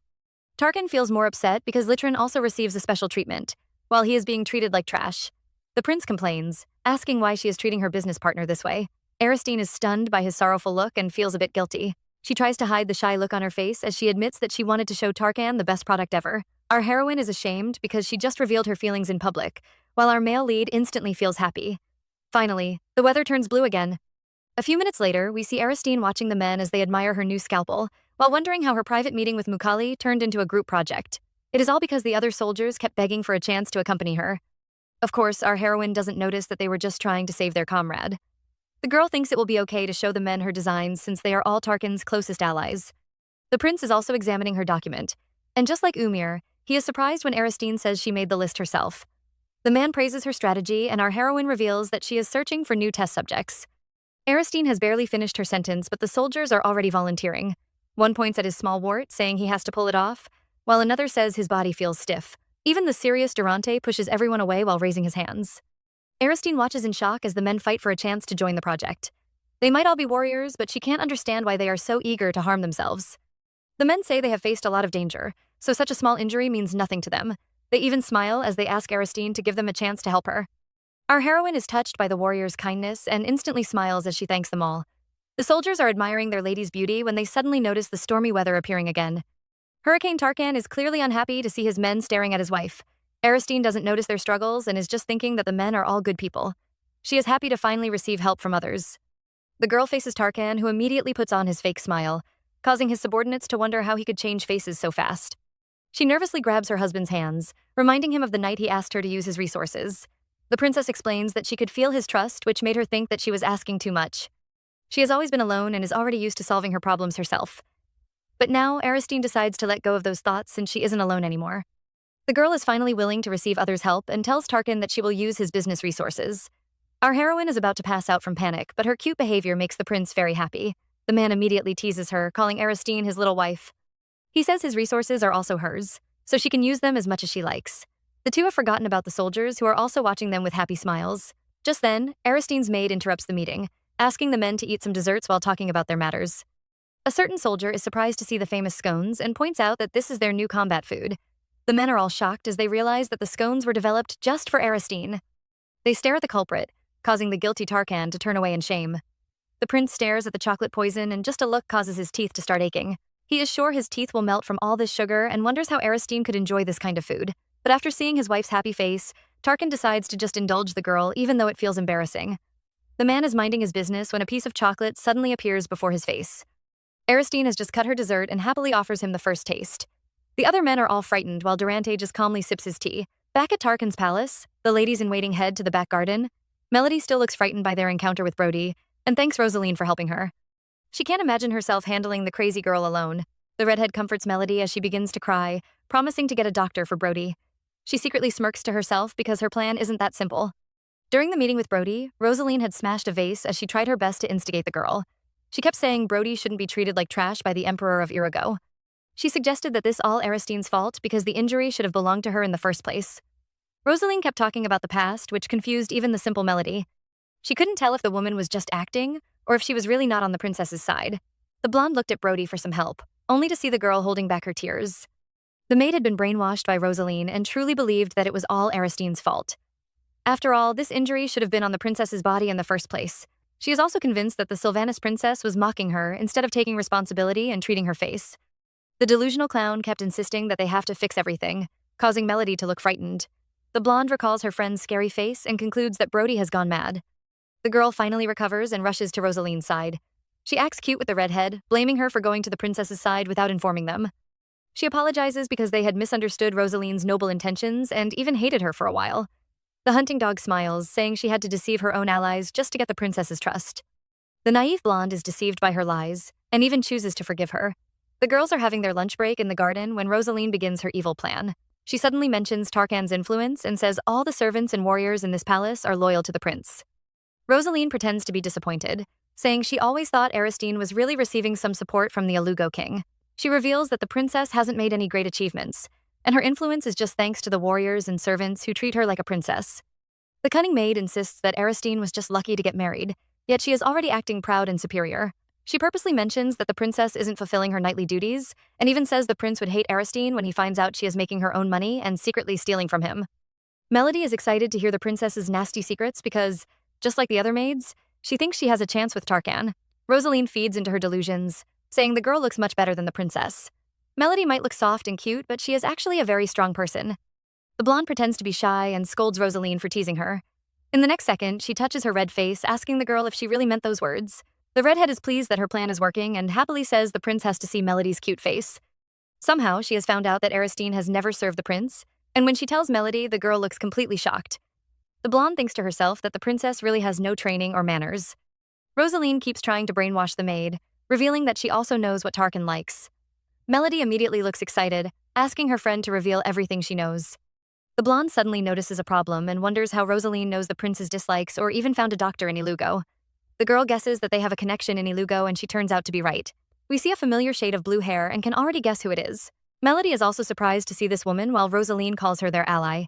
It seems Diona has decided to work with these women and says she can even tell them everything the prince likes. Of course, she pretends to have no idea that the maids are scheming and says she is just helping them because they are worried about the newlyweds. Melody is eager to know everything about the prince, but also wonders to herself why Diona would help them against the princess. Take a wild guess, girl. Diona thinks for a while before revealing that the prince's greatest enemy is sweet food. He really hates desserts with too much sugar, and just a taste is enough to change his expression. Yet, right now, the same prince is eating the dessert his wife is feeding him. Of course, his expression immediately changes and he even faints, but at least that is still some progress. The soldiers scream in panic as they search for some water or coffee to revive their boss, but Aristine isn't done terrorizing her husband. Our heroine points to the caramel drink, asking Tarkan to also taste it. The soldiers immediately come to their boss's rescue, explaining that he hates anything sweet. Unfortunately, Tarkan doesn't want to be saved and even glares at the man for exposing his secret. Aristine is stunned and yells at Tarkan for accepting when he doesn't like sweet things. She tells the prince to return the drink, but the stubborn man would never let go of anything given by his wife. Our dear Tarkan drinks the caramel latte in one gulp and barely a second later, the poor man dies. Rest in peace, Tarkan. Aristine can't believe her husband is gone and the soldiers all look devastated. Well, except for Zach. The man has the urge to eat something sweet and even orders a drink. Our heroine keeps slapping the dead man's head, wondering why he was so foolish. She blames herself because she failed to ask about her husband's dislikes. Mukali finally speaks up, and even though the other men try to stop him, he explains that Tarkan has always hated sweet things. Just a single look is enough to make the prince's mouth feel weird in 7 different ways. Aristine covers her face in shame because she would never have made this mistake under normal circumstances. The girl has just been so excited these days, which is why she offered Tarkan her dessert without a second thought. Aristine can't explain why she feels so happy and thinks it is because the Ilugoans are all friendly and adorable, especially Tarkan. Our male lead finally rises from the dead, and the annoyed girl tells him to be honest next time. She becomes upset again as she realizes that she knows nothing about Tarkan. Aristine is desperate to know everything about her husband and figure out why he is so sweet. But instead of pulling the man for a chat, she heads off to see his father. Nepthar happily eats the dessert Aristine is offering him and declares that he likes sweet things. He even says it tastes better because his daughter-in-law is the one feeding him. The king doesn't forget to mock his unhappy son, insisting he isn't picky like some certain people. The man is still worried about the princess and is happy that she is recovering from the carriage accident. Aristine replies that Tarkan was the one who stopped her from getting hurt and thanks the king for getting her a new carriage. Nepthar is pleased to see the girl smile and happily takes a bite out of the jelly. The man suddenly changes the topic, mentioning the rumors about Aristine's recent business. Our heroine isn't nervous because she always knew this moment would come. She reminds the king of her promise to get rid of Ilugo's reputation as a barbaric country. The king thinks her business is a good idea but wonders how it will change their reputation. He only knows that the new scalpels will create great changes in the market. Aristine isn't really concerned about their reputation. The girl is only doing this business to make money, but knows she can't reveal her true purpose. Ari explains that once Ilugo becomes the main creator of the scalpels, they will control the whole health sector. All the hospitals would be anxious to buy their product and wouldn't dare to call them barbarians. Nepthar is amazed and secretly praises himself for picking a true treasure. He reveals his trust for Aristine, which makes the girl feel happy. The king also warns her to be careful of the queen, and our heroine promises to stay alert. Tarkan also seems to be running some secret business, and while he discusses with his father, Aristine daydreams about her happy life. The girl thinks that Nepthar might be a little rough, but he really supports her fully. She is happy because her father has recognized her business. Our heroine is still feeling ecstatic when the water in front of her suddenly begins to ripple. The girl is shocked and wonders why the Emperor's eye is showing her a vision right here. The scene begins with Litrin kneeling and apologizing for his mistake. Aristine says he did a good job and blames herself for the scalpel's failure. She says she was feeling too proud and excited, which is why she forgot this important detail. Our heroine is stunned and worried when she sees this vision because nothing must go wrong. The girl can't believe the scalpel failed and is so lost in thought, she doesn't notice the men calling her name. The king and his son are both worried because Aristine looks very pale. The girl insists that she is fine but is secretly wondering where things went wrong. She knows there are many variables when doing this type of business and the scalpels could have failed because they didn't sell well. But something about Litrin's apology and the vision makes Aristine very upset. She realizes that the scalpel must have been defective but can't figure out which detail went wrong. Our female lead is desperate to solve the problem and goes through all the events that have happened. Her last memory is Umir asking to buy a large amount of scalpels, and this scene finally gives our heroine a clue. Tarkan thinks Aristine is sick and suddenly grabs the girl as he announces that they are leaving. Aristine insists that she is okay, but the men clearly don't believe her. The girl finally realizes how weird she must have looked while she was watching the Emperor's eye. The men must have been startled when they saw her staring into the water for a long time and suddenly looking upset. Nepthar is also worried and approves their leave while urging the girl to get some rest. Aristine sighs because of the misunderstanding and feels guilty for leaving early when she is meeting the king after a long time. Still, the princess is more worried about her business, and now that she has found out about the cause of their failure, she is eager to head back and fix everything. Aristine gives the king a curtsy, but he suddenly advises her to stop enduring her hardships alone. He tells the girl to lean on others because no one is here to abuse her or make her suffer. Our female lead looks touched, until Tarkan interrupts the moment. He says he will take care of his wife and give her all the best things in the world to cover the bad memories. The men obviously think Aristine is some tragic damsel, which is totally not the case. Still, she tries to force out some tears because she has to look touched. Our heroine heads to the smithy as soon as she gets back and delivers the terrible news to Litrin. The boy screams in shock, wondering why they have to start the project all over again. Ari explains that the whole business will fail if they continue this way. The girl was so focused on copying the scalpel's appearance that she forgot one final detail. Aristine had allowed the compliments to get into her head and never asked why Umir would buy such a large quantity of scalpels. She only just realized that the woman was planning to throw out the scalpels after one use in order to prevent infections. Scalpels often come in contact with blood, so they rust quickly. Therefore, they have to be managed regularly, just like Mukali, who cleans his sword every morning and evening. However, this process is stressful, and since Umir is in charge of Tarkin's palace, she can afford to use the scalpels as consumables. Unfortunately, the other hospitals won't be able to do that. During her vision, Aristine had seen a fake-ass doctor who claimed that her scalpel was defective. He even asked her to take responsibility for the dead patient. Of course, Aristine had defended herself and accused him of failing to maintain his tools. Unfortunately, the man used this loophole to prove that her scalpels had caused the infection. The evil queen had also appeared, claiming that she could vouch for the doctor's skills. She pointed out that the man manages the second-largest hospital in Alugo, so there is no way he can't manage his tools. The vile woman even accused Aristine of only caring about money. Well, that last part isn't a lie, though. The girl explains her fears to Litrin, and he finally understands why the doctors always blame the smithy for their failures. Still, he is unwilling to stop their project because their scalpel is better than the other products. That isn't enough for Aristine because, just like the king said, her product has to be perfect in order to change the market. The princess decides that since rust is the problem, they have to switch to an iron that doesn't rust. Litrin points out that such an iron doesn't exist, but the princess asks him to make one. The poor boy is shocked, but Aristine insists that such an iron exists. In her past life, our heroine had seen an iron that doesn't rust, which is stainless steel. The girl had done some experiments in her past life, even though she was just trying to figure out which noodles would taste better between those cooked in a steel pot or a silver pot. The past, Aristine had gone through a textbook and found the formula for making stainless steel. Although our heroine doesn't know the exact ratios for each formula, she is determined to experiment until they get it right. The princess asks Litrin to trust her, and the boy is stunned by her confident look. Litrin had spent all his life in doubt, wondering if he had chosen the wrong path. But everything changed after he met Aristine. The girl had given him another chance, and he can feel his passion rising again. Litrin is willing to take the gamble, and the two share a happy moment. But their day is about to be ruined as Aristine's maid steps inside while trembling. The girl has bad news for the princess and reveals that their scalpel prototype is missing. Aristine returns to the bedroom to check her box, only to find it empty. Just like the maid said, the scalpel is missing. The three have terrible looks on their faces, and Aristine wonders who would sneak past Tarkin's security just to steal her scalpel.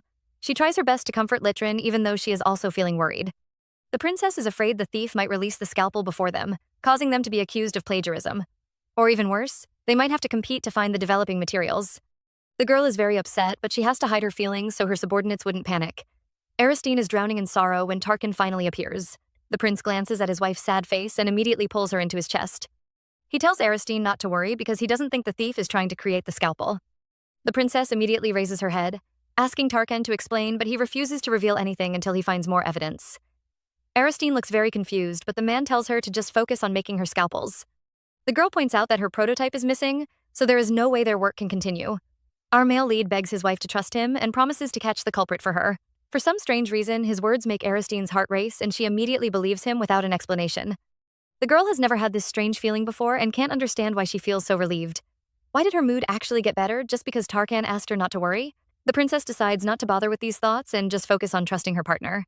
Several days have passed since the theft, and contrary to Aristine's fears, no new scalpels were suddenly released on the market. Litrin began to develop the stainless steel, while Aristine did more research on which iron would be better to make the medical scalpels. The two even create a new design and can now separate the handle from the blade. This way, disinfection will be less stressful, causing the hygiene rate to increase. The group even invites the weird expert, and Umir announces that their idea is great. Finally, the research is completed and the two invite Mukali to see the final results. The general can't believe the new blade doesn't rust after being submerged in water for 7 days. His jaw nearly falls off while Aristine stands in a corner with a smug look on her face. She praises Litrin, causing the general to attack the boy with happiness. Aristine laughs as the two fight, asking Mukali not to hurt her treasure. Our heroine is very happy because stainless steel can be used in different places and not just the medical field. She recalls the king's words and smiles because she has made a perfect performance. Now, even if someone steals her design, she wouldn't be worried about a battle because her scalpel would turn the market upside down. The group are busy celebrating, so they don't notice the suspicious person watching them from the window. The figure seems to be a woman's, and, after listening for a while, she disappears without a trace. A few days later, Aristine is feeling exhausted from working at the smithy. After breakfast, she takes a look at the good weather and decides to take a nap. The princess sends out the Alugo maid, asking her to inform the other servants not to disturb her rest. She is about to drift off to sleep when the door suddenly opens. Aristine is surprised when she sees Brody standing in her room. She tries to send the girl away, but the servant refuses to leave and says she has something important to discuss. Our heroine immediately has a bad feeling. The servant keeps saying Aristine must have something to tell her, but the princess just looks confused. Brody asks her mistress to apologize and take responsibility for her injury. After all, she shouldn't be the one carrying this burn. Our female lead glares at the maid, noticing her wild eyes and scattered words. The girl has clearly gone crazy. She even tells Aristine to beg for forgiveness and immediately call a priest to treat her injury. Aristine recalls how Brody had carried a jar of hot water, intending to pour it on her face. If the princess didn't have the Emperor's eye, her injuries would have been worse than Brody's. She immediately glares at the girl and says she can't take responsibility for an injury she didn't cause. Meanwhile, in another room inside the palace, Rosaline is calmly sipping her tea. She laughs because the showdown between the princess and Brody must have already begun. The servant has always resented Aristine for treating her like a dog. Since the princess asked her to go hunting, she decided to manipulate Brody into causing some trouble. Rosaline laughs happily and hopes the princess would like her little surprise. Back at the princess's room, Aristine refuses to take responsibility, which makes Brody tremble in fury. The girl suddenly pulls out the missing scalpel, vowing to make the princess take responsibility by force. Aristine is shocked, as she realizes that Brody was the one who stole the missing scalpel. The evil maid rushes towards Ari, determined to ruin her face and destroy her pretty smile. She is about to stab the princess when she suddenly pauses. Of course, it isn't because she suddenly had a change of mind. Right now, two men in black cloaks have appeared out of nowhere and are currently holding down the evil maid. They even have a knife placed against her neck. The men force Brody to kneel before Aristine while the girl struggles to free herself. Meanwhile, our heroine is just confused, because she has no idea who these strange men are. Aristine asks for their identity, and the men reveal that they are members of the Shadowhawk. The princess is surprised because the Shadowhawk is Durante's unit for sneak attacks and assassinations. She wonders when exactly the men started to follow her, but the soldiers refuse to say a word. They announce that their boss will soon arrive to explain everything. Tarkin must have felt their presence and should already be on his way. Brody immediately looks terrified because she can hear those footsteps approaching. Tarkin's dark aura arrives even before the man himself appears.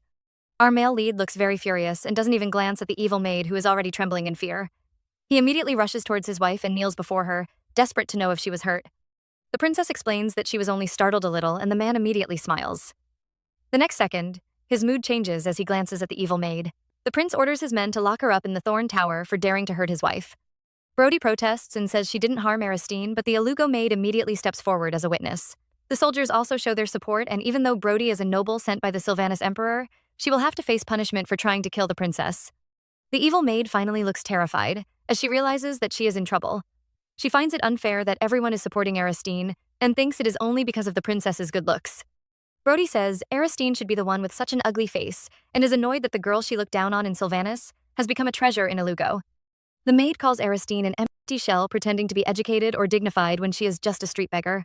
She recalls her secret meeting with Tarkan where he treated her harshly, and also blames this on Aristine. The maid is still screaming about her sad life when Tarkan suddenly orders her to stop. Brody instantly feels a strange force strangling her neck and struggles to take another breath. Tarkan holds Aristine against his chest, protecting her from his black energy while scolding the maid for daring to hurt his wife. He orders his men to take the girl away, and finally withdraws his aura. Brody falls to the ground as she struggles to breathe. She glances at Tarkan only to see him fawning over Aristine. The girl finds it unfair because even after all her efforts, the prince has never looked her way. Back then, she had even stopped Tarkan on his way to the office, asking him to listen to her poor story. She had pointed to her open chest, clearly inviting the prince to look at those fresh bosoms. Instead, the man had walked away without even a single glance. Brody had tried to chase after him, only to trip over her own feet and fall over in disgrace. The maid had never felt so embarrassed, and even after preparing everything from new makeup to fresh underwear, the prince had ignored her like she was nothing. Brody couldn't accept that fact and convinced herself that it was only because of the scar. Rosaline had also supported her delusions, and they both convinced themselves it was all Aristine's fault. The maid recalls Tarkin's loving look towards the princess and wonders why it couldn't be her. A few minutes later, Tarkin is still worried about his wife, and even orders some tea to calm her mind. Aristine is more curious to know how he figured out that the culprit was Brody. The prince explains that the maid had approached him while Aristine was busy making the scalpels. Our heroine immediately looks annoyed, causing the terrified man to shout that he had ignored her request. The girl says she isn't scolding him and is just surprised that Brody could be so bold. Tarkin admits that he had suspected the maid because of her strange behavior. Plus, she is also one of the few people who can freely enter Aristine's room. He wasn't sure, so he sent his shadow to gather more evidence, but never expected the crazy maid to actually cause such a huge scene. The prince had only kept her alive because he didn't want Aristine to see some blood, but now he regrets not killing the crazy maid. Aristine interrupts Tarkan's bloodthirsty thoughts and asks why he kept his investigation a secret from her. The prince is stunned by her question and instantly becomes speechless. How does he explain that he had always notices the fake smile in Aristine's face from the moment she saw him? The girl always looked expressionless, until she recently began to have a genuine smile on her face. The love-struck prince would do anything to keep that smile on her face. Tarkin was thinking about this in his heart and doesn't know when he suddenly blurts out his true feelings, which makes the princess very confused. The girl asks for an explanation while our male lead just covers his mouth in shame. Tarkin might be jealous because his wife spends all her time with the blacksmith, but he never wanted to see her sad. If he had revealed the truth, Aristine would be uncomfortable, and because of Brody, she would be unable to focus on her work. Tarkin always wants to see his wife's happy face and vows that, as long as she remains in his territory, no one would ever limit her freedom or make her unhappy. Our heroine is stunned by this confession, and the prince promises to always solve her problems just like today. Aristine's heart is filled with a warm emotion, causing a bright smile to appear on her face. Her cheeks even turn red as she announces that she has found a wonderful partner. The princess has no memories of her scary encounter with Brody because Tarkin has used his sweet warmth to cover up the sadness from her past. The two hold hands happily until Tarkin suddenly mentions the girl's comment about him working hard. Our heroine can't believe he is still holding on to those words until the man reminds her of her perverted behavior while he was sleeping. The princess is sure her image is ruined, but even though her husband is annoying, she still thinks he is the best partner. Aristine praises the warlord, making his cheeks turn red from shame. The man quickly looks away, pretending to be disgusted, but our heroine can see through his facade. He still hasn't let go of her hand, which means he doesn't dislike her compliments. A few days pass, and the news about Brody's attack on the princess is all over the headlines. Everyone rejoices when the evil maid is sentenced to life labor at the Thorn Tower. According to the rules, the girl should have been tried based on the laws of Sylvanus, but the Sylvanian emperor had quickly cut all ties with her. He had handed over the power to the Ilagoans, who demanded a harsh trial for the evil maid. Our heroine is busy reading the newspaper when she receives an unwelcome visitor. Rosaline rushes to Aristine's side, saying the princess must be feeling relieved. Although Brody is from a poor family, because the king had made her Aristine's servant, the princess couldn't remove her from the position without a proper reason. Now, with Rosaline's little tricks, they had gotten rid of the evil maid and even won some sympathy for the princess. Aristine finally realizes that this was all part of Rosaline's plan. She had wondered why her hunting dog suddenly became so silent, but it turns out the girl was busy showing Brody the location of the scalpel. Rosaline admits that she planned everything because she couldn't let the princess dirty her hands.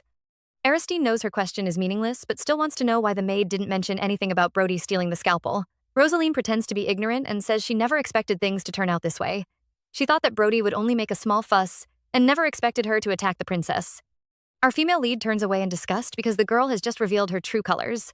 A true, loyal servant would never create a plan that would put her mistress in danger.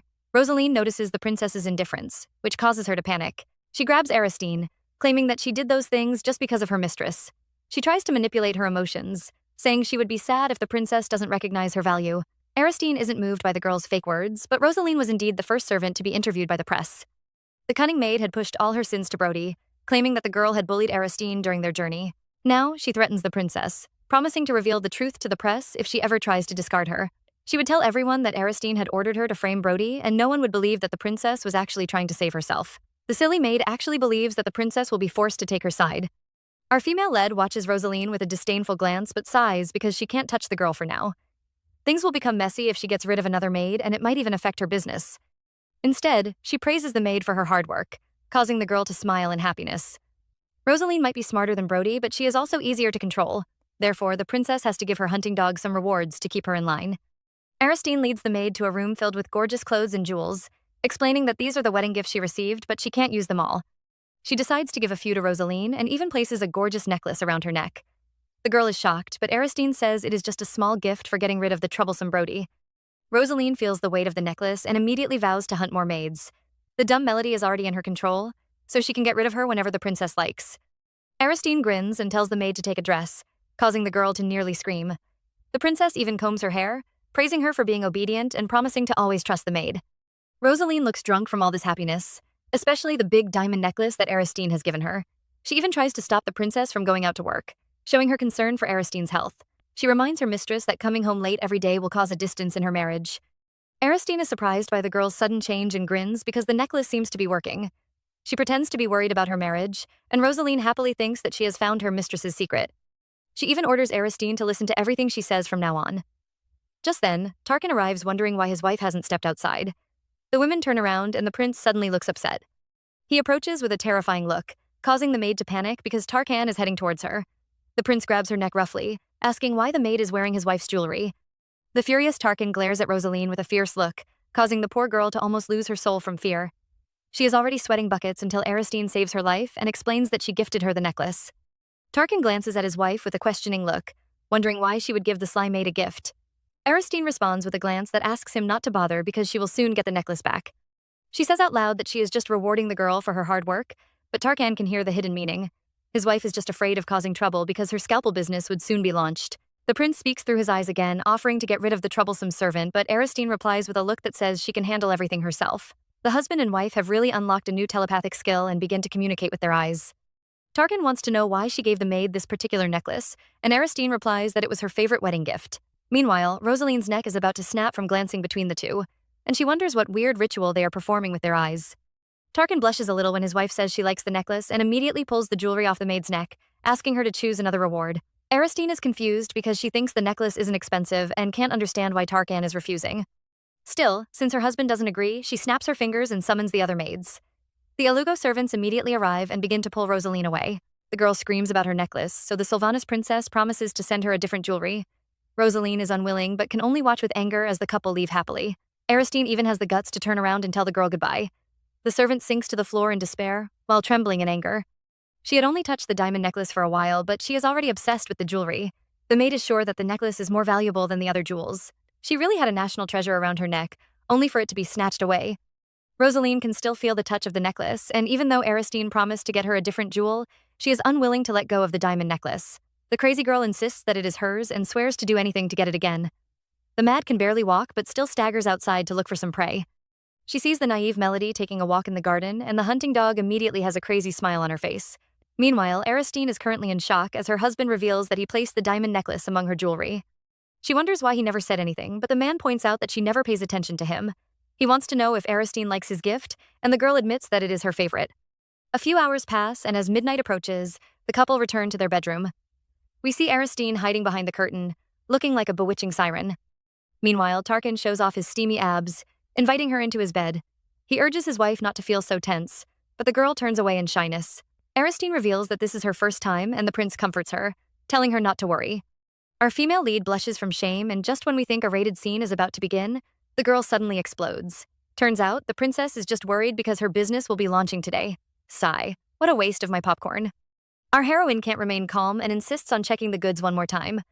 Fortunately, Tarkan stops her, reminding her that the goods have already been delivered. Earlier that morning, the scalpels were sent out to various merchants, and from next week, sales would begin in the princess's name. Finally, the scalpels will be revealed to the world. Our heroine can't breathe as she keeps imagining that something might go wrong. She is afraid that she might have missed something and even wants to handle the marketing herself. Tarkan had always thought his wife was very calm, but after seeing her freak out, he realizes that there are some exceptions. The girl who had boldly explained to the merchants is now having a crash out. The man is tired of her tantrums and pulls the rope to summon the maids. The servant arrives only to see her mistress wrapped up like a dumpling. The princess keeps screaming about a final check, until Tarkan points out that it is already too late. He had finally gotten his wife out of the smithy, so he would never allow her to go back in. The prince dumps the round dumpling on top of her favorite fluffy bed and asks her to go to sleep. Unfortunately, Aristine is unable to relax and keeps crying about her business. Tarkan can't understand why she is so upset when her scalpel didn't even rust after being placed in water for 10 days. She had even prepared replaceable blades for a one-time use. Aristine insists that the scalpels might have some flaws, but Tarkan suddenly pats her head and praises her for doing a good job. The girl blushes, looking like an adorable bunny, while the prince lies by her side and tries to comfort her by giving her some pats. Aristine's heart is filled with a strange emotion, and just by hearing his voice, her troubled mind finally calms down. She doesn't know if the man is treating her well because they are partners or if he is just so considerate. The princess is still trying to guess if Tarkan is only nice to his close friends when she is suddenly distracted by his steamy chest. Aristine keeps glancing at that spot, wondering why his chest is so big. She secretly scolds the man for showing off his body when he has a lover. Our female lead is amazed by the sight and suddenly screams in shock when Tarkan asks her to take a touch. She immediately scolds the man, calling him an idiot, but in the next second, we see a suspicious palm print on Tarkan's huge chest. Aristine tries to jump out of the bed in shame, explaining that it was just an instinctive reaction. The male lead isn't bothered and even asks for a rating, causing his little wife to call him shameless.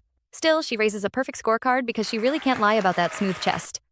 Because of Tarkan's sudden action, Aristine isn't feeling anxious any longer. Instead, she blames her husband for his shameless behavior, only for the man to ask if she disliked his show. Our heroine has to close her eyes to stop her heart from racing. She tells Tarkan to go to sleep and stop acting cute. Our male lead isn't pleased to hear his wife calling him cute, and suddenly leans over, determined to show off his manly charm. Aristine can feel her heart racing as she stares at the evil prince looming above her. The girl complains in her heart that he is too close, only for the man to move even closer. Tarkan leans down, and it is obvious that he is about to kiss Aristine. Just as we are about to witness the historical moment, someone suddenly ruins the atmosphere. The Alugo maid happily arrives with the prince's tea, only to see this shocking scene. The servant knows she has committed a huge crime and immediately flees while urging the couple to continue their romantic moment. The couple both look embarrassed and decide to go to sleep, but Aristine keeps obsessing over that moment. She is sure Tarkan was really about to kiss her. The next day, the maids and warriors watch Tarkan with shy looks while Sir Mukali is about to lose mind. He yells at his shameless boss, who is walking around with his shirt wide open, showing off the little palm print his wife had left on his chest. The general scolds his boss for being so shameless because that little mark could have disappeared with just a little bit of Tarkan's aura. He is sure the prince is forcing them to undergo this mental torture on purpose. Tarkan claims that he is just trying to gain some political benefits by showing off his close relationship with his wife. Unfortunately, Mukali isn't deceived by his bullshit, because his boss has never cared about such things. Well, he is right, because our jealous male lead is actually trying to chase away his competitors by marking territory. The man is feeling smug until he recalls the little lie he told Aristine. He had admitted that Diona is his lover. The prince is filled with frustration and suddenly punches the wall beside him, startling our poor Mukali. Inwardly, he curses himself for his stupid decision. The men leave and don't notice the little maid watching them from behind. The palace is filled with the news about the couple's steamy night, and the timid maid rushes back to her mistress to report. Everyone should be talking about the princess's evil maid, but instead all they care about is the gossip between the couple. The maid is worried about her poor mistress Diona, but the Alugo beauty pretends to be nonchalant, saying they should support the prince's relationship with his wife. She acts like a betrayed and pitiful woman who still has to be strong, causing the maid to feel sorry for her. The servant even resents Tarkan for not keeping his promise. She stares at Diona, wondering how the prince could abandon such a kind-hearted and beautiful lady. She has no idea that the kind-hearted lady is secretly laughing like a witch. Diona is convinced that the prince is just lusting after Aristine. It is only normal for him to go overboard because he has never tasted the pleasures of women before. The girl is upset that she isn't his first woman but pretends to understand the prince's heart. She believes that Tarkan will soon be bored of the other women and would come rushing back to her. After all, their fate is already set in stone. Diona is even willing for the prince to get involved with Melody because only then would he realize that Aristine is nothing special. That is why she had willingly leaked the information about his interest to Aristine's maid. The maid is still gossiping, revealing that her friends in the armory had told her a secret. They believe the princess doesn't know Tarkan very well because she had brought some desserts over to the prince. Diona pretends to be shocked, while she secretly laughs at the boldness of the Sylvanas maids. She guesses that Melody must have hidden the truth about the prince's likes, or even feed Aristine some false information. The Alugo beauty can almost imagine Aristine's embarrassed face when she was rejected by Tarkan. She really wants to laugh but is forced to act sad and even blames herself for not stepping in to help. The next second, the beauty receives a slap on her face as the maid reveals that Tarkan ate everything up. Diona screams at the girl, finding her words impossible, but the servant confirms that Tarkan had even finished the caramel drink. The Alugo beauty is filled with despair because even if they are business partners, the prince would never go this far. She tries to convince herself that she knows Tarkan better than anyone else, and the man would never change his mind. Meanwhile, the poor maid who interrupted the couple's special time keeps sighing in despair. Her friend notices her weird behavior, and the poor sinner immediately begins to cry. She confesses her evil crimes, admitting that she was the naughty bird who disrupted their master's romantic time. She had ruined such a historical moment, so she doesn't deserve to work in this palace any longer. The other maid stops her friend from committing work suicide, pointing out that the couple are still as close as ever. She advises the girl to put some fresh flowers in the couple's room to create a nice atmosphere. The guilty maid soon arrives with some fresh flowers which symbolize a crazy passion. The other maids have even added a few steamy undergarments to the princess's closet. The girl is grateful to her dear sisters and is determined to make up for her mistakes. Since the prince will be arriving before Aristine, she has to secretly place the flowers to stir up the atmosphere.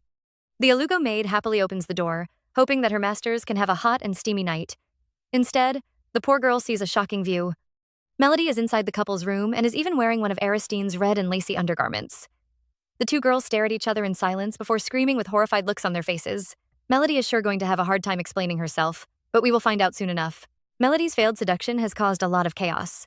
Aristine watches as her angry maids scold the girl for being shameless, while also calling for her demise. Melody finds it unfair because the princess is also meeting other men. Since Aristine isn't being blamed, why should she? Our heroine shakes her head at the girl's naivety, while the furious maid prepares to end Melody's life. To prevent a murder, she quickly orders the girl to be locked away. At first, Aristine had prepared that necklace to test Rosaline's greed. She wanted to keep the girl in check until the scalpel was launched. But when Tarkan snatched away her reward, it made Rosaline turn into a rabid hunting dog. Now, she happily heads to Aristine's room, thinking the princess will be pleased with Melody's arrest. Instead, Aristine calls her undisciplined, scolding her for causing trouble during such a sensitive period. Rosaline pretends to be sorry, while she secretly mocks the princess for asking too many questions. She says it was supposed to be bait, but the silly Melody had acted too fast. Aristine isn't taking any excuses since she had warned Rosaline before. She sighs in disappointment, which immediately makes the maid panic. Rosaline thinks about her necklace and instantly admits her wrongdoings. She lies that everything was done because of her loyalty to Aristine. Melody has always been a nuisance that could cause a commotion at any time. Even when she and Brody worked, the girl would sit under a tree, reading some crude novels. Aristine pretends to be interested, and Rosaline explains how she made Melody more delusional. She had told her about Aristine's late nights and encouraged the girl to seduce Tarkan. After urging Melody to try on the lacy garments, she ran away instead of guarding the door. Aristine praises the girl for doing a good job, and Rosaline beams in happiness. She immediately asks for the diamond necklace, insisting that it was Aristine's first gift to her. The princess orders the Alugo maids to bring it over, and Rosaline nearly drools from happiness. The Alugo maid tells her to be grateful, but the greedy Rosaline is still unsatisfied. She believes that the diamond necklace was her first reward, and since she hunted another dog, the princess should give her more jewelry. Suddenly, the girl's eyes widen in fear as she looks into the box. Instead of her diamond necklace, she sees a pair of handcuffs. Before Rosaline can react, the Alugo maid has already placed the handcuff on her. She angrily questions Aristine, but the princess only laughs. She even tells the maid that her bracelet looks very pretty. Rosaline begins to panic, accusing the princess of abandoning her after using her to do her dirty work. Aristine recalls the people who truly helped her and isn't moved by the maid's false loyalty. She warns the girl to stop hiding her greed with her actions because it is an insult to those who truly helped her. Rosaline trembles in fear but is unwilling to give up. Since the princess is acting proud because of the people's love, the maid is determined to destroy her saintess's image. She tells Aristine that she is different from Melody and threatens to see a reporter. As the princess's personal maid, she can easily ruin her integrity. Our heroine doesn't look bothered as she suddenly calls out to Melody. Unknown to anyone, the other maid has been hiding behind a screen the entire time. Rosaline turns around in shock only to see a furious Melody. The girl can't believe her trusted friend had actually planned her downfall. She had even mocked Aristine when she said everything was staged by Rosaline. The redhead begins to panic with no idea on what to do. She can't understand why Melody showed up, but after looking at Aristine, she realizes that it was the princess's plan. Our heroine confirms her thoughts when she says their relationship was only built on lies. Rosaline turns around to beg for forgiveness and doesn't notice the evil claws behind her back. The blonde maid grabs her hair, determined to teach the traitor a lesson. She is even ready to spill Rosaline's secrets. The redhead tries to convince her friend that this is the princess scheme, but Melody is having none of that. With a dark gaze, she tells the trembling Rosaline that she is only here to take her revenge. The ladies begin a wrestling match while Aristine watches. She interrupts their battle to tell Rosaline that she had noticed her actions. The maid had always wanted to outshine Aristine, and now her wish has finally come true. Rosaline glares at the princess with hatred, but is soon distracted by Melody's attack. Her loud scream almost causes the mansion to crumble. Soon, the news about Melody and Rosaline fills the papers, and the whole Ilugo is almost turned upside down. The people are enraged for Aristine and scold Rosaline for acting innocent. The maid even calls in reporters as a last attempt, but her efforts are ruined by her pig-headed teammate. When she accuses the princess of using her for her dirty work, Melody would call her a liar. She made Rosaline's efforts totally meaningless. The more the maid tries to make excuses, the more headlines are written about her. Now, everyone believes that she is the mastermind. During the investigation, Melody mentions Diona's name, so Aristine calls the girl in for some questioning. The Alugo beauty instantly screams, nearly frightening the other maids to death. She insists that it is all a misunderstanding. She only revealed the prince's schedule and likes because the maids said they were trying to support the princess. She keeps calling them shameless until the stunned Aristine has to calm her down. Our heroine thinks Diona is as angry because the maids were targeting her boyfriend. She even praises the girl, which causes the Alugo beauty to turn red from anger. The silly Aristine doesn't notice her fury and also asks the girl to testify. With Diona as a witness, the voices calling for Rosaline's punishment become even louder. Soon, the news reaches the Sylvanus Emperor, who almost destroys his palace in a tantrum. Instead of monitoring the princess, those brainless maids and knights have almost ruined his country's reputation. The king's assistant doesn't believe this is a coincidence. He is afraid Aristine might become unpredictable, so he urges the king to send more supervisors. The emperor yells that the people he sent did weird things which caused hatred towards his crown. Sending more people over will only look suspicious. While the assistant apologizes, the king decides that this is all Rosaline's fault. He doesn't think Aristine is smart enough, since she didn't awaken her powers after such elite teaching. He believes his daughter is just a fool who only does whatever she is told. Unfortunately, sir, you're in for a surprise. The emperor is also pleased that Aristine is the people's saintess, since her death would make everyone furious. She is the main tool to break the treaty because her death will give him a chance to start a war. The emperor grins, urging Aristine to enjoy her brief freedom before she dies. Our heroine has no idea her father is praying for her death. She is happily looking at chicken skewers while the commoners around almost faint from shock. They can't believe the royal couple are also taking a stroll on the streets. Aristine happily takes a bite while the people watch with loving looks. They have totally convinced themselves that the couple are on a date. Their heavy stares cause Aristine to turn around, and the citizens immediately look away. She is sure they are staring at Tarkan and scolds the man for standing out too much with his handsome face. She had no plans to sneak around for a date, which is why she invited Mukali. But Tarkan had appeared like a jealous ghost. The prince doesn't believe he is at fault and even pinches Aristine's chubby face. He points out that her silver hair makes her stand out even more. Our heroine worries about disguising her hair, while the gossipy citizens almost die from their sudden display of affection. The royal couple aren't on an actual date and are only here to see Umir. While the people focused on the maid's incidents, the scalpels were silently released. Umir claimed that the sale was massive, but Aristine still isn't relieved. She planned to sneak in to see the people's reaction, but her plan doesn't seem to be going very well. The princess can't endure the attention, so she runs away from the market. The couple head over to their merchant shop and are pleased to see a large crowd outside the door. But soon, Aristine freezes in shock when she takes a closer look. Instead of selling the scalpels, the merchants are advertising her pictures as a free gift instead. Even worse, the people are shoving themselves while trying to buy one.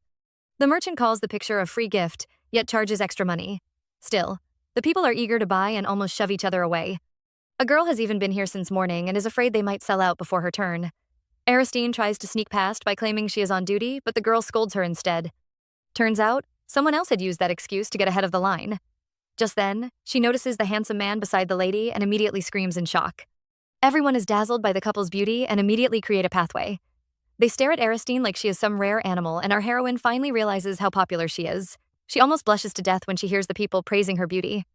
The shy princess grabs Tarkan, which causes everyone to gasp in excitement. They rush into the shop while the citizens clap in support of their relationship. They even urge the couple to have a honeymoon baby, which makes our poor heroine pout in shame.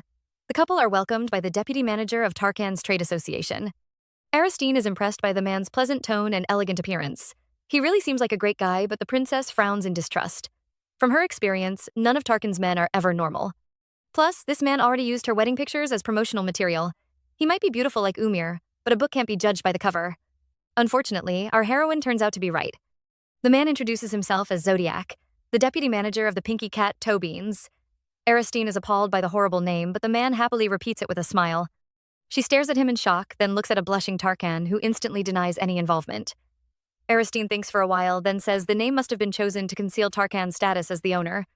Zodiac becomes upset and scolds Aristine for using such an useless excuse to ruin his adorable name. Our heroine can only apologize, explaining that she has never seen a cat's toe. The man says she has wasted her whole life and is about to abduct her home to see his cats. Thankfully, he is stopped by a furious Tarkan who orders him to talk business. He questions Zodiac for selling their pictures, but the trader calls it a promotional strategy. Normally, the scalpels are sold only to the hospitals, so normal people can't have access to them. But now, with the couple's pictures, even ordinary people are aware of their product. Businessmen are asking for the stainless steel, and their product already has a lot of trust. Zodiac had even made different plans, but never expected the results to actually be this good. He praises Aristine for being loved, which makes the girl very happy. The jealous Tarkan interrupts, reminding Zodiac that he used their pictures without his permission. The trader is determined to get away with it and leans over to whisper to Aristine. He says the sales have increased by 1,000% thanks to the picture promotion. The greedy Aristine is dazed and urges him to continue. Our poor Tarkan can only scream in failure as the money lovers plan to sell even more. Zodiac shows the princess the sales report, and Aristine almost loses her soul. Meanwhile, over at the Queen's palace, she receives a report that the scalpels will also be sold at the Pinky Cat Toe Beans. Her assistant also reveals that the scalpel sales have exceeded their own calendula trade union. The furious queen orders him to monitor the hospitals and prepare the media. She plans to expose the princess once a defect is noticed. The empress believes the scalpel is nothing special, and one medical mishap should be able to ruin the princess. She will make sure a scandal occurs and will use the chance to destroy Aristine's popular image. The queen tries to brainwash herself, but she is still upset. She takes it out on the innocent maid and reaches out to slap her face. The other servants look away while the queen beats the girl with a twisted look. Just then, a servant rushes in, announcing that the West Gate has sent some news. The first prince, Hamir, has finally returned. Hamir heads to the queen's palace, but his assistant asks him to take a break. The poor man is still feeling sick from using the portal. The prince refuses and asks him to leave, but the assistant refuses to go. He is afraid the palace maids would disturb his boss again. Hamir says he might be tired, but he has to see the queen immediately. The prince is determined to fulfill his duty as a loyal son. Once he arrives, he sees the queen waiting outside with a happy face.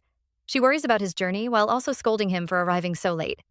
Hamir notices the smell of perfume and the makeup on his mother's face. Somehow, he knows about the torture of the poor maid and is amazed by how the queen has cleaned up the evidence. The woman notices his distracted look, so he quickly covers up by pulling out a seat. He invites her over, asking her to brew some tea to relieve his tiredness. The queen smiles, but instead of brewing her son some tea, she complains about the Sylvanas princess. The girl was despised by her own father and couldn't even use his portal. Yet, She came to Ilugo to steal everyone's heart away. She mocks the princess's bloodline, telling Hamir that it isn't important. Aristine might be a royal, but her poor childhood makes her unworthy to be called a true princess. Hamir isn't surprised because he knew his mother would resent Tarkan's future wife. Still, the woman's dislike for Aristine seems to be turning to hatred. Therefore, Hamir has to know what is going on. The queen is reluctant to reply, but she can't hide the truth. Tarkan is getting more popular among the people. She summons a maid who brings over a box of scalpels produced by the princess. Hamir studies the box, impressed that Aristine would choose such a risky business. He notices the little card in her box, and the queen calls it a disclaimer. The agreement states that any issues from violating the precautions are solely the fault of the doctor. The princess's team have explained both verbally and in writing, and even got a handwritten signature. Hamir suggests that the scalpel might have some issues even though the precautions are followed. Thus, it is unfair to blame the users only. The queen has also thought of that idea, but she had to give it up. She tells Hamir to check the last page, and the prince immediately looks shocked. The scalpel has a familiar seal which proves that it was tested and approved by Umir, the most popular surgeon in Ilugo. Normally, Hamir would protest if Tarkan's subordinates verified his wife's business. But he has to admit that Umir is different. The doctor would never falsify test results due to power or connections. Of course, he doesn't trust Umir because she is honest and only thinks she is a weird person. The prince finally understands why his mother was so upset. With this agreement, it is really hard to frame the princess for a medical accident. The queen insists on creating a scandal because it is the only way to turn the public opinion. She complains about Aristine again, wondering where she found her rust-proof iron. Meanwhile, Hamir listens with a smile while thinking that the princess isn't manipulative.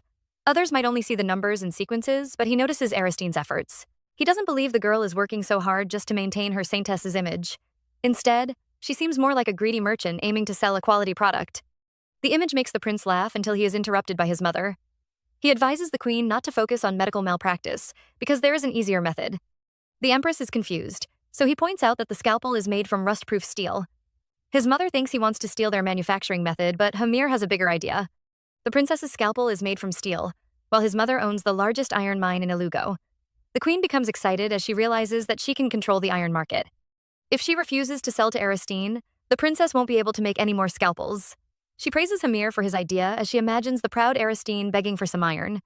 The empress grabs her son's hand, declaring that, with his amazing wit and bloodline, he is truly worthy of becoming the emperor. No matter how the king supports the lowly Tarkan, he can never compare to her amazing son. The queen is ready to begin her counterattack and make the royal couple suffer. Hamir also smiles, happily agreeing to his mother's evil plans. Meanwhile, our dear couple are taking a little break. Aristine is dragged to Zodiac's house to take a look at his cat's pinky toe. She touches the little claw and immediately falls in love with the furry animal. While the princess plays with the cat, Tarkan secretly watches her. Instead of listening to Zodiac, he praises his wife for being cute. The next day, the royal couple once again dominated the headlines. Everyone is convinced that they went on a date and the chicken skewer they visited becomes popular. Zodiac even launches a dessert named after them and instantly gets thousands of sales. Zack reports that the rumors have filled the palace and also wants to know more about their fancy date. Aristine glares at the gossip, reminding him that she was only working.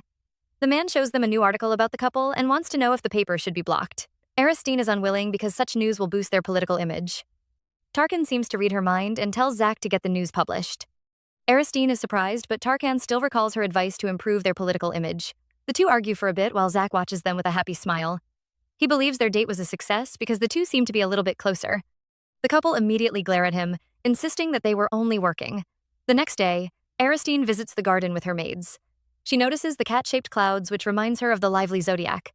The man might be a crazy cat lover, but he is also a good trader. At first, his promotional strategy made Aristine embarrassed, but after seeing the amount of zeros on the receipts, she became impressed. Even now, she imagines the man's face and happily gives him a thumbs up. Zodiac might be weird, but he is also a good person. Still, Aristine is a little bit worried. Yesterday, Zack had reported the news about Hamir's arrival. He had also mentioned that the queen summoned the general manager of her iron mine. Aristine was curious about the man the empress had praised, so she asked Tarkan about his brother. Her husband replied that Hamir was an excellent diplomat who is favored by the conservative faction. He has learned all the imperial studies and is the most likely successor. Aristine wasn't impressed because that information could be found in any document. What she really wants to know is Tarkan's impression of his half-brother. The prince really has no idea because he was kicked out of the place when he was just a child. He had also spent his adult years on the battlefield, so he didn't see his brother often. The only memory he has of Hamir was when the boy revealed how jealous he was that Tarkan was free. For some reason, the memory made the prince angry and he called his brother a dirty trickster. He also warned Aristine not to bother with him, but even though he told her not to worry, Aristine is determined to know more about the prince. She enjoys her dessert in the garden while reading about Hamir. Tarkan had seemed nervous after hearing about his brother's arrival and even rushed to the main palace to visit the prince. He might be popular because of the war, but Hamir is still a talented businessman and diplomat. He has even formed his own faction, which is separate from the queen's power. Aristine is engrossed in reading when a naughty bird suddenly snatches away her jelly. It causes her papers to fly away, but the Ilugo maids stop the princess from standing up. They explain that some naughty birds have been flying around to snatch food from humans. Aristine watches the maids pick her papers, thinking that the scene looks a bit familiar. She immediately remembers the vision she had during her outing with Tarkan. She had seen a naughty bird pooping on the head of a blonde man. The princess was shocked by the sight and felt sorry for the innocent man lying on the grass. She had no idea who he was, but concluded that he was really unlucky. Now, the scene is about to repeat itself as the princess spots the unlucky man. The naughty bird has also launched its weapon of mass destruction. Aristine moves on instinct, racing towards the man while warning him to be careful. She finds herself shielding him with her body and can only stammer in shame. Meanwhile, the startled Hamir stares at his brother's new wife in terror. Aristine is still staring at the startled Hamir when she suddenly hears Yannicka's voice. It seems the two are about to be caught. The second princess has come to invite her brother for a card game, but when she reaches the garden, no one is in sight. She is confused for a moment, wondering if her brother chasing radar has suddenly gone bad. Meanwhile, the man she is searching for is hiding in the bushes with Aristine. The Sylvanas princess is startled by his touch on her arm, but when she tries to speak, Hamir cuts her off. He advises her to be quiet so they don't get caught by Yannicka. The prince shares that this is his favorite hiding spot. Because it is shaped like a maze, he always hides here when he has done something wrong. Of course, he doesn't share with anyone, but since Aristine is his benefactor, he is willing to give her a spot. Our heroine is surprised, but he explains that she had saved him from being dirty. The thought of the poop on his shiny hair is enough to drive him insane. Hamir suddenly leans closer, saying Aristine looks way prettier than her pictures. The naive girl also calls him handsome, which sends Hamir into a laughing fit. Aristine watches him in confusion, but soon disregards the blonde. She is glad Yannicka didn't catch them because the crazy girl would surely misunderstand. She only wanted to save the blonde from the poop missile, but everyone would condemn a married woman for being close to another man. Suddenly, the princess pauses as she notices the stranger's blonde hair. She stares at Hamir, who is talking about some falling angel, while she tries to confirm her thoughts. Soon, she concludes that he is the famous Prince Hamir. The man doesn't look too happy that she has figured out his identity, while our heroine thinks that she is screwed. The first prince that Yannicka and her mother had bragged about is right in front of her. The girl blames her curiosity. She sneaked out to gather some info about him but ended up meeting him instead. And not even in a formal way, Hamir stares at the princess drowning in despair and, for some reason, denies his identity. Aristine's little head is filled with question marks while the prince keeps smiling. He calls himself some Clinky Lou and says the first prince isn't here. Aristine is about to call out his bullshit when she suddenly sees Yannicka. The brother lover has abandoned her search and is now hanging out with a man. Our heroine takes a closer look and notices that the new man also has blonde hair. Of course, our naive girl is going to misunderstand. Meanwhile, Yannicka is shocked to see her brother's assistant looking so gaunt. The man begs her not to disturb him because he has already lost 5 pounds from working so hard. Drop the workout routine, bro. The princess asks about her brother, but Bello says he should be resting in the garden. Aristine can't hear what they are saying, but she notices the good atmosphere. Feeling doubtful, she takes a look at Hamir, recalling Tarkan's words about his brother. She decides to test him, but before she can begin, the prince already bursts out laughing. He really can't see this through. The two step out after Yannicka leaves, and Aristine thanks him for helping her avoid the awkward scene. She turns around to leave, but Hamir stops her, asking when they can meet again. The man suggests that she must be lonely and it would be better to make some good friends. His words make the princess even more suspicious because he seems pretty relaxed around the royals. Besides, the queen is a strict and mean person who would never allow a stranger to rest in her garden. Our heroine can't believe she almost fell for his trap. She exposes Hamir, saying he can't be an ordinary servant. The man isn't bothered and says he just wants to be friends. He happily waits for Aristine to agree, thinking that the girl must be feeling lonely. But nothing prepares him for the princess's next words. She assumes that he is Hamir's little lover. Well, I can't blame her because why is the first prince making such a beautiful, blushing face? Aristine has turned the smart and witty Hamir into a boy toy. The prince is about to die from laughter as the arrogant girl turns down his friendship. These days, she is just too focused on making money. Hamir seems interested after hearing about the money, which immediately makes Aristine alert. She falls into regret, wondering why she mentioned money around a hungry gold digger. Now she has to take off before the boy toy gets too clingy. Hamir watches in confusion as the princess runs away, while urging him to forget about the money. She makes a disdainful face, lamenting about the cruel and scary society. Her business has barely begun, but the gold diggers are already after her money. Now she has to be extra careful so she doesn't encounter such greedy ghosts. Guys, please forgive our heroine. Ever since her business bloomed, she lost her self-consciousness as her nose grew much longer. Especially after meeting with Zodiac and seeing the amount of zeros. Aristine's nose and face are about to ascend into the skies. Hamir almost dies from amusement and praises Aristine for being an interesting person. He accuses Tarkan of being stingy with his budget, which is why his wife is greedy for money. Aristine is about to explain until she realizes that Hamir just called her nickname. She tells him to stop because she is a married woman with a rabbit-like husband at home. Hamir tries to imagine Tarkan as a rabbit, but the image is too disgusting. He immediately switches thoughts to the princess, gushing about how incredible she is. Now the first prince has found something interesting. Because of this, he explains that he isn't really a boy toy. He has just been curious about Aristine and wanted to become her friend. Even after meeting her in person, the feelings haven't changed. Now, he wants to know everything about her and is willing to win her trust. Unfortunately, Aristine isn't listening as she admires his features. She concludes that his handsome looks make him worthy to be a boy toy. She doesn't think he is an ordinary person, so she refuses to see him again. Hamir is amused by her words because it is impossible. He is the first Prince Hamir and not some sloppy boy toy.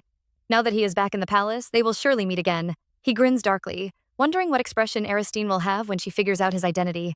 He even teases Aristine, saying he has a secret about Hamir, Tarkan's political enemy. He tries to tempt the princess, but Aristine finds such methods of blackmail despicable. She is willing to fight for what she wants and will never use such cowardly moves to kick someone down. Hamir is amused because there are no morals in a political fight. He thinks Aristine is just naive. The girl says she isn't stupid. She just doesn't engage in dirty tactics because she has confidence in herself. Her words startle Hamir, who finally admits that he is wrong. Aristine interrupts his speech, saying she can also fight dirty if Hamir uses their weakness. If he tries to blackmail them, she will just return his move, 1,000 folds. She smiles darkly, ready to drag Hamir into the mud, while the poor prince shivers in fear. She refuses to hear his so-called secret, pointing out that his identity is still a mystery. Hamir was really going to tell the truth, but now he has to follow Aristine's wish. He promises to never look for her again after their meeting ends. But if they ever meet again, the princess must surely become his friend. Aristine points out that he might stalk her, but he says he is too busy for that. She finally agrees to become his friend if they ever meet again by coincidence. Just then, her servant arrives and Hamir leaves immediately. The princess faces her maid's concern, but her thoughts are filled with Hamir. If he really isn't a boy toy, she is willing to become his friend. Aristine suddenly sheds tears of sorrow as she realizes that she has no friends. Tarkan is her husband and business partner, while Mukali is his subordinate. She might see the general as her friend, but the man might have a different view. Now our heroine is faced with another challenge: how to cross from acquaintance to friend. Litrin is now in charge of the smithy at Tarkan's palace. Immediately the scalpel was released, he became a popular figure in Alugo. Everyone called him the newest rising star, which made him as proud as Aristine. He is no longer the famous troublemaker, but is now the idol of several young smiths. Today, Litrin is working at the smithy when Aristine arrives. The girl looks a little unhappy, which makes the man worried. She seems to be very nervous as she stammers and fidgets. Finally, she asks Litrin to watch a play with her during the weekend. The poor man can barely shut his mouth as he stares at Aristine in shock. He even drops his hammer as his face turns a deep shade of red. He glances at the princess in doubt because only couples would do such intimate activities. Litrin tries to convince himself that the princess was bored and looking for a movie partner. But his racing heart is about to burst out of his chest. He is about to agree when Aristine suddenly withdraws her offer. She even tells him to forget everything she just said. The poor man can hear his heart breaking and immediately collapses to the floor. Unfortunately, Aristine misunderstands and blames herself for being a bad boss. She tried to drag the busy Litrin away just because she has no friends. She apologizes to the smith, but his subordinates suddenly glare at her. They scold Aristine for being cruel, while secretly blaming her for toying with their boss's heart. Litrin also cries as he lies on the floor, blaming himself for having such high expectations. The group are still playing around when a man rushes in with a panicked look. He announces that they have a very big problem. He reports that the smithy is lacking in pig iron and the company who was supposed to supply them has suddenly backed out of the deal. The other companies are also refusing to sell and have even gone on a temporary break. Aristine is alarmed and is sure this is the work of the queen. She was expecting a malpractice scandal but never thought the queen would hoard all their raw materials. Her subordinate reports that the suppliers kept apologizing. They also had no choice since the largest iron mine belongs to Duke Sciella. Litrin is still upset by their refusal, but his men can understand the suppliers' actions. Right now, supporting Aristine's company is a huge risk. The princess thinks they have some remaining pig iron but is told it would run out by tomorrow. Her subordinates panic and plan to extend the submission deadline. Litrin also suggests that they reveal the queen's evil scheme and expose her for hoarding the iron. Unfortunately, Aristine rejects his idea because they have no evidence. Besides, the queen would quickly lift the ban and evade all accusations. Our heroine has to admit that the Empress's scheme is golden. It is impossible to import iron because it is considered a war supply. Everyone would freak out if a foreign princess requested for iron. Plus, it would give the Sylvanus Emperor a chance to start a war. Thankfully, because iron is so important, the queen has no power to hoard it for long. The ban would probably last for 2 weeks at most to prevent complaints from the public and nobles. Still, those 2 weeks of supply disruption would cause a huge damage to Aristine's business. The subordinates are about to die from worry when the princess suddenly promises to find a solution. She is unwilling to show any weakness, so she covers up by asking for their trust. Since she has gathered these subordinates, she has to take responsibility. Aristine heads home to think of a solution. Failing to deliver the promised products to multiple clients would reduce their trust in her company. She is determined to meet the deadline and starts brainstorming. Yet, all her ideas seem to be trash. The princess almost sinks into despair as she imagines the horrible headlines that would be released tomorrow. Just then, her thoughts are interrupted as Tarkan approaches. He has heard about her company's problem and decides to retaliate. He plans to stop all supply of magic crystals into the market. He is willing to use such low tactics to fight the queen, but Aristine absolutely refuses. She grabs Tarkan, telling him that she can handle her own business. The prince is furious and reminds Aristine that he is her partner. He has no idea that the girl is actually worried about him. Blocking the crystal supply might cause him harm, and she is unwilling to drag down her good partner. She smiles happily, promising to also protect his business. She even apologizes in advance, in case her problems end up implicating him. Aristine doesn't want to destroy their trust, so she promises Tarkan to find a solution alone. She only wants to share good things with him, but the prince doesn't appreciate that sentiment. He is annoyed by her apology because she is implying that he considers her a burden. The ignorant girl tries to hide her emotions by smiling, telling Tarkan that she can solve the problems herself. Aristine doesn't want to be a burden, but ends up upsetting Tarkan. He calls her an annoying woman, and the princess immediately freezes in shock. Aristine is still in shock when Tarkan turns around to leave. She tries to call him back, but the man gives her a warning glare. The princess is left alone in the study as the cruel words keep ringing in her ears. She begins to wonder if she is really that annoying to Tarkan. The thought makes her bury her face in pain as she collapses in the chair. She blames herself for being too naive and thinking the prince would accept her apology. She forgot that they are just business partners working together for each other's benefit. Instead, she assumed that they had a relationship, and even became indifferent. Aristine believes the prince's plan was to marry Diona, but he was stuck with her. And instead of being thoughtful, she had rejoiced in happiness after their marriage. She even caused him trouble by starting her own business and never asked his opinion before making her decisions. Aristine is still drowning in sorrow when she suddenly freezes in shock. She always thought Tarkan's opinion was useless since they would go their separate ways in the end. Yet, she has just realized that she cares too much about him. Our heroine refuses to analyze those feelings and instead decides to focus on her problems. Tarkan has already helped her so much, so she can't force a relationship. She will figure out her problems alone and work hard not to annoy Tarkan. That way, she will become a reliable partner. Still, Aristine is filled with anger, so she takes it out on the scheming queen. She calls the empress all sorts of unholy names and resents her for ruining her relationship with Tarkan. Just then, a maid interrupts her hate speech and announces that a visitor had arrived. Aristine isn't expecting anyone, but is told the guest is from Catalamen. The princess heads outside in confusion and is surprised to see Catalamen's headsmith. Master Balatin apologizes for his sudden visit while she warmly welcomes him inside. He rejects her offer because he is here for a personal issue and will soon take his leave. The princess is confused until he mentions the present he promised to give her while making Mukali's mask. He apologizes now because her gift hasn't been completed. Aristine can't believe he came all this way to say those words. She tells him to take his time while making the gift, but the man suddenly explodes. He says Aristine might find it acceptable, but it is a disgrace to his honor. The smith keeps yelling about causing shame and says it might lead to the nation's decline in power. Aristine can't understand how a delayed gift would cause such a fuss, but the man is already offering her another gift to make up for his delay. She immediately becomes wide-eyed as she recognizes the chests being carried out from the carriage. They are all filled with iron bars. Aristine stares at the master in shock, but soon becomes worried. Going against the queen's will is a huge risk even for Catalamen. The man says the iron bars are just a repayment since he failed to deliver his promised gift. Still, Aristine is touched because she knows this is just an excuse. She thanks Baudelaire, but the man apologizes instead. He whispers that they could only gather this small amount under the queen's watchful eyes. Yet, this amount makes the princess happy, and she thinks of a way to repay his kindness. The master tells her not to bother because he should be thanking her instead. He shows off the scarf around his neck, which was bought by Litrin from his first salary.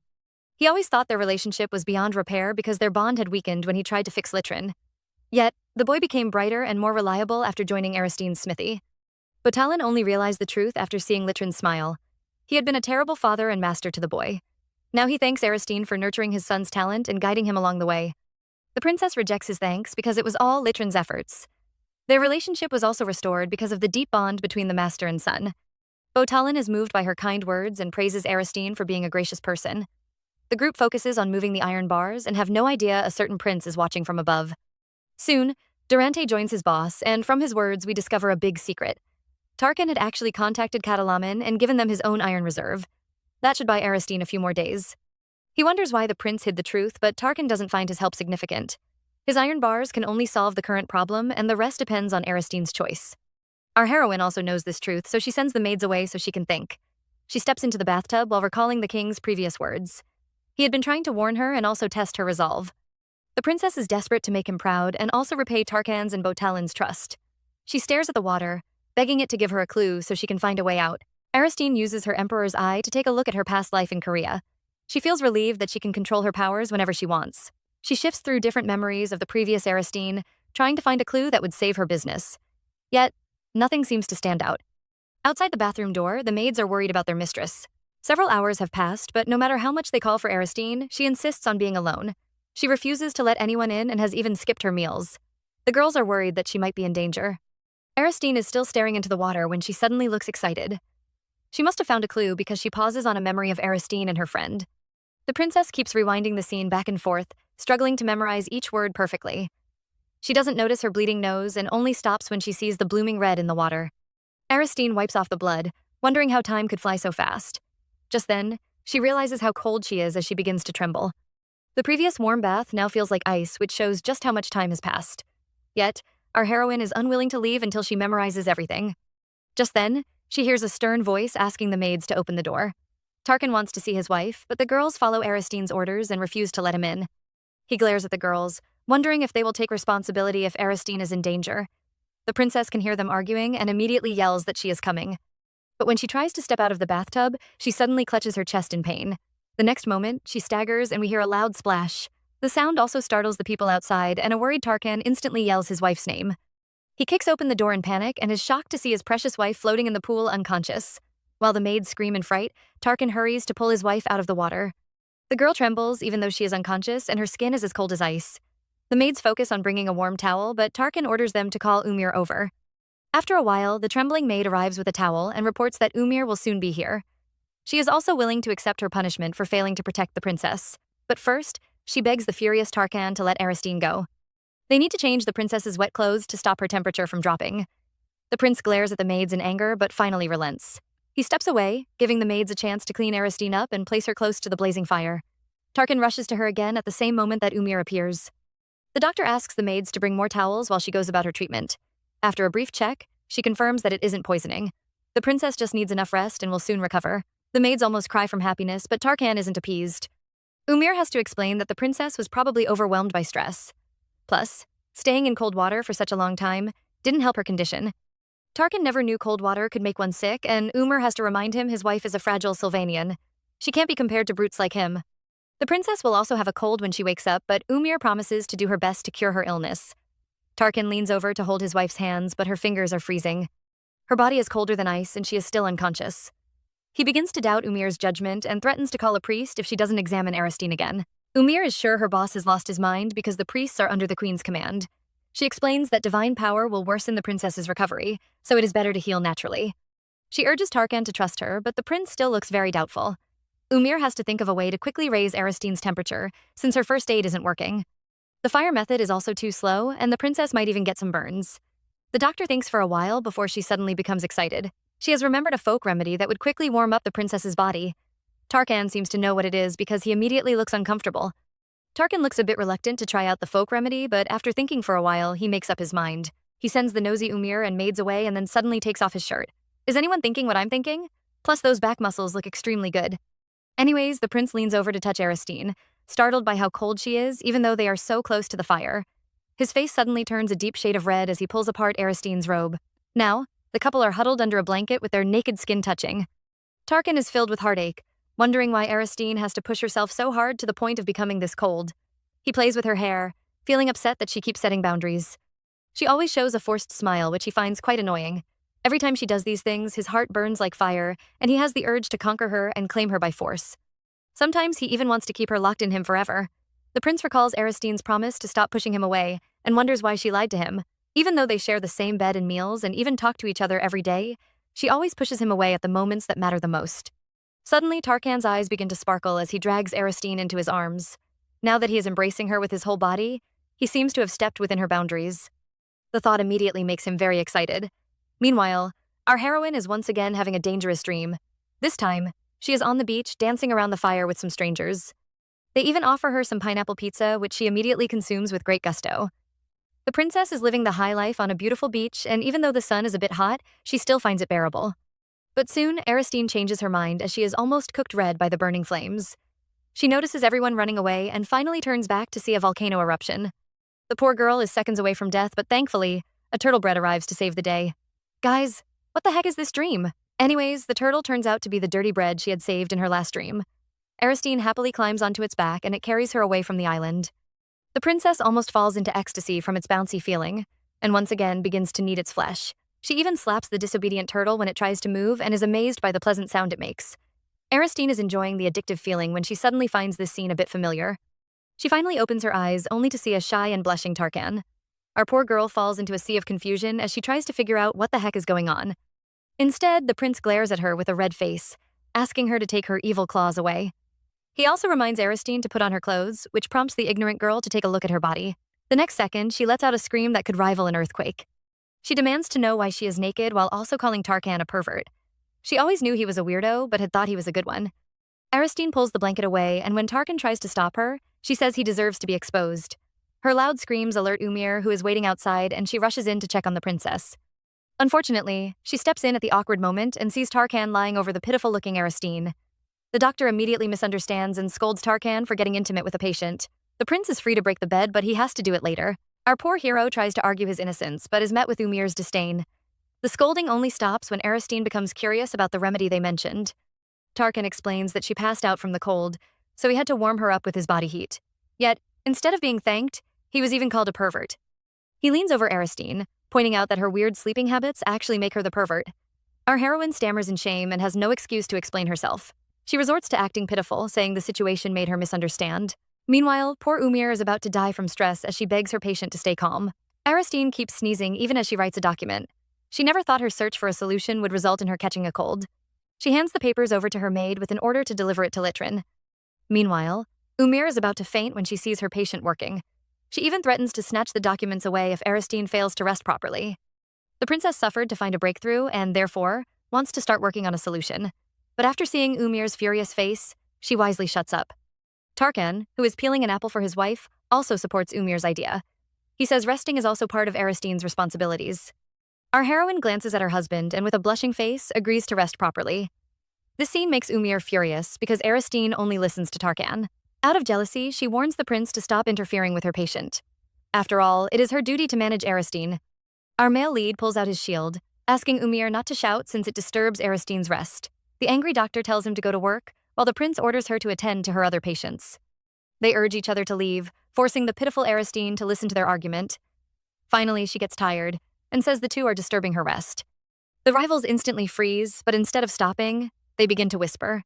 Our poor princess can only lie in bed with a hopeless expression. Finally, she is saved when the servants announce the Three Wings' arrival. The men appear with earnest looks, each worried about Aristine's health. The two at the back continue their battle, so she assures the Wings that with a few days of rest, she would be totally fine. She notices the nervous Mukali, who seems to be moving around a lot. When she asks if something is going on, the other Wings also urge the general to hand it over. Mukali hesitates but finally presents a bouquet of white lilies. He turns away with a shy face as he wishes Aristine a speedy recovery. Even the crazy Umir is impressed, let alone our fragile heroine. She hugs the bouquet with red cheeks as she thanks Mukali with a happy face. Everyone is moved by her cuteness and also smile happily, but they become shocked when she says this is her first time receiving flowers from a man. The group glares at the culprit, who immediately freezes in shame. Yet, that doesn't save him from their harsh lecture.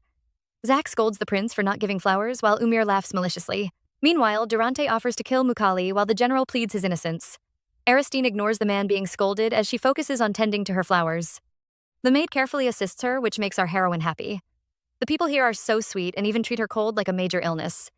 It makes her heart feel warm, but the feeling disappears when she sees Tarkan looking over. Ever since that night, Aristine hasn't been able to meet his gaze, and even now she turns away with a blushing face. She tries to convince herself that it was just first aid and nothing more. Besides, the prince is deeply in love with Diona, so she mustn't misunderstand his kindness. Tarkan notices his wife's red face and rushes over to carry her. Aristine replies that she only has a fever and isn't dying, but that is enough to make the prince worry. He tells her to always inform him even if she only has a tiny paper cut. Aristine is touched but can't understand why he is so sweet to someone he finds annoying. She really wants to open up Tarkan's head and figure out what he is thinking. The princess wants to ask why he is so sweet to her, but she is afraid to hear his answer. She thinks she doesn't deserve his kindness, yet her guard seems to be falling quickly. The thought startles her and she immediately scolds herself for daydreaming. Instead of focusing on useless things, she should be solving their iron issues. Aristine tries to focus, but she keeps thinking of the annoying turtle bread. Just then, she sees Tarkan leaning over to feed her, but our heroine's gaze isn't on the food. She stares at that tempting white chest and angrily declares that she hates ill-going clothing. With such revealing cloth, it's impossible to get rid of those images. While Umir cries about wanting to feed the princess, the wings decide to give the couple some privacy. They are about to leave when Mukali spots Diona. He tries to send the girl away, but she is completely focused on the scene before her. She can see her Tarkan feeding the annoying Aristine. Diona knew Tarkan didn't keep her around just because she was Chantel's sister. She had always towed the line and put in quite the effort. So when the maid says Tarkan is taking care of Aristine, she finds it impossible. She believes their relationship is only physical because the prince is still haunted by his past. He has always been indifferent to women, so she was willing to just remain by his side. She always thought Tarkan would still be hers until she spots him feeding Aristine. She finds it unfair because she has been by his side for so long. She is supposed to receive his heart because she has done everything to become his perfect partner. Now, she trembles in rage as she watches this annoying scene. Tarkan finally notices the girl's presence, but only scolds her for failing to greet. She stammers a few words, but he impatiently asks her to state her purpose. The girl fails to give a reply, which annoys Tarkan. She already knows how much he hates people invading his private space. He turns away from Diona and instead focuses on feeding his delicate wife. Sadly, Aristine doesn't appreciate his affection and thinks that she is doomed. The prince expresses his concern, but she keeps saying he has something else to do. She uses their couple's telepathy skills, urging him to take Diona away and calm her down. The beauty has misunderstood everything and is now pale from shock. Unfortunately, her telepathy fails as Tarkan doesn't understand her reproachful look. He thinks she doesn't want to see Diona, so he asks the girl to leave. If she wants to speak to Mukali, she can also take the general away. The Iligo beauty is already used to Tarkan's rejection, so she doesn't feel bad. She apologizes for disrupting their privacy and says she is here to see Aristine. Our heroine is confused since she isn't close to Diona. She has no idea what to say, so she thanks the girl for coming. Unfortunately, Diona thinks she is trying to kick her out so she can spend time with the men. She calls Aristine a bad person for pretending to be weak so Tarkan can take care of her. She even responds harshly to the princess, who immediately notices her sharp tone. Aristine knows Diona is upset because of their love triangle. Once again, she asks Tarkan to leave, hoping he would explain to Diona that nothing is going on. She thanks the man for taking care of her and promises to repay his kindness. Tarkan angrily says she can rely on him more since this isn't a debt. His reaction leaves Aristine confused, but she concludes that the couple are fighting. The prince is probably trying to make Diona jealous. Girl, how exactly does your brain work? Aristine is already having a tough time with her iron issues and has no time to be caught between the couple. She notices Durante's assuring look and decides to do what her heart desires. Since Tarkan is unwilling to explain to Diona, she has to clear the misunderstanding as soon as possible. She has no interest in the couple's ego fight and tells Diona that nothing happened with her lover. The Alugo beauty immediately panics as everyone becomes curious about her lover. She denies Aristine's claim and even tries to change the subject. She pretends to be worried about the princess, but our heroine doesn't fall for her tricks. The 3 times Diona has visited was all because of Tarkan. She knows the girl is lying, but thinks she is just feeling betrayed. Aristine understands her feelings and therefore explains that she was sick. Tarkan was just taking care of her since it was difficult to fetch a priest. She assures Diona that she is the special one, while she and Tarkan are just business partners. The beauty instantly becomes excited, and even though Aristine doesn't like it, she urges the girl not to worry. Just then, Umir interrupts and says Tarkan only has a special relationship with Aristine. After all, she was the one he cuddled with while naked. Diona almost loses her mind while Aristine scolds Umir for ruining her efforts. The Iligo beauty wants an explanation, and an excited Umir retells the story. She smiles like a pervert as she describes how Tarkan tried to get intimate several times. She had to stop him from always jumping her patient. Diona can feel her head going blank as Umir's words ring in her ears. She had dedicated 10 years to Tarkan, yet he would send her away if she visited without a reason. He never allowed her to cross the line, yet he is taking care of Aristine. Just then, the man himself comments, wondering why Aristine is explaining to Diona. The beauty panics and says the princess must be reassuring her. She tries to step forward but is blocked by a stern-looking Mukali. The prince asks Aristine to explain and she says she feels sorry for Diona. The beauty tries to interrupt, but it is already too late. The princess says Diona is Tarkan's lover and she was even accepted by his mother. Those words immediately make our prince start doubting his life. Tarkan's isn't the only one shocked by those words. Even the maids and 3 wings all look confused. They stare at the culprit, Diona, who probably wishes she could disappear. The furious prince releases a dark aura as he asks Diona for an explanation. The sight of his fierce golden eyes makes the girl panic. She tries to twist the story, saying Aristine must have misunderstood her words. She The pure Diona would never say such a thing. Unfortunately for her, there's a witness. Durante speaks up and accuses Diona of lying. He dares her to repeat everything she told Aristine that day in the bridal waiting room. The Alugo beauty shivers in fear but stubbornly refuses to admit her wrongs. Instead, she even accuses Durante of working with Aristine to frame her. Our poor princess and the guard all stare at her in shock while she cries about how unfair it is.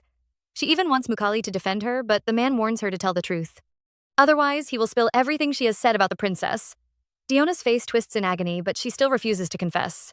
In front of Tarkan, she wants to maintain her image as a good woman. She finds it really unfair. She might have done something wrong, but there's no need for everyone to condemn her. Umir has finally understood the situation. Diona must have visited the bridal room on the wedding day to warn Aristine not to touch her boyfriend. That is why the princess felt the need to explain everything today. She is disgusted to see Diona crying like a victim when Aristine was the one who really got hurt. Sadly, the Alugo beauty actually thinks she's the victim. No one can understand the pain of exposing her flaws in front of the man she loves. She glares at Aristine, calling her a foreign princess from a rival country. Her marriage to Tarkan was just for politics and she could never make him happy. Diona admits that she exaggerated a bit, but her words were all true. She has been the closest person to Tarkan for the longest time. Everyone always said she was his perfect match until the Aristine came.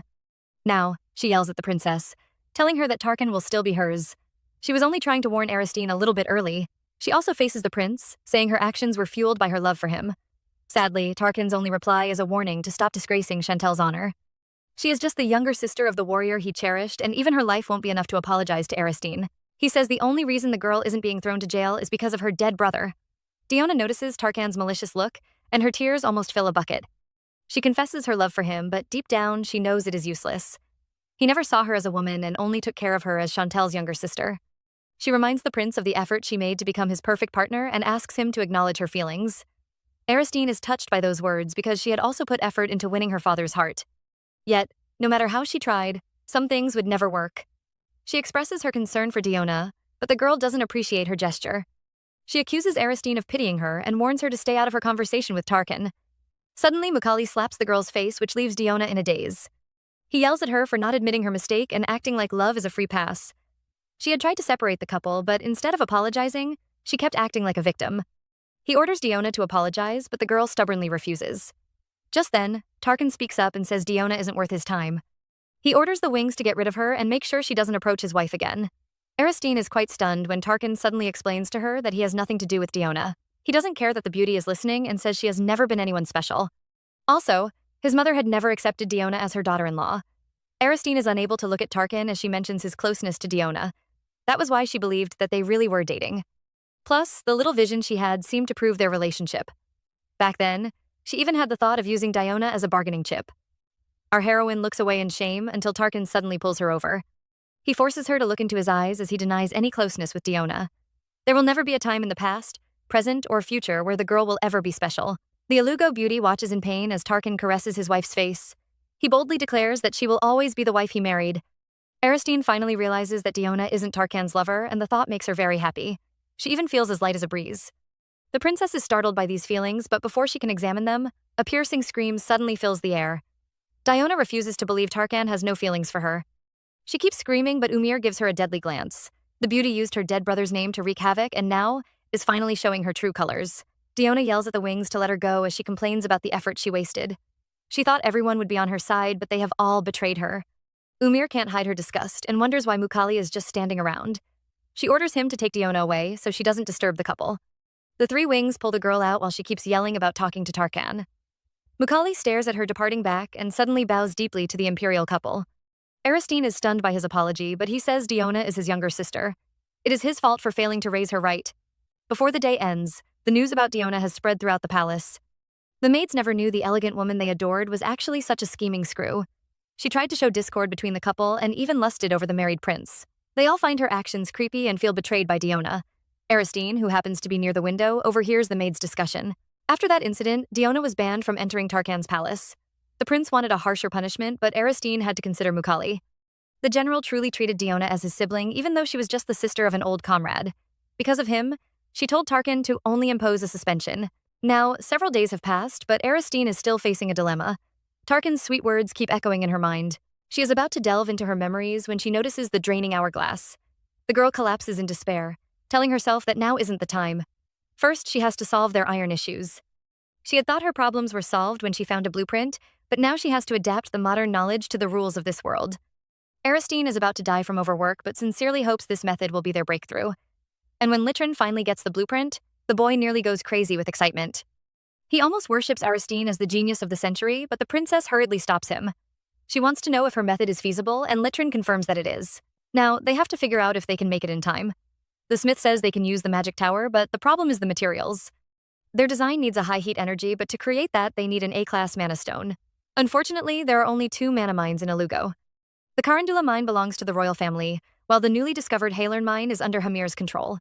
Litrin suggests they ask the prince, but Aristine refuses. The queen's faction had caused their trouble, so they would never help them. Instead, she goes for the other solution. The mine might be under Hamir's control, but the final boss is still the emperor. Litrin is surprised, but Aristine has made up her mind to persuade the king. She tells him to create the device while she returns to the main palace. Nepthar might be nice to her, but he is still a seasoned politician. He would never hand the stone out unless she can prove her project is more valuable than Hamir's business. Meanwhile, our dear Tarkan is busy terrorizing his men. His office is filled with a cold and grim atmosphere that makes the poor warriors almost suffocate to death. They believe Diona's actions have made him quite burdened. This is really a wrong accusation because the prince is burdened by his own incompetence. That day, after denying any relationship with Diona, Aristine mentioned the first night where he said he had a lover. The prince had been shocked into silence, and instead of responding, he only stammered. Back then, he thought his lie wasn't a big deal, because he would spend his days only loving the mystery woman. He had had no regrets until Aristine asked. But before he could explain, the malicious Umir had appeared like a devil. She accused him of being a problem just like Diona. She even kicked him out, saying, "A man who can't assure his woman is just a disease." Tarkan had called the doctor rude and turned to argue. But he immediately mellowed down after seeing Aristine's face at the door. The girl promised to fix her iron issues herself, and after thanking him, shut the door even faster. Now, remembering the dark past makes the prince sigh in despair. But there is someone else just as miserable as he is. Zack also sighs in pain while the men wonder why he is so sad. The wing had never expected Diona to be so scheming. She had even rejoiced with them when the prince's marriage was first announced. He couldn't believe those words were all false, and even worse, he, the greatest strategist of Tarkan's palace, was also deceived by her. He feels very miserable since the other wings had noticed something strange. Yet he had been even more clueless than Mukali. The strategist slams his head into the table in shame, lamenting on how ignorant he had been. He faces Tarkan with a bloody nose, saying he isn't worthy of being his top strategist. Instead, he should just return to the front lines. Unfortunately, our dear Tarkan is facing his own problems. He has just realized that he loves Aristine. When he announces this fact to his men, they all stare at him with blank faces. He questions their reactions, but they say it was already very obvious. The prince is actually the last one to recognize his own feelings. Finally, Zack has seen someone dumber than him and can't hold back his evil, delightful laughter. Aristine decides to strike quickly. The minute she arrives at the palace, she applies for an audience with Nepthar. Thankfully, the king accepts her request, and she is led to his game room. The man is chatting with a maid when Aristine arrives. He warmly welcomes her with a smile while she gives a proper curtsy. After she takes a seat, he asks about her health, but she says it's nothing to worry about. Nepthar replies that parents will always worry even when their child only has a slight cough. His words please the loveless Aristine, who immediately grins like a satisfied cat. The feeling of an adult doting on her is still quite strange. Before, she had been desperate about her situation, so she never thought about her feelings. But now that she has some breathing space, the king's parental concern makes her heart flutter. Aristine isn't the only one feeling pleased. Nepthar is also happy when he sees the girl's shy face. Who would have thought the strong businesswoman would have a shy expression like a little girl? He suddenly mentions her business issue, which startles Aristine. But soon, she smiles and assures him that it isn't a big deal. Nepthar is quite surprised since he expected the girl to ask for his help. Instead, she boldly requests for the authority to purchase mana stones. The king is shocked by her request and has to admit that Aristine is always full of surprises. He replies that the mine is under Hamir's control, but the girl says that is only a temporary measure. Instead of responding, the king wants to know if she can play cards. Aristine is stunned by the subject change, but obediently replies that she has never played before and only knows the rules. The king invites her for a game, and soon a battle begins. Nepthar is quite curious since her iron issues shouldn't be related to mana stones. Aristine replies that the stones are actually the key to solving their problems. He playfully mentions that since the stones are a very important resource, many nobles are rushing to trade with Hamir. If he gives Aristine a spot under his name, Hamir will lose one of his factions. He wants to know if this is Aristine's plan, and the girl can tell that this is a test. She agrees that following his words will definitely land a blow on Hamir, but she isn't trying to play some political revenge. Her only focus is on solving the iron shortage issue. The king is quite pleased by her reply and smiles broadly. He continues to play, hoping to get a glimpse of Aristine's personality through her moves. Is she the type to play it safe, or the type to go for a big hit? He is quite impressed because even though she plays like an awkward beginner, she is still consistent.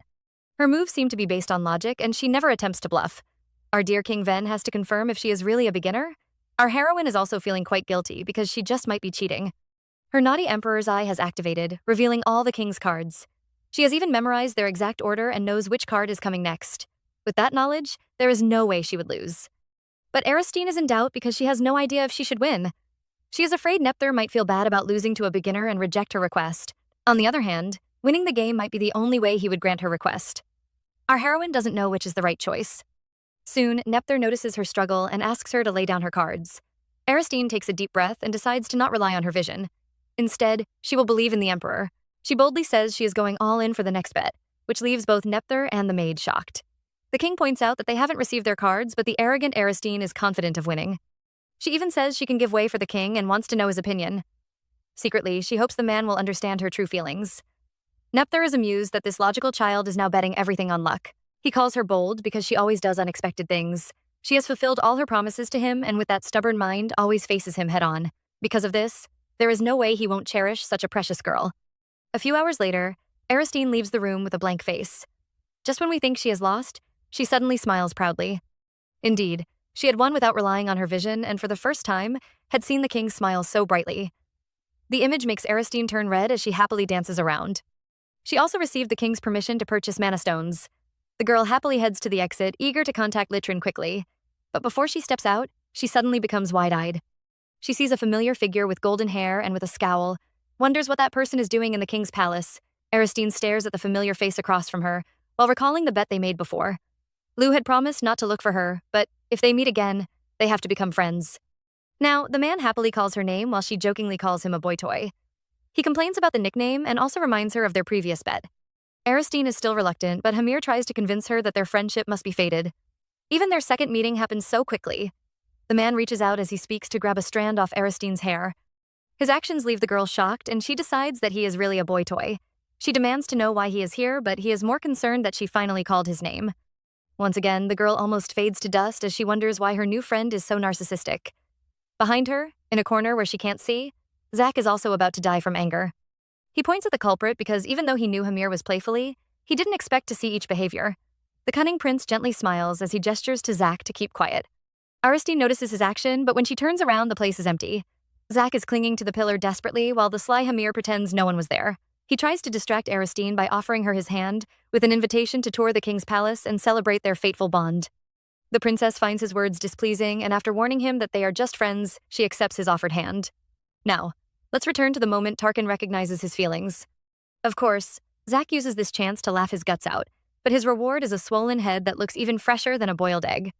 Still, he can't resist mocking his boss as he mentions that Aristine doesn't feel the same way about Tarkan. He brags about offering his support while the prince wonders if he should even be listening to him. Still, he is desperate for some advice because Aristine doesn't recognize his feelings and is also drawing a line with him. Because he hadn't explained when she asked about the lover he mentioned, their relationship has now come to a stalemate. Every time he tries to clear up the misunderstanding, she always runs away faster than a rocket. Our poor Tarkan sighs in despair, but his assistant tells him not to rush. He is quite confused until Zach says they can slowly make Aristine accept his feelings. He thinks the two are the best couple ever. Aristine has also become much brighter ever since she met Tarkan. The assistant believes the princess will accept Tarkan's feelings once he confesses. But first, he advises the lord to build a romantic atmosphere. Tarkan is already imagining a spear fighting contest, but thankfully, Zach stops him from going astray. He suggests the prince keeps doing everything that Aristine likes. Our male lead, at first, thinks about normal things like sweet desserts, but suddenly declares that she likes his chest. Well, he isn't wrong because right now, the perverted Aristine is currently staring at Hamir's chest. She even wonders secretly why a servant has such a nice body. Girl, please remember that you're married. Hamir is worried he might be walking too fast, but Aristine has to admit that his escorting style is very experienced. He is neither fast nor slow and is just perfect. Even when she first practiced with Tarkan, she felt like an insect stuck on a tree. The image makes her giggle, but she soon becomes upset. Aristine tries to shake off her sad thoughts by asking why Hamir can enter the king's garden. The first prince is really a bold liar and says he works in administration. He even claims his family shouldn't get too close to the king. The princess immediately assumes he must be from the queen's faction. Still, she doesn't want to know more, even though Hamir offers to tell. She smiles happily, saying there is no background distinction for friends. Hamir is pleased and promises to keep her words in mind. He is also curious about her meeting with the king, but says she shouldn't answer if she feels uncomfortable. Our naive heroine surely is the type to tell her friends everything. Besides, the king was already writing a decree before she left, and it is only a matter of time before everyone knows. As such, she reveals that she was asking the king to sell her some mana stones. Hamir seems to be very shocked by this news. He stands frozen in place while Aristine rushes over to play with some flowers. He mentions that the mana stones are managed by Prince Hamir and asks Aristine why she asked the king. Our confused heroine turns around, only to see Hamir staring at her with a very aggrieved face. He wants to know why he didn't ask Prince Hamir. The man stares at Aristine with a pitiful face, but she points out that Hamir might not have agreed to her request. Secretly, she wonders why Lu looks so regretful. The man turns away with a pout, insisting that the prince might have made a different decision. He seems very adamant, which makes Aristine suspicious. She suddenly asks if he has a personal relationship with Hamir. The first prince realizes his mistake and is afraid his cover will be blown. He quickly switches the topic to asking about her meeting with the king. Aristine knows he is trying to change the subject, but still replies that they played a card game. She even boasts about winning while Hamir watches her with a happy smile.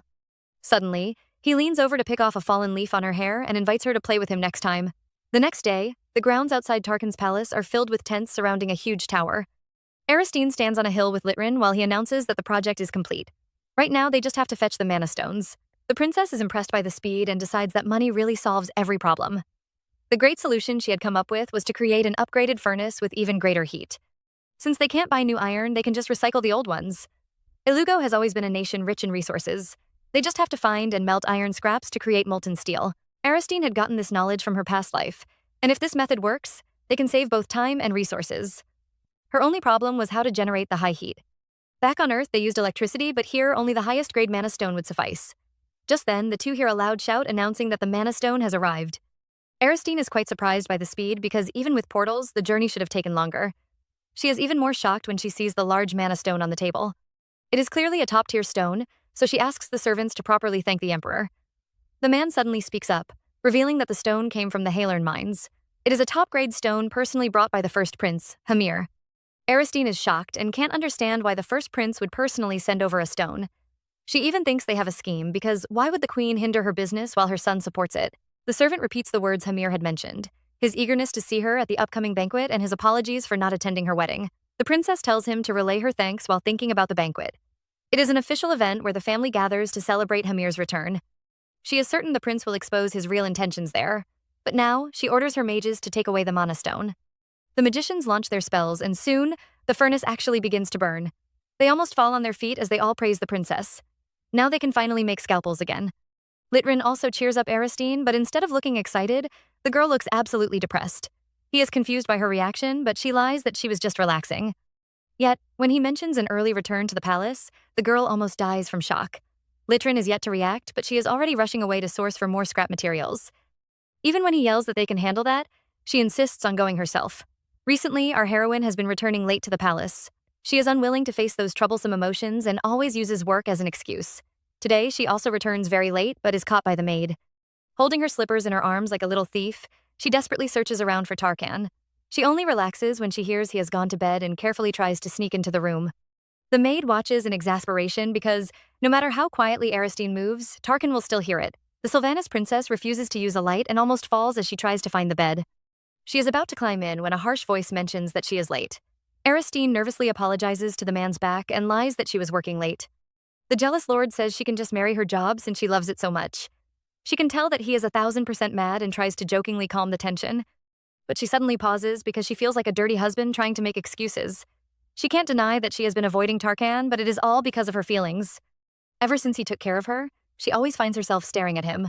A strange feeling is always lurking in her heart, and now she even thinks she is the real pervert. Our heroine sneaks into bed, trying to convince herself to think good thoughts. But unknown to her, a certain evil wolf is now watching her with glaring eyes. Aristine is trying to sleep when she is suddenly attacked by an evil aura. She can feel the big bad wolf staring daggers at her. The girl almost cries because Tarkan just doesn't understand her feelings. While thinking to herself that her husband really requires a lot of attention, she turns around to address the man. But the sight that greets Aristine through the shallow moonlight almost makes her faint from shock.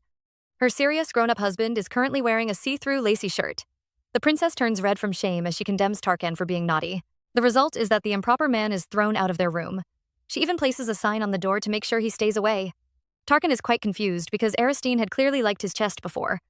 The patient Zack has to explain that he had crossed the line between pure and lewd, but instead of thanks, he receives a harsh slap to his face. The next day, the prince complains that Zack's method had backfired. Now, the girl is avoiding him even more, and he was also forced to sleep on the sofa. The assistant is about to apologize when Tarkin says his advice wasn't entirely useless. Aristine has always been indifferent about their physical touch, so seeing her blush in shame makes everything worth it. He giggles as he thinks about her cute behavior, causing Zack to wonder how his boss became a rogue.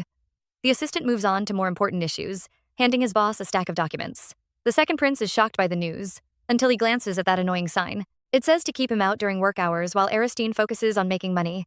Tarkin smiles happily because it seems the sign will soon be gone. The iron companies are facing bankruptcy and have turned to the government for help. Because of the iron scarcity, the entire steel industry is now suffering. During a meeting with the Empress, Nepthar mentions the rumors about Duke Scaela. The man has been secretly purchasing a large amount of iron ore. With a dark glare, he says the queen is supposed to stabilize the economy, but instead, she's causing chaos in the market. The Empress trembles in rage when he orders her to summon her father to the palace. Her scheme to monopolize the iron ores ended up causing problems for her own faction. Soon, the news that the king has fined Duke Scaela spreads across the town. It is a victory for Aristine's faction, but the queen's side is unwilling to back down. They begin to spread rumors across the town that Aristine is wasting their precious steel to make some scalpels. A troublemaker visits a bar to complain about the princess and says their steel should be used to make swords. He keeps calling the scalpel useless, hoping to change the public opinion. He even calls the princess selfish for using her steel to make scalpels when the other iron companies are facing bankruptcy. Before he can continue his smear campaign, someone suddenly taps his shoulder. A stern-looking man with a "Long live the princess's" headband warns him to stop. The other customers also open their jackets to reveal a long row of scalpels. With a dark glare, they warn the man to stop framing the princess. The frightened troublemaker turns around to yell for the bartender, but is suddenly stunned. The owner is putting up a huge poster of Aristine and even chases the naughty customer away. It is a complete victory for our dear princess, but the girl herself has no time to relax. She has noticed another smear campaign trying to target their hygiene issues. She orders her men to gather data that shows a decrease in medical malpractice due to their scalpel. Asena nervously tries to speak, but Aristine already knows what she is about to say. She can already feel the pitiful glance of a certain prince. After dismissing her noisy subordinates, she hurries out with Tarkin. She is about to run again, when he asks how long she plans to avoid him. Aristine tries to act ignorant, but Tarkin refuses to let her escape. He approaches her slowly, stating that he isn't involved with any other woman. The girl turns around in shock, only to see him standing behind her. She has no idea when he got so close. The prince stares at her with pitiful eyes and suddenly reaches out his hand. At that moment, Aristine knows that his warm touch will certainly change their relationship. Tarkin finishes his statement, saying he has no other woman apart from Aristine. The girl doesn't buy his statement because he once said he had a lover. He might not be referring to Diona, but she is sure he has someone in his mind.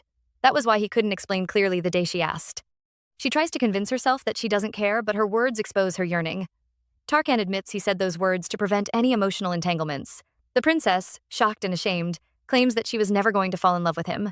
She also didn't want any romantic relationship. She clenches her fist and lightly says they should just be partners. But inside, her heart is twisted in pain and frustration. Aristine had always thought she wanted freedom. She would make a lot of money, buy a house, and strengthen herself against Sylvanas' threats. Then, she will sign the divorce papers and regain her freedom. That was the life she yearned for during her confinement, and she never had any thoughts of love. She had always focused on survival, and now she tries to convince herself that she doesn't need his love. But Tarkin isn't done speaking. He thought he would have no problems, but now his feelings have changed. He recalls his meeting with that mysterious girl, which has always felt like a curse and fate. That feeling she gave him had never settled down, and for years he could never forget his longing. He thought he was going to live like this forever, and even resigned himself to fate. But that was until he saw Aristine. Even through her dirty clothes, her shining purple eyes had captivated Tarkin. At first, he thought she was just interesting, but after getting closer, he noticed how stubborn and strange she was. She even liked to make misunderstandings on her own. He didn't notice when he stopped thinking about the mystery child, because his previous meaningless life has now been filled with colors. Tarkin pulls Aristine close, telling her that she has changed his life. She is the only one he loves, and she will forever remain his wife. Our heroine blushes as Tarkin caresses her face and begs for a reply. He playfully touches her lips, so she turns away in shame. Later, she glares at him, still annoyed he had called her a bothersome woman. The prince is amused, but still says she is quite bothersome. Aristine is about to push him away, so he quickly explains. He finds it annoying when she doesn't rely on him. She would even tell others about her important issues before informing him. He gets anxious when she comes home late or when she falls ill. He pulls Aristine close, saying he gets annoyed every time she tries to draw a line between them. The girl shyly warns him not to whisper in her ears, but of course he doesn't stop. He begs her to stop calling them a marriage of convenience. Aristine can feel her defenses falling and tries to think about their divorce. She really wants to push him away, but just then, the man suddenly lifts her off her feet. He looks at her with a pitiful glance, and Aristine is bewitched by his golden eyes. She, who had been trapped in a dark prison all her life, couldn't reject such a passionate gaze. She admits her feelings and announces that they are really a couple. Tarkan doesn't smile like you would expect. Instead, his gaze sparkles so brightly and is more beautiful than the moonlight. Because of this charming gaze, Aristine finds herself cuddled in bed with Tarkan the next morning. With a loud sigh, she admits that they have done the deed. Hold on a second, guys. Don't get too excited. Aristine only fell for his beauty trap and agreed to end his sofa punishment. They didn't have any grand affair and only shared a bed like a normal couple. So please, no misunderstandings. Our big baby needs to get ready for work, but her husband's embrace is just too cozy. The man stares at her in surprise and then smiles in amusement. He coaxes the girl to sleep even longer, and once again, she falls for his trap. Aristine hasn't slept so soundly in a long while and decides to have breakfast in her room. But of course, the sly Tarkan also snags a spot. He seduces Aristine with his gaze, while saying they haven't dined together for a while. Our heroine can barely hear a word he is saying as she ponders on the benefits of marriage. She has a man who shows her concern, and he also looks like a sexy wild beast. For some reason, his looks today are especially charming. Aristine is startled by her own perverted thoughts, and her face immediately turns red. Thankfully, her husband isn't a mind reader. Instead, he complains about how she avoided him. The guilty Aristine promises never to do it again.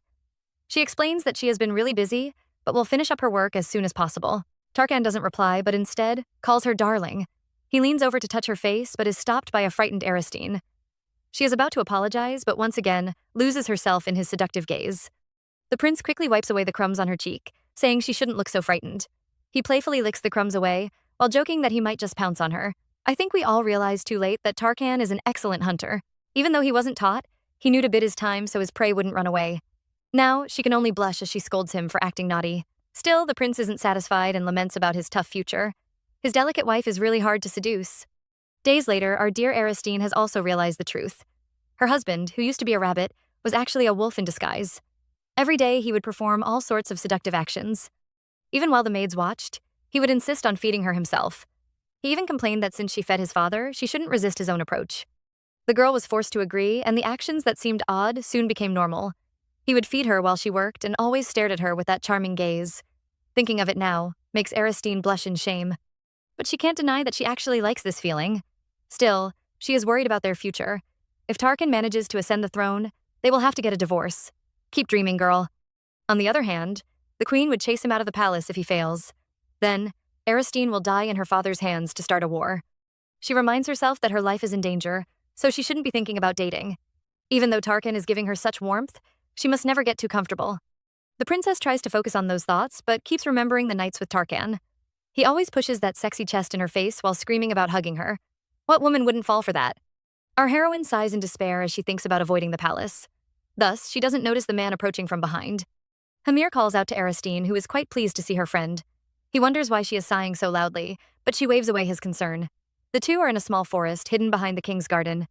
Even though others can visit the garden, there are still a few secret spots. Hamir shows them all to Aristine so she can relax in secret. Unlike Sylvanus, who valued attendance, Ilugo is quite relaxed. Yet, because of Aristine's accidents, she is always trailed by a group of servants. She always finds a way to shake them off so she can escape to the forest. Hamir promised that the king would turn a blind eye if she never stayed too long. Now, she thinks her friend Lu is really an interesting man. The others might act familiar with her, but they never forget her status. Yet, even though Lu is always respectful, he treats her like an equal. The two are even playing a game today, and this moment feels quite special. Just then, Hamir interrupts her thoughts as he celebrates her business's success. The chatty Aristine tells him she asked the king for some mana stones, but they were sent by Hamir instead. She tries to figure out why the prince would help her, so Hamir quickly changes the subject. He asks Aristine if she made a lot of money, but his words strike a sour spot. Our heroine immediately deflates and, with a loud wail, announces that she is in debt. Hamir can't believe the legendary businesswoman has gone broke. Aristine explains that the wizards she hired were all very expensive. Her pitiful state makes Hamir amused before he asks if Tarkan also knows. Aristine hadn't dared to tell her husband because she knows his weird behavior. He would probably build more factories for her under his name. She reassures Hamir that, even though the rest of money was paid to the smiths, she will be rich by next month. Our heroine has sold the blueprint for the furnace and the celestial iron. Hamir is quite shocked when he hears this and reminds Aristine her goal is to make money. She is supposed to monopolize the market if she wants to be the richest. He suddenly becomes wide-eyed, a look Aristine recognizes. She immediately slams the table, certain the man thinks she is some saint who wants to help the people. Since she is afraid of sounding self-righteous, she is using the cover of making money to save the world. Hamir is quite surprised by her mind-reading skills because those were truly his thoughts. The angry princess says she isn't a good person, she just wants to make money without working. If she monopolizes the market, she will have to do the work alone. Still, Hamir stares at her with a curious gaze. He suddenly, with worshipping eyes, calls Aristine a saintess. The princess is about to go mad from anger when the man calls her a reincarnation of the Alugo gods. She screams as he praises her as an angel descended from heaven. Unable to bear it any longer, she shoves a cake into his mouth. Looking at his stunned face, Aristine calls him mean and warns him to stop teasing her. The first prince is actually stunned by the taste of the dessert because it tastes like home. While Aristine boasts about her family's chef, he secretly thinks to himself that the rumors were true. His brother is really going out of character. He, who always despised sweets and clashed with Yenica, had hired her chef to make desserts for his wife. The stubborn Tarkan actually treats his wife well. Hamir finds this hard to believe because marriage might change a person, but it is only for those with a sense of sympathy. So, what really made his brother change? Aristine is surprised by the sudden mention of her husband, but Hamir refuses to say more. He knows the princess is interesting and special, but it isn't enough to change a man. Yet, when he looks at Aristine with her delicate, stunning look, he suddenly falls into chaos. Our heroine really runs her mouth with everyone. She reveals that her marriage to Tarkan was, at first, just for politics. She only wanted a business partner, but soon realized that Tarkan is really dependable and a good husband.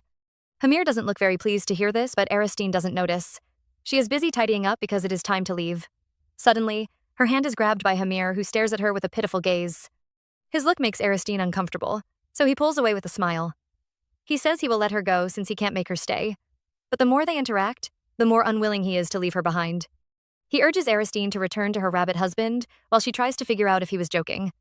The two play around, but she can't forget the look in his eyes. She leaves Hamir behind, thinking that he is really a mysterious person. But as soon as she leaves, the smiling man suddenly becomes cold. The oblivious Aristine returns to the palace only to meet another scheming man.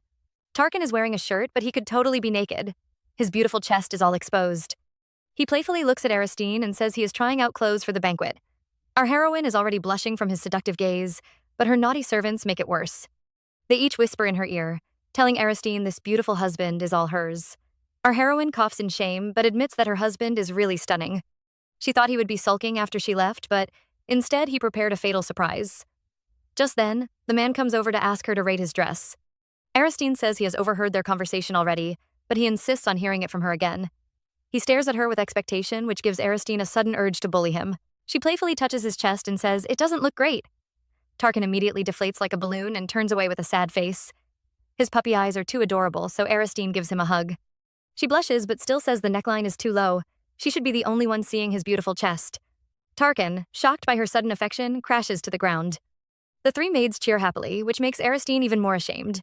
She begs Tarkan to stand, saying a hug is normal between couples. But when she turns around to look at him, a freak incident suddenly happens. Somehow, our cute couple end up kissing. When Aristine turns her head, the couple's lips slightly touch. It is supposed to be an accident, but Tarkan suddenly takes the lead. He turns Aristine over and keeps kissing her until her face turns red. The girl tells him to stop, but our male lead has lost control. With no other choice, she violently pushes him away. Tarkan looks upset and says a kiss should also be normal between married couples. He keeps leaning over, and Aristine is afraid she might be eaten alive. She says they have to eat breakfast and uses the excuse that people are watching. But when she turns around, the maids have already disappeared. Tarkan grits his teeth fiercely and suddenly pulls the girl into a hug. He begs her to stop tempting him because he is having a really hard time. After a while, he pulls away and apologizes for moving too fast. He promises to wait until Aristine shares the same feeling as him.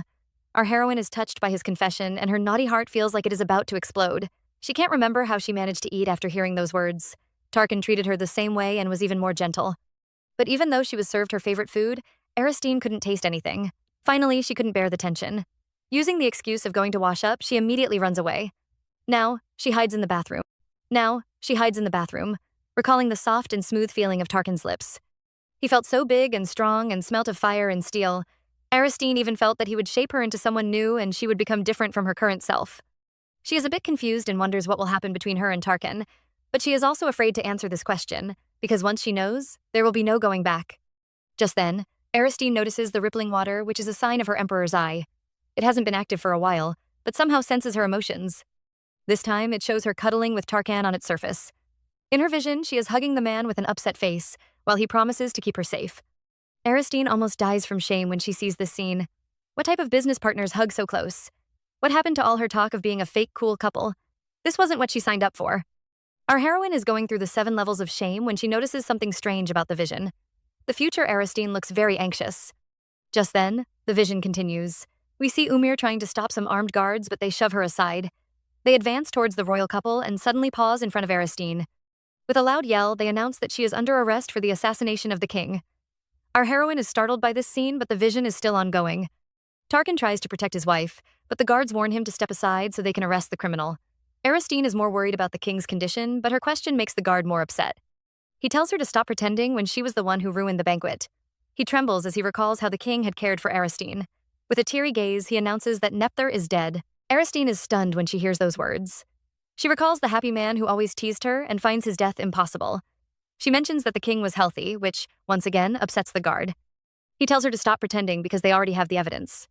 A vial of poison was found in Aristine's belongings. He orders for her arrest and even threatens to arrest Tarkan as an accomplice if he tries to interfere. The vision ends in chaos, and our heroine takes several steps backwards. She stares at the water in horror, trying to digest what she had just seen. Our dear King Nepthar will be poisoned to death at the celebratory banquet, and without a doubt, it is bound to happen. Aristine rushes out in a panic, knowing the king will soon die. Meanwhile, Tarkan is worried about her delay. He is afraid the physical contact might have been too much. Just then, he hears her footsteps, but when he turns around, his happy smile immediately fades away. His wife is pale and trembling, so he knows that something is wrong. King Nepthar has always been a seasoned politician. He would stir discord and form alliances among the factions. One moment, he would take away a benefit, and the next, he grants a privilege. Even between his kids, Tarkan was given the marriage alliance and Hamir, the stone mine. Though the nobles would clash with his views, they were never angry enough to stage a coup. According to Tarkan, the queen's faction would benefit the most from the king's death. They could immediately put Hamir on the throne. But even Duke Sciella, the most extreme supporter, won't want the king's absence to ruin their power structure. Besides, he isn't bold enough to harm the king. The prince is quite curious since Aristine had rushed in and suddenly asked about the king's death. The princess lies that she thought about a scary novel and wanted to know more about politics. Even if the listener is Tarkan, she refuses to speak about the king's death. That's a silly move, though. Anyway, she confirms that there's no third faction. But if the most likely suspect, the queen's side, has no reason to take Nepthar's life, then who would? Aristine knows she has to save the king because she is the only one who knows the future. Just then, Tarkan grabs her hand, urging her not to handle everything alone. He promises to take care of the politics so she doesn't have to worry. Aristine looks touched as she recalls her vow. She had promised not to draw any more lines, yet she is drowning alone in her thoughts again. She hugs Tarkan close, feeling bad for shutting out her only ally. Even though she knows it is dangerous, she is filled with a sudden urge to ask him a question. It might make her loved ones suspect her, but she goes ahead and asks anyway. She wants to know what Tarkan will do if she is accused of murdering the emperor. The prince firmly says he wouldn't believe it, even if there was evidence. Aristine is stunned and asks why, but he says she isn't that kind of person. His response touches her heart, and she secretly calls him a fool. Even in the future, he had defended her deeply. He might have no idea, but his unwavering trust has always protected her. She vows that since she has changed the future before, she can also prevent the king's death. Now, she isn't alone anymore. With that mindset, she leans over and asks Tarkan for a favor. A few days pass as Aristine thinks about her father. The Emperor of Sylvanas wants an excuse to start another war. Before she left, he had given her some poison and asked her to wait for his signal. Once it arrives, she has to drink the poison. If she can't, she can also feed it to Tarkan. Back then, Aristine had accepted it while thinking that she mustn't die. She never planned to follow the king's order, but didn't know what her fate in Alugo would be. Thus, she hid the poison in a place only she knew. Now, Aristine thinks she will be framed for the king's death because of that poison. She is quite confused because even her ladies-in-waiting never knew about the poison. Plus, the speed at which she was accused shows that someone had searched her residence. The princess is drowning in those thoughts when she suddenly hears a voice. She looks up in shock only to see Lu. The man, noticing her distraction, says she hasn't visited for a while. He wonders why she is staring at the water, but Aristine quickly changes the subject. Actually, she is hanging around the river hoping the Emperor's eye will activate. But when it remains still, she sighs in frustration. She begins to worry again as she considers another angle. Instead of the poison she brought, another poison might have been planted in her room. Hamir leans over with a pitiful face, but Aristine doesn't notice his reaction. He resorts to playing with her hair while calling her name. Well, that quickly catches her attention and she slaps his hand away. She says Hamir is in trouble because she warned him that she is married. The man pretends to be heartbroken and blames her for ignoring him. He even drags poor Nepthar into the mud as he blames his father for teaching him those skills. With a pitiful face, he says he must be the only one attached to their friendship. Aristine is quite surprised because she never knew friends could get attached.